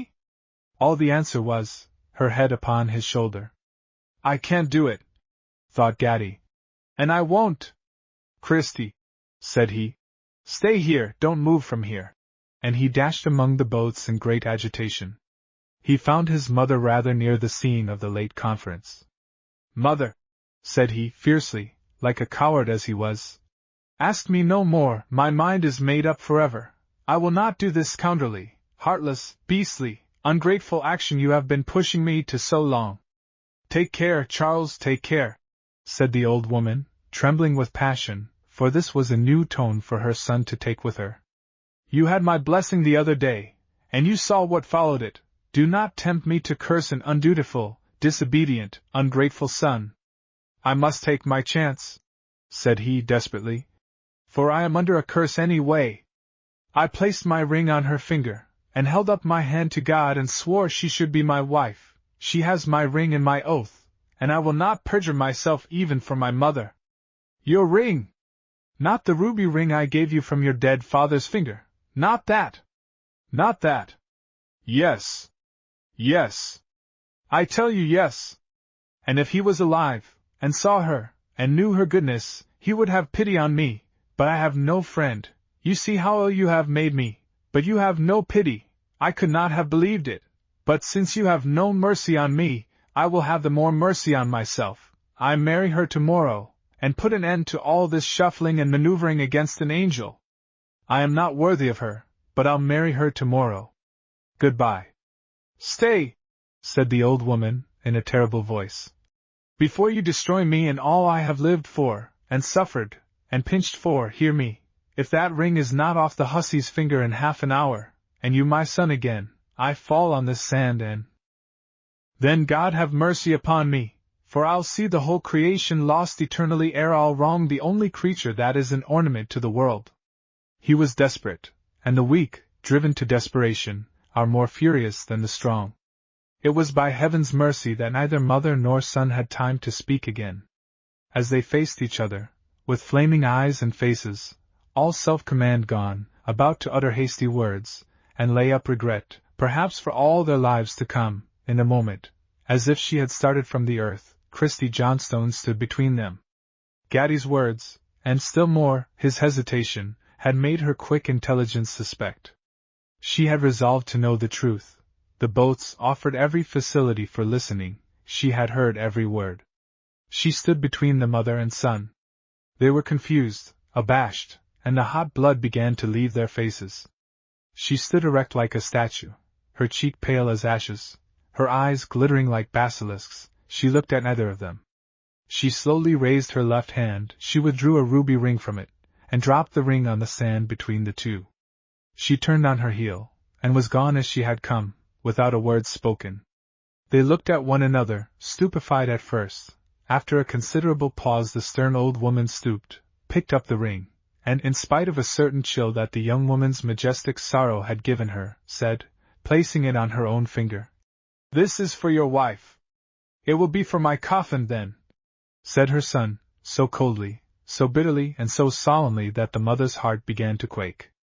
"Mother," said he calmly, "forgive me, and accept your son's arm." "I will, my son." "We are alone in the world now, mother." Mrs. Gatty had triumphed, but she felt the price of her triumph more than her victory. It had been done in one moment, that for which she had so labored, and it seemed that had she spoken long ago to Christie, instead of Charles, it could have been done at any moment. Strange to say, for some minutes the mother felt more uneasy than her son. She was a woman, after all, and could measure a woman's heart, and she saw how deep the wound she had given one she was now compelled to respect. Charles, on the other hand, had been so harassed backward and forward, that to him certainty was relief. It was a great matter to be no longer called upon to decide. His mother had said, "Part," and now Christie had said, "Part." At least the affair was taken out of his hands, and his first feeling was a heavenly calm. In this state he continued for about a mile, and he spoke to his mother about his art, sole object now. But after the first mile he became silent, distrait. Christie's pale face, her mortified air, when her generous offer was coldly repulsed, filled him with remorse. Finally, unable to bear it, yet not daring to speak, he broke suddenly from his mother without a word, and ran wildly back to New Haven. He looked back only once, and there stood his mother, pale, with her hands piteously lifted toward heaven. By the time he got to New Haven he was as sorry for her as for Christie. He ran to the house of the latter. Flucker and Jean told him she was on the beach. He ran to the beach. He did not see her at first, but presently looking back, he saw her, at the edge of the boats, in company with a gentleman in a boating dress. He looked. Could he believe his eyes? He saw Christie Johnstone kiss this man's hand, who then, taking her head gently in his two hands, placed a kiss upon her brow, while she seemed to yield lovingly to the caress. Gatty turned faint, sick. For a moment everything swam before his eyes. He recovered himself. They were gone. He darted round to intercept them. Christie had slipped away somewhere. He encountered the man alone. Chapter 15. Christie's situation requires to be explained. On leaving Gatty and his mother, she went to her own house. Flucker, who after looking upon her for years as an inconvenient appendage, except at dinner-time, had fallen in love with her in a manner that was half pathetic, half laughable, all things considered, saw by her face she had received a blow, and raising himself in the bed, inquired anxiously, what ailed her? At these kind words, Christie Johnstone laid her cheek upon the pillow beside Flucker's and said, "Oh, my lamb, be kind to your poor sister fra this hour, for she has naething I the world know but yoursel dot." Flucker began to sob at this. Christie could not cry. Her heart was like a lump of lead in her bosom, but she put her arm round his neck, and at the sight of his sympathy she panted heavily, but could not shed a tear. She was sore stricken. Presently Jean came in, and, as the poor girl's head ached as well as her heart, they forced her to go and sit in the air. She took her creepy and sat, and looked on the sea. But whether she looked seaward or landward, all seemed unreal, not things, but hard pictures of things, some moving, some still. Life seemed ended. She had lost her love. An hour she sat in this miserable trance. She was diverted into a better, because a somewhat less dangerous form of grief, by one of those trifling circumstances that often penetrate to the human heart when inaccessible to greater things. Willie the fiddler and his brother came through the town, playing as they went, according to custom. Their music floated past Christie's ears like some drowsy chime, until, all of a sudden, they struck up the old English air, "Speed the Plough." Now it was to this tune Charles Gatty had danced with her their first dance the night they made acquaintance. Christie listened, lifted up her hands, and crying, "Oh, what will I do? What will I do?"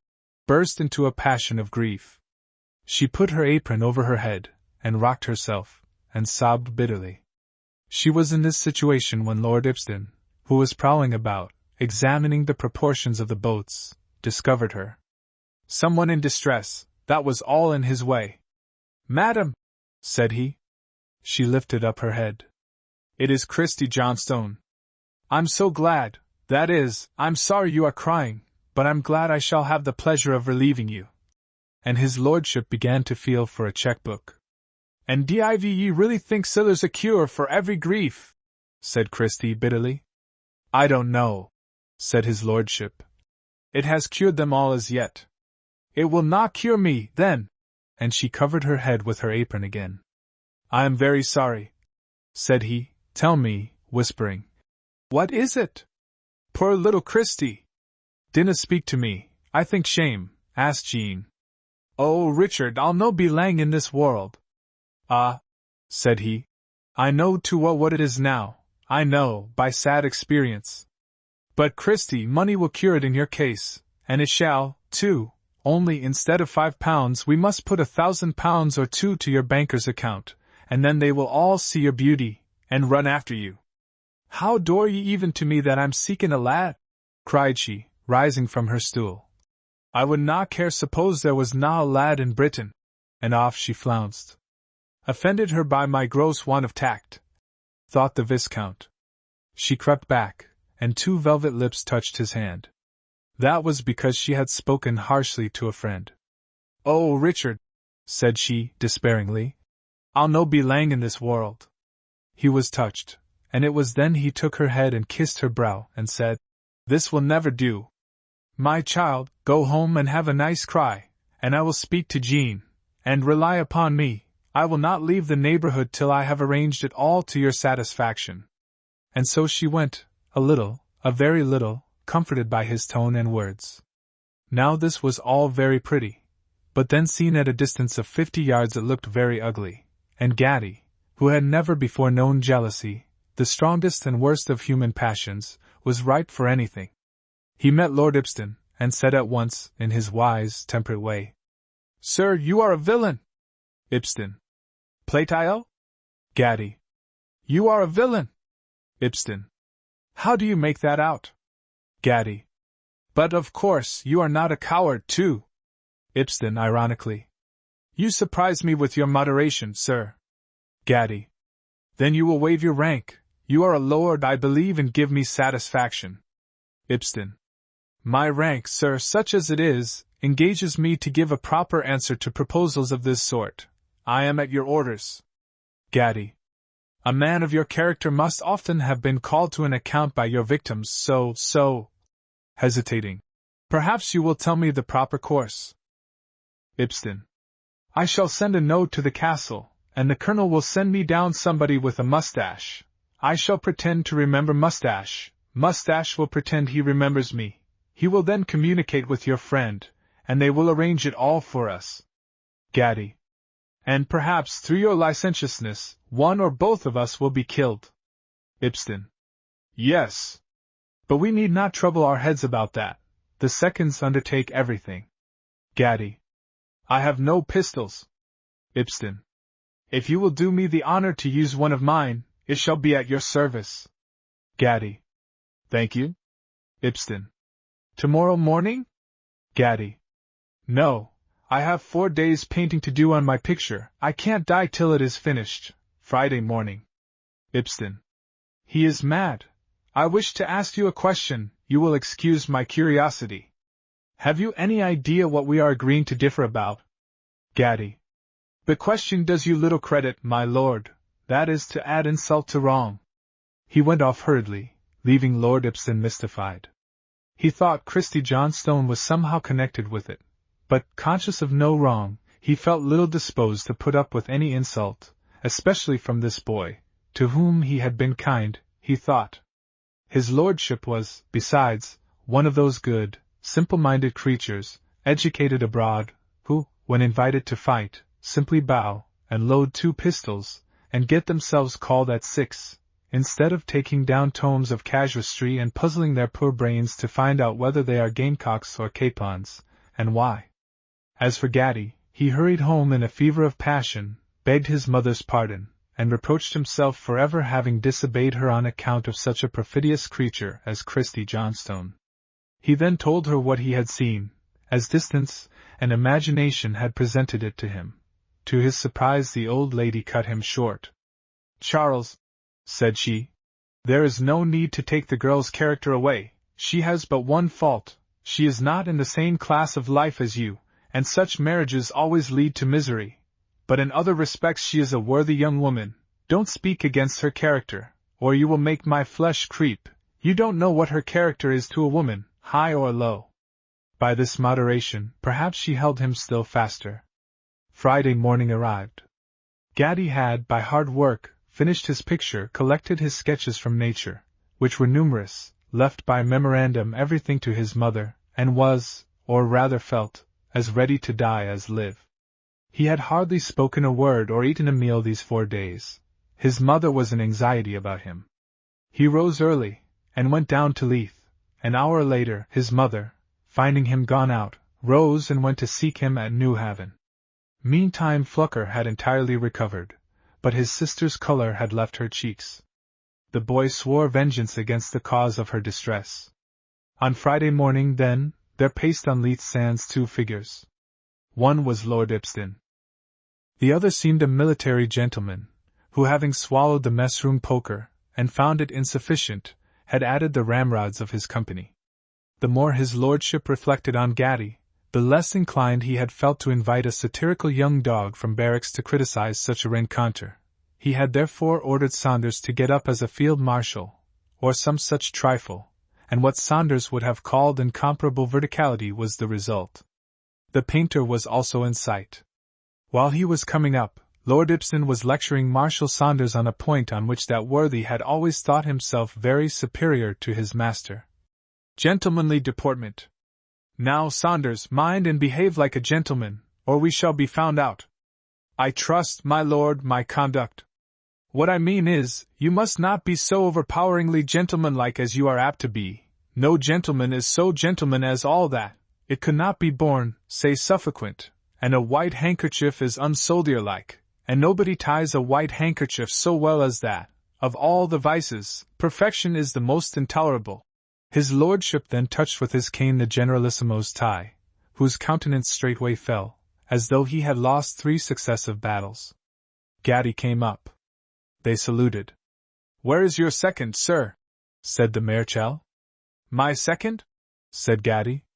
"Ah, I forgot to wake him. Does it matter?" "It is merely a custom," said Lord Ibsen, with a very slightly satirical manner. "Savanadero," said he, "do us the honor to measure the ground, and be everybody's second." Savanadero measured the ground, and handed a pistol to each combatant, and struck an imposing attitude apart. "Are you ready, gentlemen?" said this jack o' both sides. "Yes," said both. Just as the signal was about to be given, an interruption occurred. "I beg your pardon, sir," said Lord Ibsen to his antagonist. "I am going to take a liberty, a great liberty with you, but I think you will find your pistol is only at half cock." "Thank you, my lord, what am I to do with the thing?" "Draw back the cock so, and be ready to fire?" So, bang! He had touched the trigger as well as the cock, so off went the barker, and after a considerable pause the field marshal sprang yelling into the air. "Hullo!" cried Mr. Gatty. "Ah! Oh! I'm a dead man!" whined the general. "Nonsense!" said Ibsen, after a moment of anxiety. "Give yourself no concern, sir," said he, soothingly, to his antagonist. "A mere accident. Marechal, reload Mr. Gatty's pistol." "Excuse me, my lord." "Load his pistol directly," said his lordship sternly. "And behave like a gentleman." "My lord! My lord! But where shall I stand to be safe?" "Behind me." The commander of division advanced reluctantly for Gatty's pistol. "No, my lord," said Gatty. "It is plain I am not a fit antagonist. I shall but expose myself, and my mother has separated us. I have lost her. If you do not win her, some worse man may. But oh!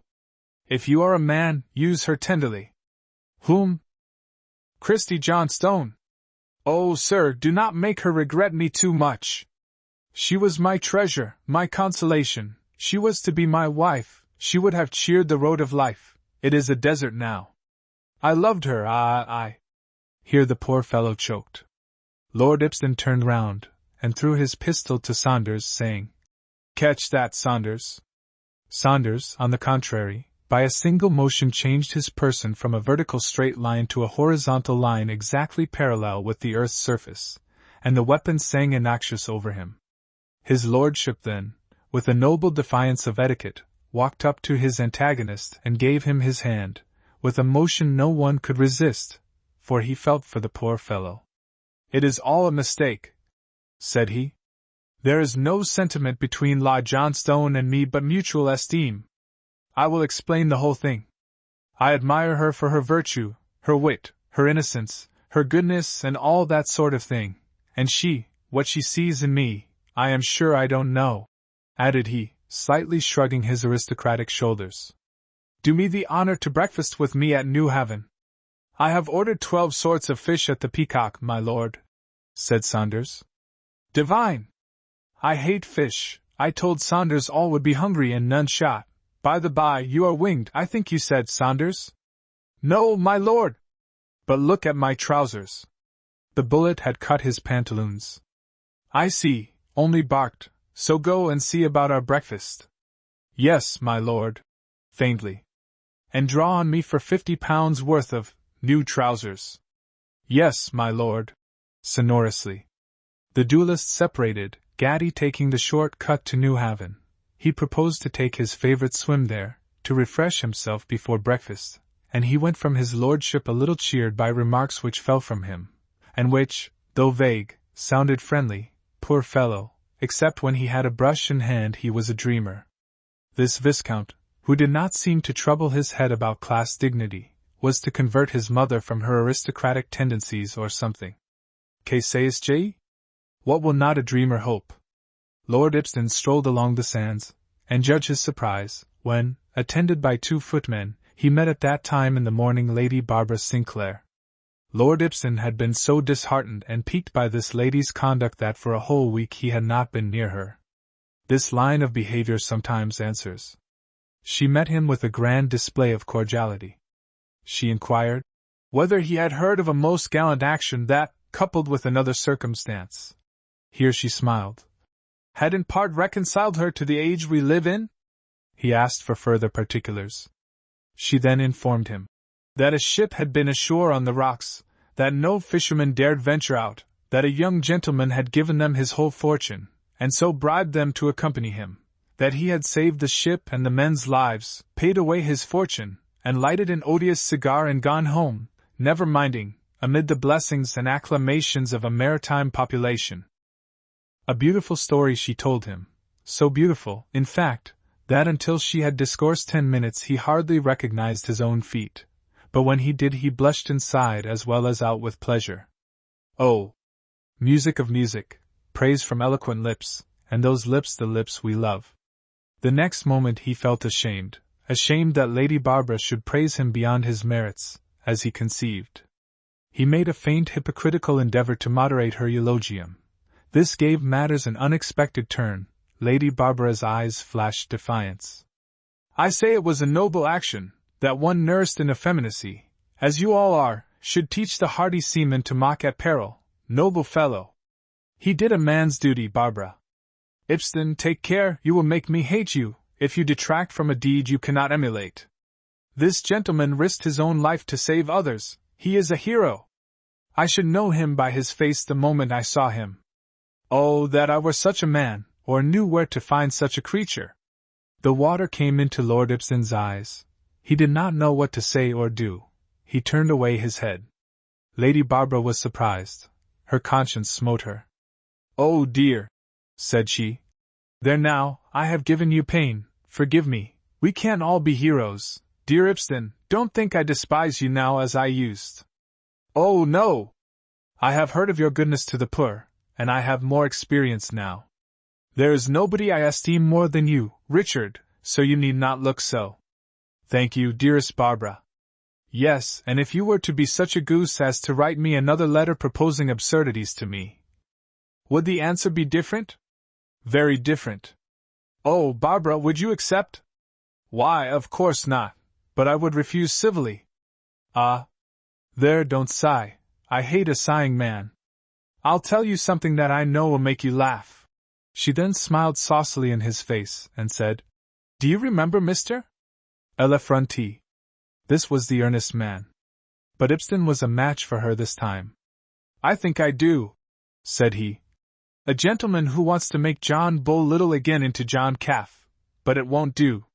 Her ladyship laughed. Why did you not tell us that on Inchcombe? Because I had not read the Catspaw then. The Catspaw? Ah! I thought it could not be you. Whose is it? Mr. Gerald's. Then Mr. Gerald is cleverer than you. It is possible. It is certain. Well, Mr. Gerald and Lord Ibston, you will both be glad to hear that it was, in point of fact, a bull that confuted the advocate of the Middle Ages. We were walking. He was telling me manhood was extinct except in a few earnest men who lived upon the past, its associations, its truth, when a horrid bull gave, oh, such a bellow, and came trotting up. I screamed and ran. I remember nothing but arriving at the stile, and lo, on the other side, offering me his arm with empressement across the wooden barrier was. Well? Well? Don't you see? No, oh yes, I see, fancy, ah. Shall I tell you how he came to get first over? He ran more earnestly than you. It is not Mr. Gerald this time, I presume, said her satirical ladyship. No! You cannot always have him.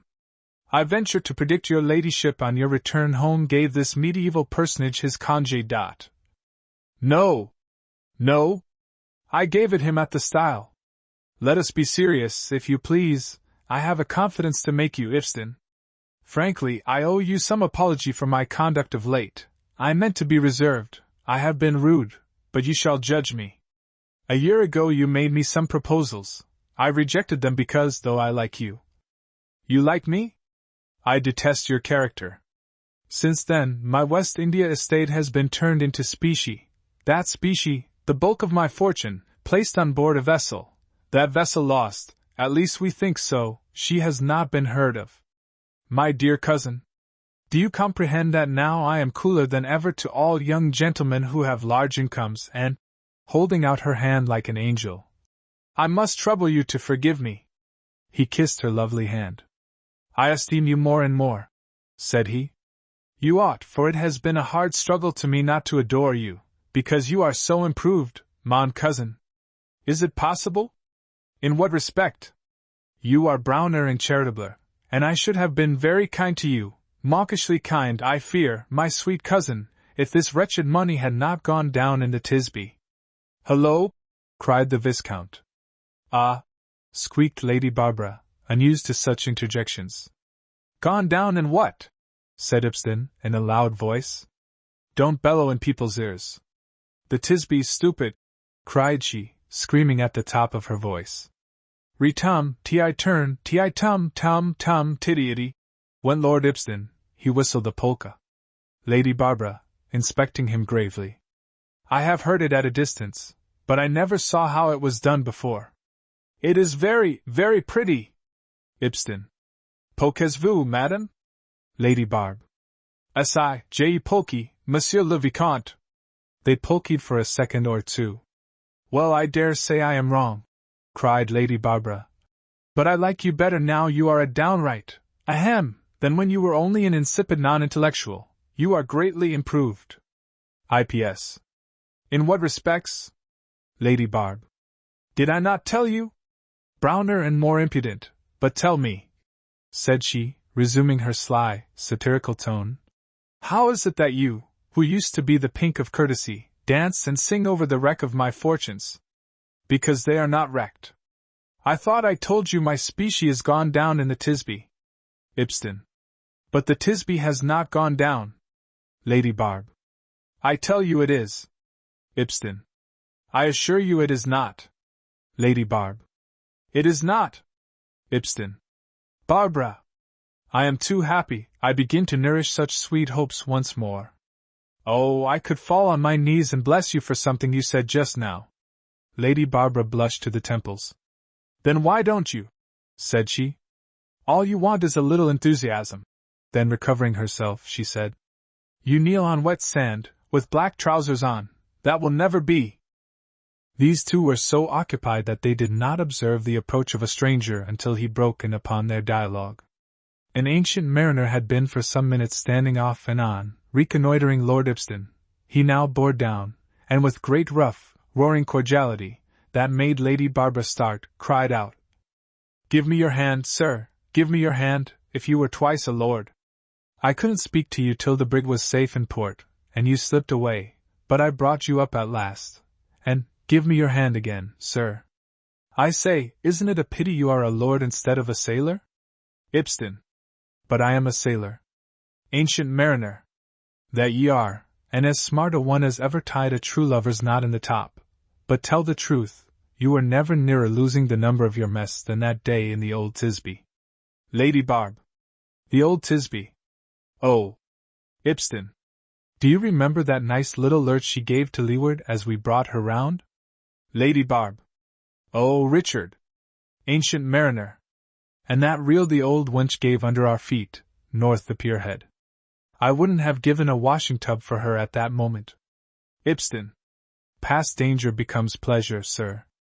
Olim et hoc meminus, I beg your pardon, sir. Ancient mariner, taking off his hat with feeling. God bless ye, sir, and send ye many happy days, and well spent, with the pretty lady I see alongside, asking your pardon, miss, for parting pleasanter company. So I'll sheer off. And away went the skipper of the Tisbe, rolling fearfully.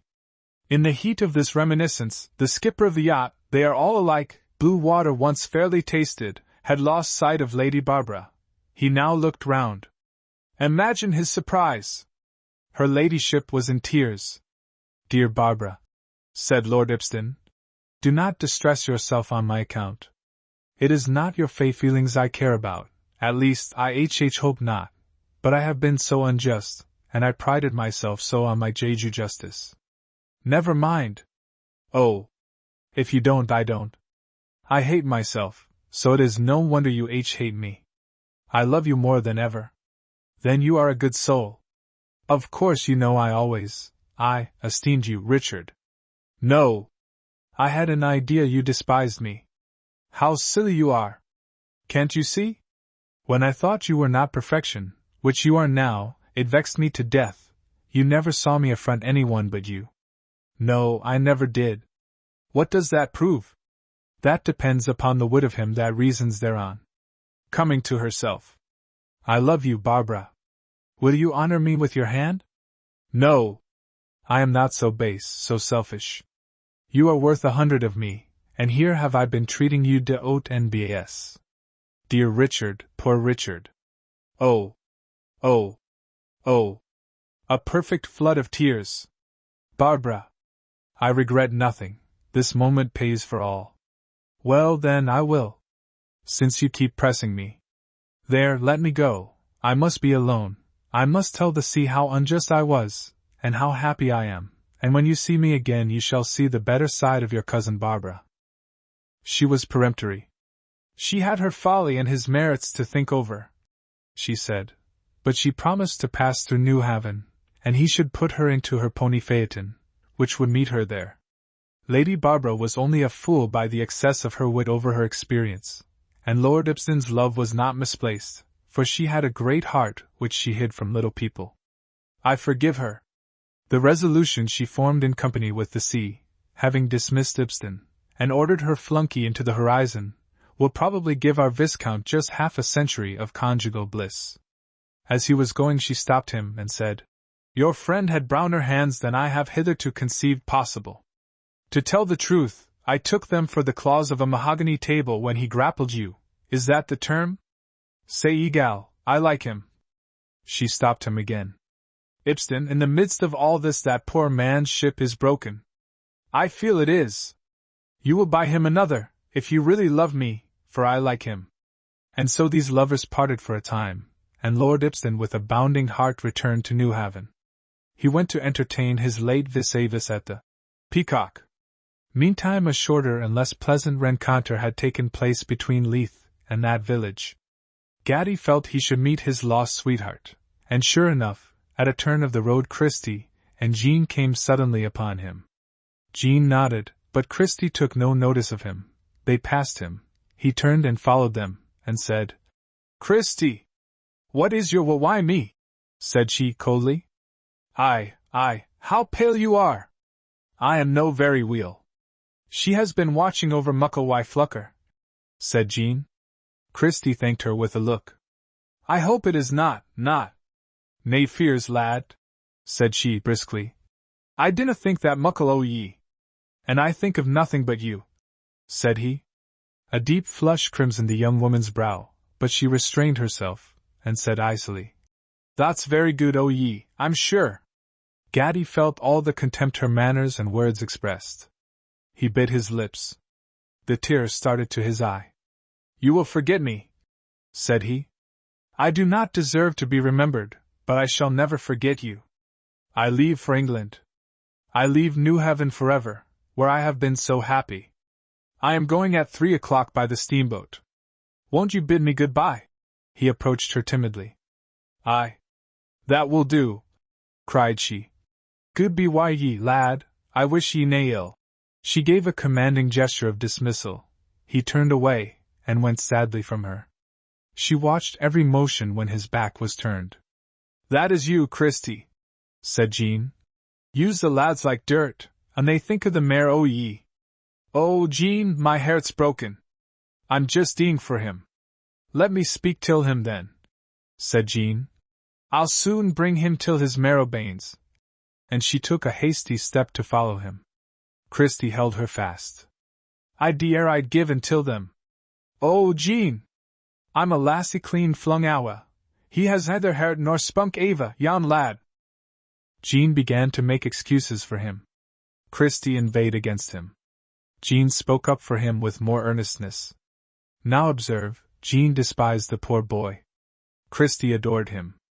So Jean spoke for him, because women of every degree are often one solid mass of tact, and Christie abused him, because she wanted to hear him defended.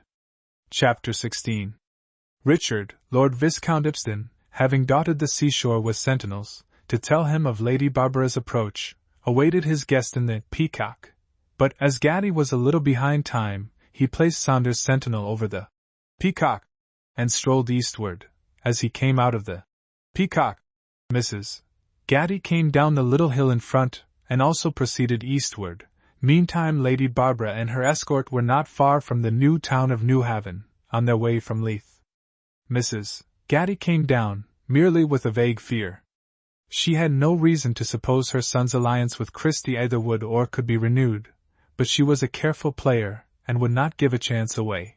She found he was gone out unusually early, so she came straight to the only place she dreaded. It was her son's last day in Scotland. She had packed his clothes, and he had inspired her with confidence by arranging pictures, etc., himself. She had no idea he was packing for his departure from this life, not Edinburgh only. She came then to Newhaven with no serious misgivings, for, even if her son had again vacillated, she saw that, with Christie's pride and her own firmness, the game must be hers in the end. But, as I said before, she was one who played her cards closely, and such seldom lose. But my story is with the two young fishwives, who, on their return from Leith, found themselves at the foot of the new town, Newhaven, some minutes before any of the other persons who, it is to be observed, were approaching it from different points. They came slowly in, Christie in particular, with a listlessness she had never known till this last week. For some days her strength had failed her. It was Jean that carried the creel now. Before, Christie, in the pride of her strength, would always do more than her share of their joint labor. Then she could hardly be forced to eat, and what she did eat was quite tasteless to her, and sleep left her, and in its stead came uneasy slumbers, from which she awoke quivering from head to foot. Oh! Perilous venture of those who love one object with the whole heart. This great but tender heart was breaking day by day. Well, Christie and Jean, strolling slowly into the new town of Newhaven, found an assemblage of the natives all looking seaward. The fishermen, except Sandy Liston, were away at the herring fishery, but all the boys and women of the new town were collected. The girls felt a momentary curiosity. It proved, however, to be only an individual swimming in toward shore from a greater distance than usual. A little matter excites curiosity in such places. The man's head looked like a spot of ink. Sandy Liston was minding his own business, lazily mending a skate net, which he had attached to a crazy old herring boat hauled up to rot. Christie sat down, pale and languid, by him, on a creepy that a lass who had been baiting a line with mussels had just vacated. Suddenly she seized Jean's arm with a convulsive motion. Jean looked up. It was the London steamboat running out from Leith to Granton Pier to take up her passengers for London.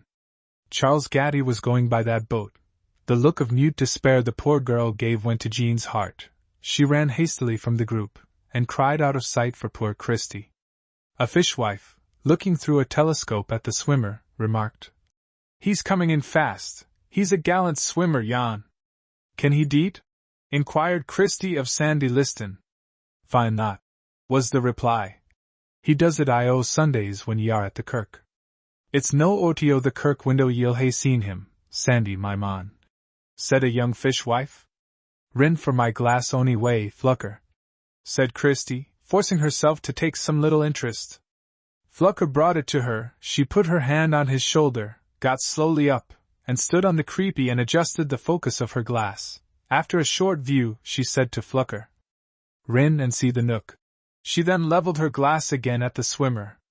Flucker informed her the nook said, 11:30. Scotch 4. 10:30.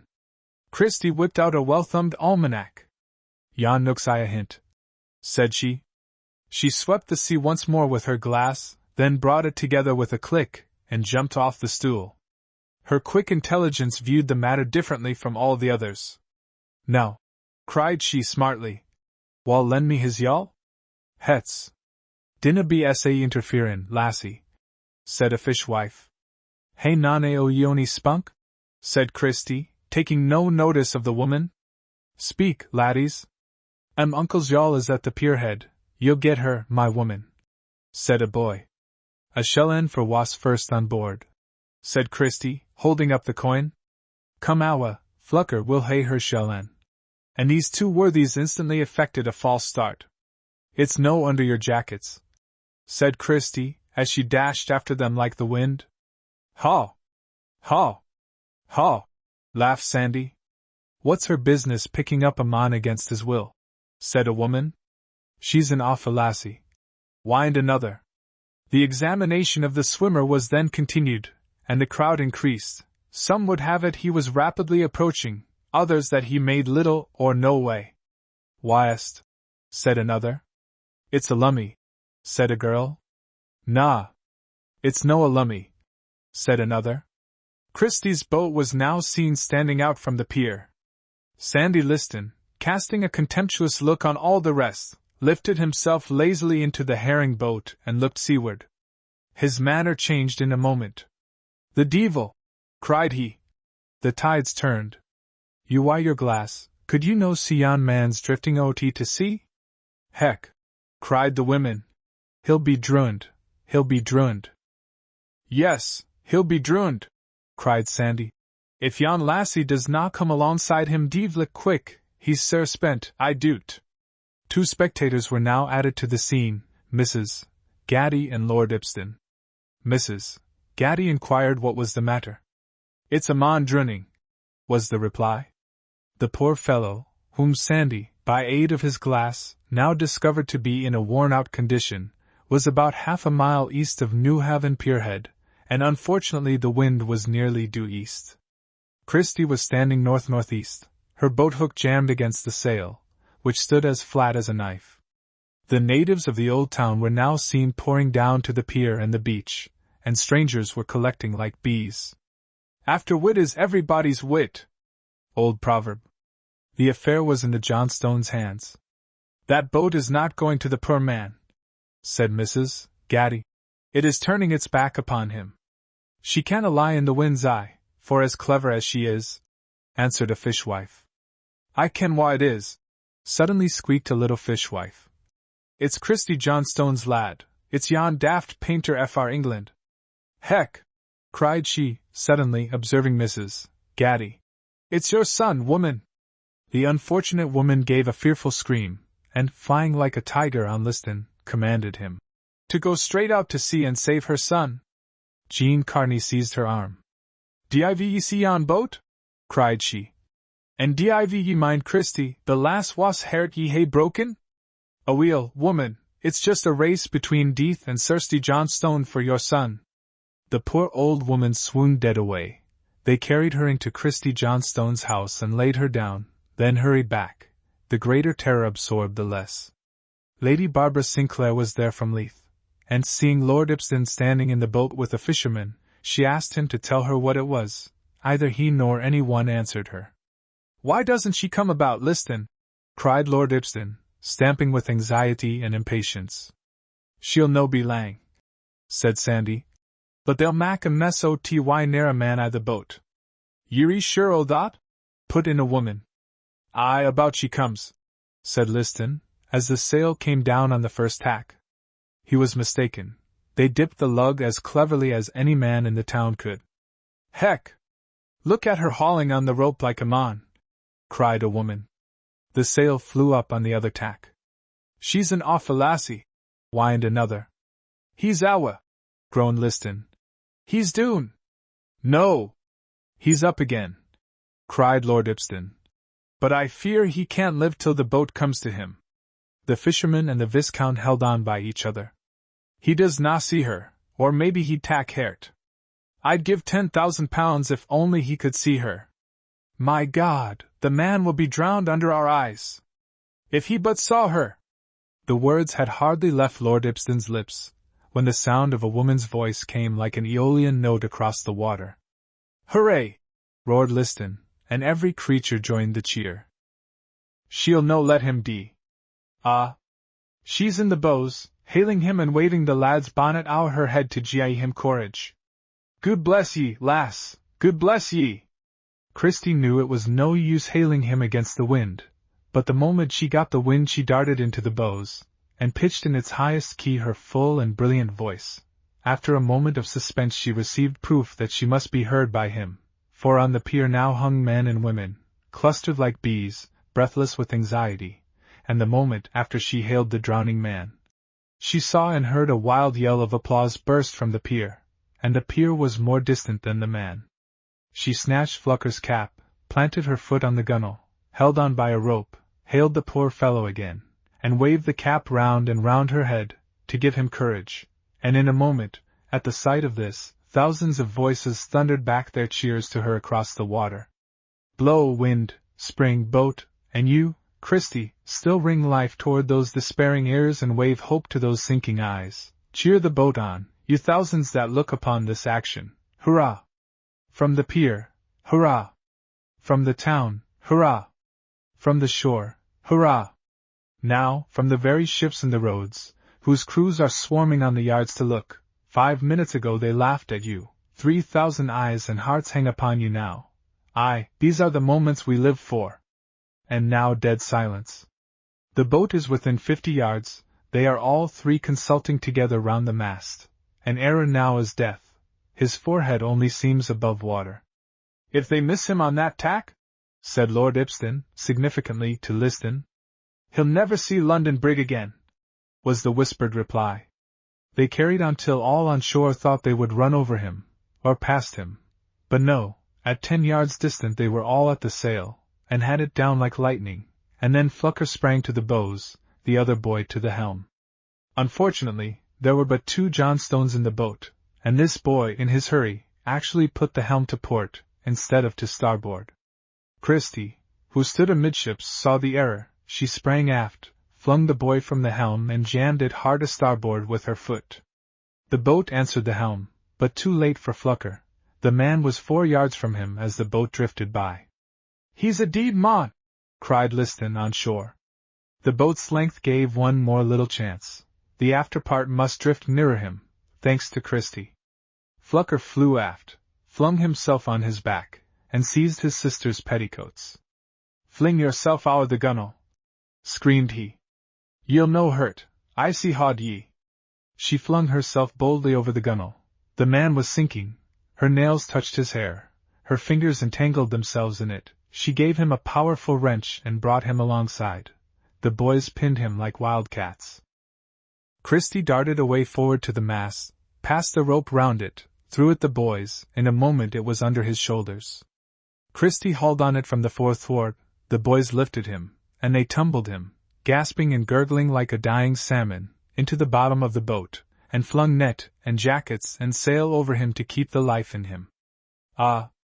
Draw your breath, all hands at sea and ashore, and don't try it again, young gentlemen, for there was nothing to spare. When you were missed at the bow 2 stout hearts quivered for you. Lord Ibston hid his face in his 2 hands, Sandy Liston gave a groan, and, when you were grabbed astern, jumped out of his boat and cried, "A gill o' whisky for ony favour, for it's turned me as seek as a dog." He added, "He may bless yon lassie's foul banes, for she's ta'en him o' death's maw, as sure as Gude's in heaven." Lady Barbara, who had all her life been longing to see perilous adventures, prayed and trembled and cried most piteously, and Lord Ibston's back was to her, and he paid no attention to her voice. But when the battle was won, and Lord Ibston turned and saw her, she clung to his arm and dried her tears. And then the old town cheered the boat, and the new town cheered the boat, and the towns cheered each other, and the Johnstones, lad and lass, set their sail, and swept back in triumph to the pier. So then Lady Barbara's blood mounted and tingled in her veins like fire. "Oh, how noble!" cried she. "Yes, dearest," said Ibston. "You have seen something great done at last, and by a woman too." "Yes," said Barbara. "How beautiful! Oh, how beautiful it all is, Only the next one I see I should like the danger to be over first, that is all. The boys and Christie, the moment they had saved Gatty, up sail again for New Haven. They landed in about 3 minutes at the pier. Time. From New Haven town to pier on foot 1 m, 30 seconds, first tack 5 m, 30 seconds, second tack, and getting him on board 4 m, 0 seconds, back to the pier, going free 3 m, 30 seconds. Total 14 m, 30 seconds. They came into the pier, Christie sitting quietly on the thwart after her work, the boy steering, and Flucker standing against the mast, hands in his pockets. The deportment this young gentleman thought fit to assume on this occasion was complete apathy. He came into port with the air of one bringing home the ordinary results of his day's fishing. This was, I suppose, to impress the spectators with the notion that saving lives was an everyday affair with La Famille Johnstone. As for Gatty, he came to himself under his heap of nets and jackets, and spoke once between Death's Jaw and the pier. "Beautiful!" murmured he, and was silent. The meaning of this observation never transpired, and never will in this world. 6 months afterward, being subjected to a searching interrogatory, he stated that he had alluded to the majesty and freedom of a certain pose Christie had adopted while hailing him from the boat. But, reader, if he had wanted you and me to believe it was this, he should not have been half a year finding it out, increduli audimus. They landed, and Christie sprang on shore. While she was wending her way through the crowd, impeded by greetings and acclamations, with every now and then a lass waving her kerchief or a lad his bonnet over the heroine's head, poor Mrs. Gatty was receiving the attention of the new town. They brought her to, they told her the good news, she thanked God. The whole story had spread like wildfire. They expostulated with her, they told her now was the time to show she had a heart, and blessed the young people. She rewarded them with a valuable precept. "Mind your own business," said she. "Heck! Why are a dour wife?" cried New Haven. The dour wife bent her eyes on the ground. The people were still collected at the foot of the street, but they were now in knots, when in dashed Flucker, arriving by a short cut, and crying, "She does not ken, she does not ken, she was our motives to look, I dore say, and ye'll no tell her, for he's a blackguard, and he's just making a fool o' the poor lass, and if she kens what she has done for him, she'll be fonder o' him than a cow o' her cough. Oh, Flucker! We maun tell her, it's her lad, her ain lad, she saved," expostulated a woman. "Did ever my feyther do a good turn till ye?" cried Flucker. "All, then, ye'll no tell the lassie, she's weel as she is, he's gone to England the day. I cannae gie ye a hidin'," said he, with an eye that flashed volumes of good intention on 150 people. "But I am fatherless and motherless, and I can fa on my knees and curse ye if ye do us sick an ill turn, and then ye'll see whether ye'll thrive. We'll no tell, Flucker, ye need not curse us ony way." His lordship, with all the sharp authority of a skipper, ordered Master Flucker to the pier, with a message to the yacht. Flucker qua yachtsman was a machine, and went as a matter of course. "I am determined to tell her," said Lord Ibston to Lady Barbara. "But," remonstrated Lady Barbara, "the poor boy says he will curse us if we do." "He won't curse me." "How do you know that?" "Because the little blackguard's grog would be stopped on board the yacht if he did." Flucker had not been gone many minutes before loud cheering was heard, and Christie Johnstone appeared convoyed by a large detachment of the old town. She had tried to slip away, but they would not let her. They convoyed her in triumph till they saw the new town people, and then they turned and left her. She came in among the groups, a changed woman. Her pallor and her listlessness were gone. The old light was in her eye, and the bright color in her cheek, and she seemed hardly to touch the earth. "I'm just took it, lasses," cried she gaily, wringing her sleeve. Every eye was upon her. Did she know, or did she not know, what she had done? Lord Ibston stepped forward. The people tacitly accepted him as the vehicle of their curiosity. "Who was it, Christie?" "I dinna ken, for my pairt." Mrs. Gatty came out of the house. "A handsome young fellow, I hope, Christie?"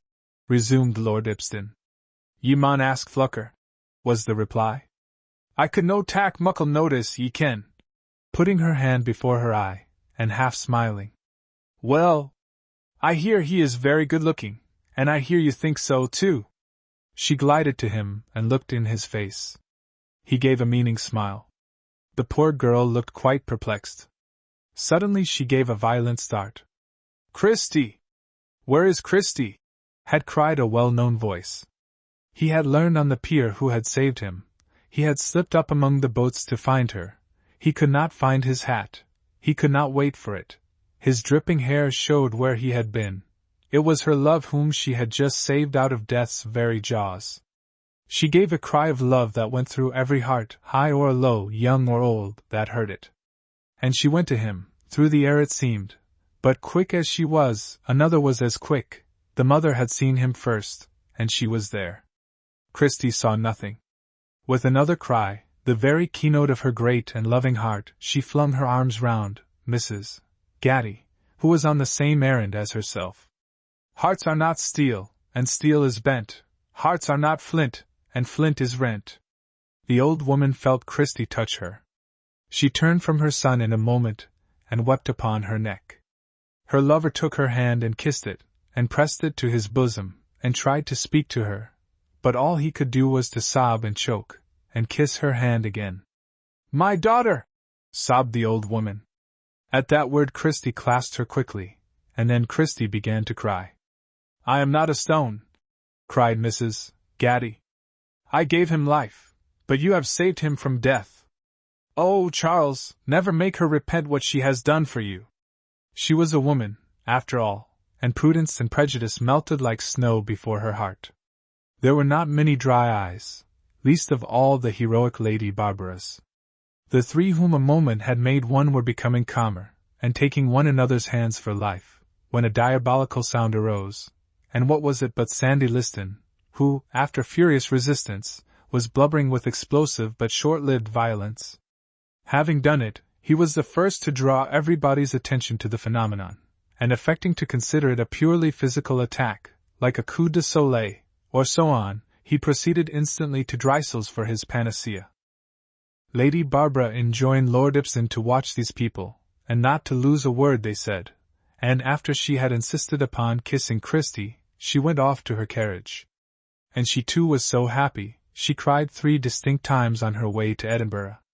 Lord Ibsen, having reminded Gatty of his engagement, begged him to add his mother and Christie to the party, and escorted Lady Barbara to her phaeton. So then the people dispersed by degrees. That old lady's face seems familiar to me, said Lord Ibsen, as he stood on the little natural platform by the Peacock. Do you know who she is, Saunders? It is Peggy, that was cook in your lordship's uncle's time, my lord. She married a greengrocer, added Saunders, with an injured air. Heck! Heck! Cried Flucker. Christie has ta'en up her head why a cook's son. Mrs. Gatty was ushered into the Peacock, with mock civility by Mr. Saunders. No recognition took place, each being ashamed of the other as an acquaintance. The next arrival was a beautiful young lady in a black silk gown, a plain but duck-like plaid shawl, who proved to be Christie Johnstone, in her Sunday attire. When they met, Mrs. Gatty gave a little scream of joy, and said, Oh, my child, if I had seen you in that dress I should never have said a word against you. Pars minima est ipsa puella sui. His lordship stepped up to her, took off his hat, and said, Will Mrs. Gatty take from me a commission for 2 pictures, as big as herself, and as bonny? Added he, doing a little Scotch. He handed her a cheque, and turning to Gatty added, At your convenience, sir, bien entendu. Heck! It's for £500, chairless. Good gear gangs in little book. Asterisk, said Jean. Aye, does it, replied Flucker, assuming the compliment. My lord, said the artist, you treat art like a prince, and she shall treat you like a queen. When the sun comes out again, I will work for you in fame. You shall have 2 things painted, every stroke loyally in the sunlight. In spite of gloomy winter and gloomier London, I will try if I can hang nature and summer on your walls forever. As for me, you know I must go to Gerard Dow and Quip, and Pierre de Hook, when my little sand is run, but my handwriting shall warm your children's hearts, sir, when this hand is dust. His eye turned inward, he walked to and fro, and his companions died out of his sight. He was in the kingdom of art.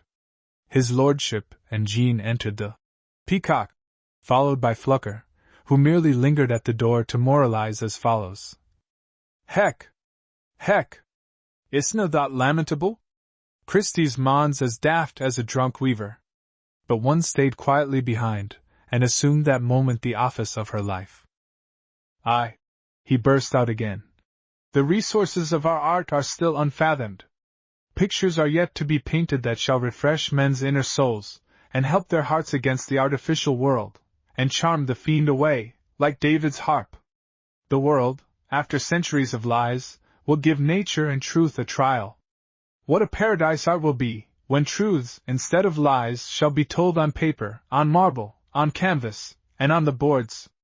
Dinner's on the board, murmured Christie, alluding to Lord Ibston's breakfast. And I hae the charge o' ye, pulling his sleeve hard enough to destroy the equilibrium of a flea. Then don't let us waste our time here. Oh, Christie! What est, my laddie? I'm so preciously hungry. See way asterisk then. Off they ran, hand in hand, sparks of beauty, love and happiness flying all about them. Chapter 17. There is nothing but meeting and parting in this world, and you may be sure the incongruous personages of our tale could not long be together. Their separate paths had met for an instant in one focus, furnished then and there the matter of an eccentric story, and then diverged forever. Our lives have a general current, and also an episode or two, and the episodes of a commonplace life are often rather startling. In like manner this tale is not a specimen, but an episode of Lord Ibston and Lady Barbara, who soon after this married and lived like the rest of the beau monde.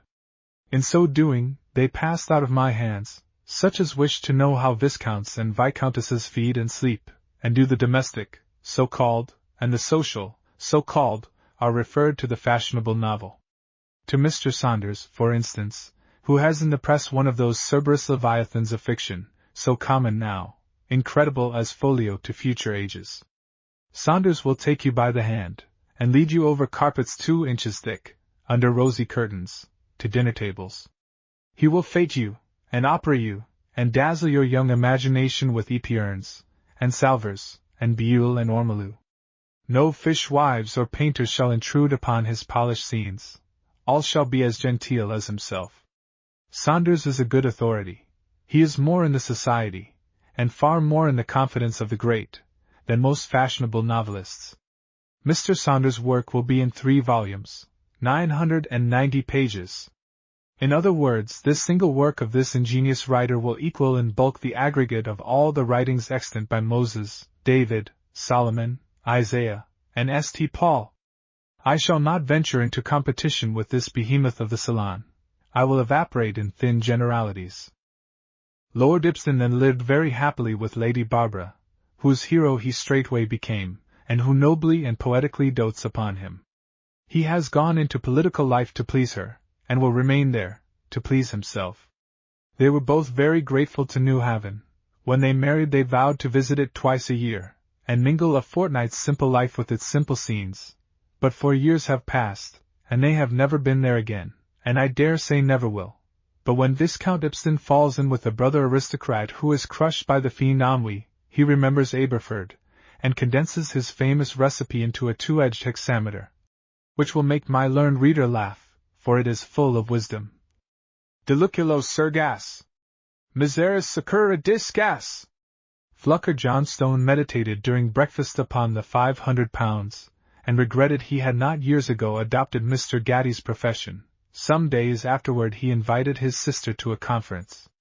Chairs being set, Mr. Flucker laid down this observation, that near relations should be deuced careful not to cast discredit upon one another, that now his sister was to be a lady, it was repugnant to his sense of right to be a fisherman and make her ladyship blush for him. On the contrary, he felt it his duty to rise to such high consideration that she should be proud of him. Christie acquiesced at once in this position, but professed herself embarrassed to know how such a ne'er-do-weel was to be made a source of pride. Then she kissed Flucker, and said, in a tone somewhat inconsistent with the above, "Tell me, my lamb, Her lamb informed her that the sea has many paths, some of them disgraceful, such as line or net fishing, and the periodical laying down, on rocky shoals, and taking up again, of lobster creels; others, superior to anything the dry land can offer in importance and dignity and general estimation, such as the command of a merchant vessel trading to the East or West Indies. Her lamb then suggested that if she would be so good as to launch him in the merchant service, with a good rig of clothes and money in his pocket, there was that in his head which would enable him to work to windward of most of his contemporaries. He bade her calculate upon the following results. In a year or two he would be second mate, and next year first mate, and in a few years more skipper. Think of that, lass! Skipper of a vessel, whose rig he generously left his sister free to determine, premising that 2 masts were, in his theory of navigation, indispensable, and that 3 were a great deal more like cocker than 2. This led to a general consultation. Flucker's ambition was discussed and praised. That modest young gentleman, in spite of many injunctions to the contrary, communicated his sister's plans for him to Lord Ibston, and affected to doubt their prudence. The bait took. Lord Ibston wrote to his man of business, and an unexpected blow fell upon the ingenious Flucker. He was sent to school, there to learn a little astronomy, a little navigation, a little seamanship, a little manners, etc. In the mysteries of reading and writing his sister had already perfected him by dint of the taws. This school was a blow, but Flucker was no fool. He saw there was no way of getting from school to sea without working. So he literally worked out to sea. His first voyage was distinguished by the following peculiarities. Attempts to put tricks upon this particular novice generally ended in a laugh turning against the experimenters, and instead of drinking his grog, which he hates, he secreted it, and sold it for various advantages. He has been now 4 voyages. When he comes ashore, instead of going to haunts of folly and vice, he instantly bears up for his sister's house, Kensington Gravelpits, which he makes in the following manner. He goes up the river, heaven knows where all. This he calls running down the longitude. Then he lands, and bears down upon the gravel pits. In particular knowledge of the names of streets he is deficient, but he knows the exact bearings of Christie's dwelling. He tacks and wears according as masonry compels him, and he arrives at the gate. He hails the house, in a voice that brings all the inhabitants of the road to their windows, including Christie. He is fallen upon and dragged into the house. The first thing is, he draws out from his boots, and his back, and other hiding places, china crape and marvelous silk handkerchiefs for Christie, and she takes from his pocket a mass of oriental sugar plums, with which, but for this precaution, she knows by experience he would poison young Charlie, and soon he is to be seen sitting with his hand in his sister's, and she looking like a mother upon his handsome, weather-beaten face, and Gatty opposite, adoring him as a specimen of male beauty, and sometimes making furtive sketches of him. And then the tales he always brings with him. The house is never very dull, but it is livelier than ever when this inexhaustible sailor casts anchor in it. The friends, chiefly artists, who used to leave at 9:30, stay till 11, for an intelligent sailor is better company than 2 lawyers, 2 bishops, 3 soldiers, and 4 writers of plays and tales, all rolled together. And still he tells Christie he shall command a vessel some day, and leads her to the most cheering inferences from the fact of his prudence and his general width awake. In particular he bids her contrast with him the general fate of sailors, eaten up by land sharks, particularly of the female gender, whom he demonstrates to be the worst enemies poor Jack has. He calls these sunken rocks, fire ships and other metaphors. He concludes thus: "You are all the lass I mean to have till I'm a skipper, and then I'll bear up alongside some pretty, decent lass, like yourself, Christie, and we'll sail in company all our lives, let the wind blow high or low." Such is the gracious Flucker become in his 20th year. Last voyage, with Christie's aid, he produced a sextant of his own, and made it 12 o'clock. With the sun's consent, I hope, and the eyes of authority fell upon him. So, who knows? Perhaps he may one day sail a ship, and if he does, he will be prouder and happier than if we made him monarch of the globe. To return to our chiefs, Mrs. Gatty gave her formal consent to her son's marriage with Christie Johnstone. There were examples. Aristocracy had ere now condescended to wealth. Earls had married women rich by tallow-importing papas, and no doubt, had these same earls been consulted in Gatti's case, they would have decided that Christie Johnstone, with her real and funded property, was not a villainous match for a greengrocer's son, without a rap, asterisk. But Mrs. Gatti did not reason so, did not reason at all, luckily. Her heart ran away with her judgment, and, her judgment ceasing to act, she became a wise woman. The case was peculiar. Gatti was the artist per se, and Christie, who would not have been the wife for a petit maître, was the wife of wives for him. He wanted a beautiful wife to embellish his canvas, disfigured hitherto by an injudicious selection of models, a virtuous wife to be his crown, a prudent wife to save him from ruin, a cheerful wife to sustain his spirits, drooping at times by virtue of his artist's temperament, an intellectual wife to preserve his children from being born dolts and bred dunces, and to keep his own mind from sharpening to one point, and so contracting and becoming monomaniacal.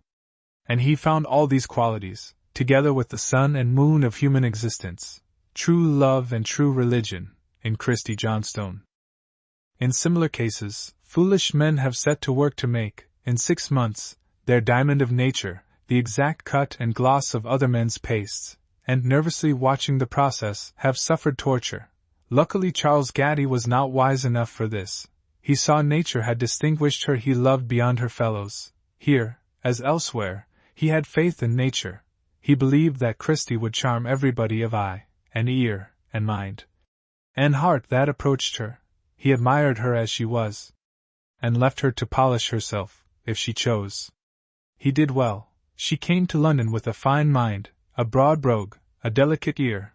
She observed how her husband's friends spoke, and in a very few months she had toned down her Scotch to a rich Ionic coloring, which her womanly instinct will never let her exchange for the thin, vinegar accents that are too prevalent in English and French society, and in other respects she caught, by easy gradation, the tone of the new society to which her marriage introduced her, without, however, losing her charming self. The wise dowager lodges hard by. Having resisted an invitation to be in the same house, she comes to that house to assist the young wife with her experience, and to be welcome, not to interfere every minute, and tease her. She loves her daughter-in-law almost as much as she does her son, and she is happy because he bids fair to be an immortal painter, and above all, a gentleman, and she, a wifely wife, a motherly mother, and, above all, a lady. This, then, is a happy couple. Their life is full of purpose and industry, yet lightened by gaiety. They go to operas, theaters and balls, for they are young.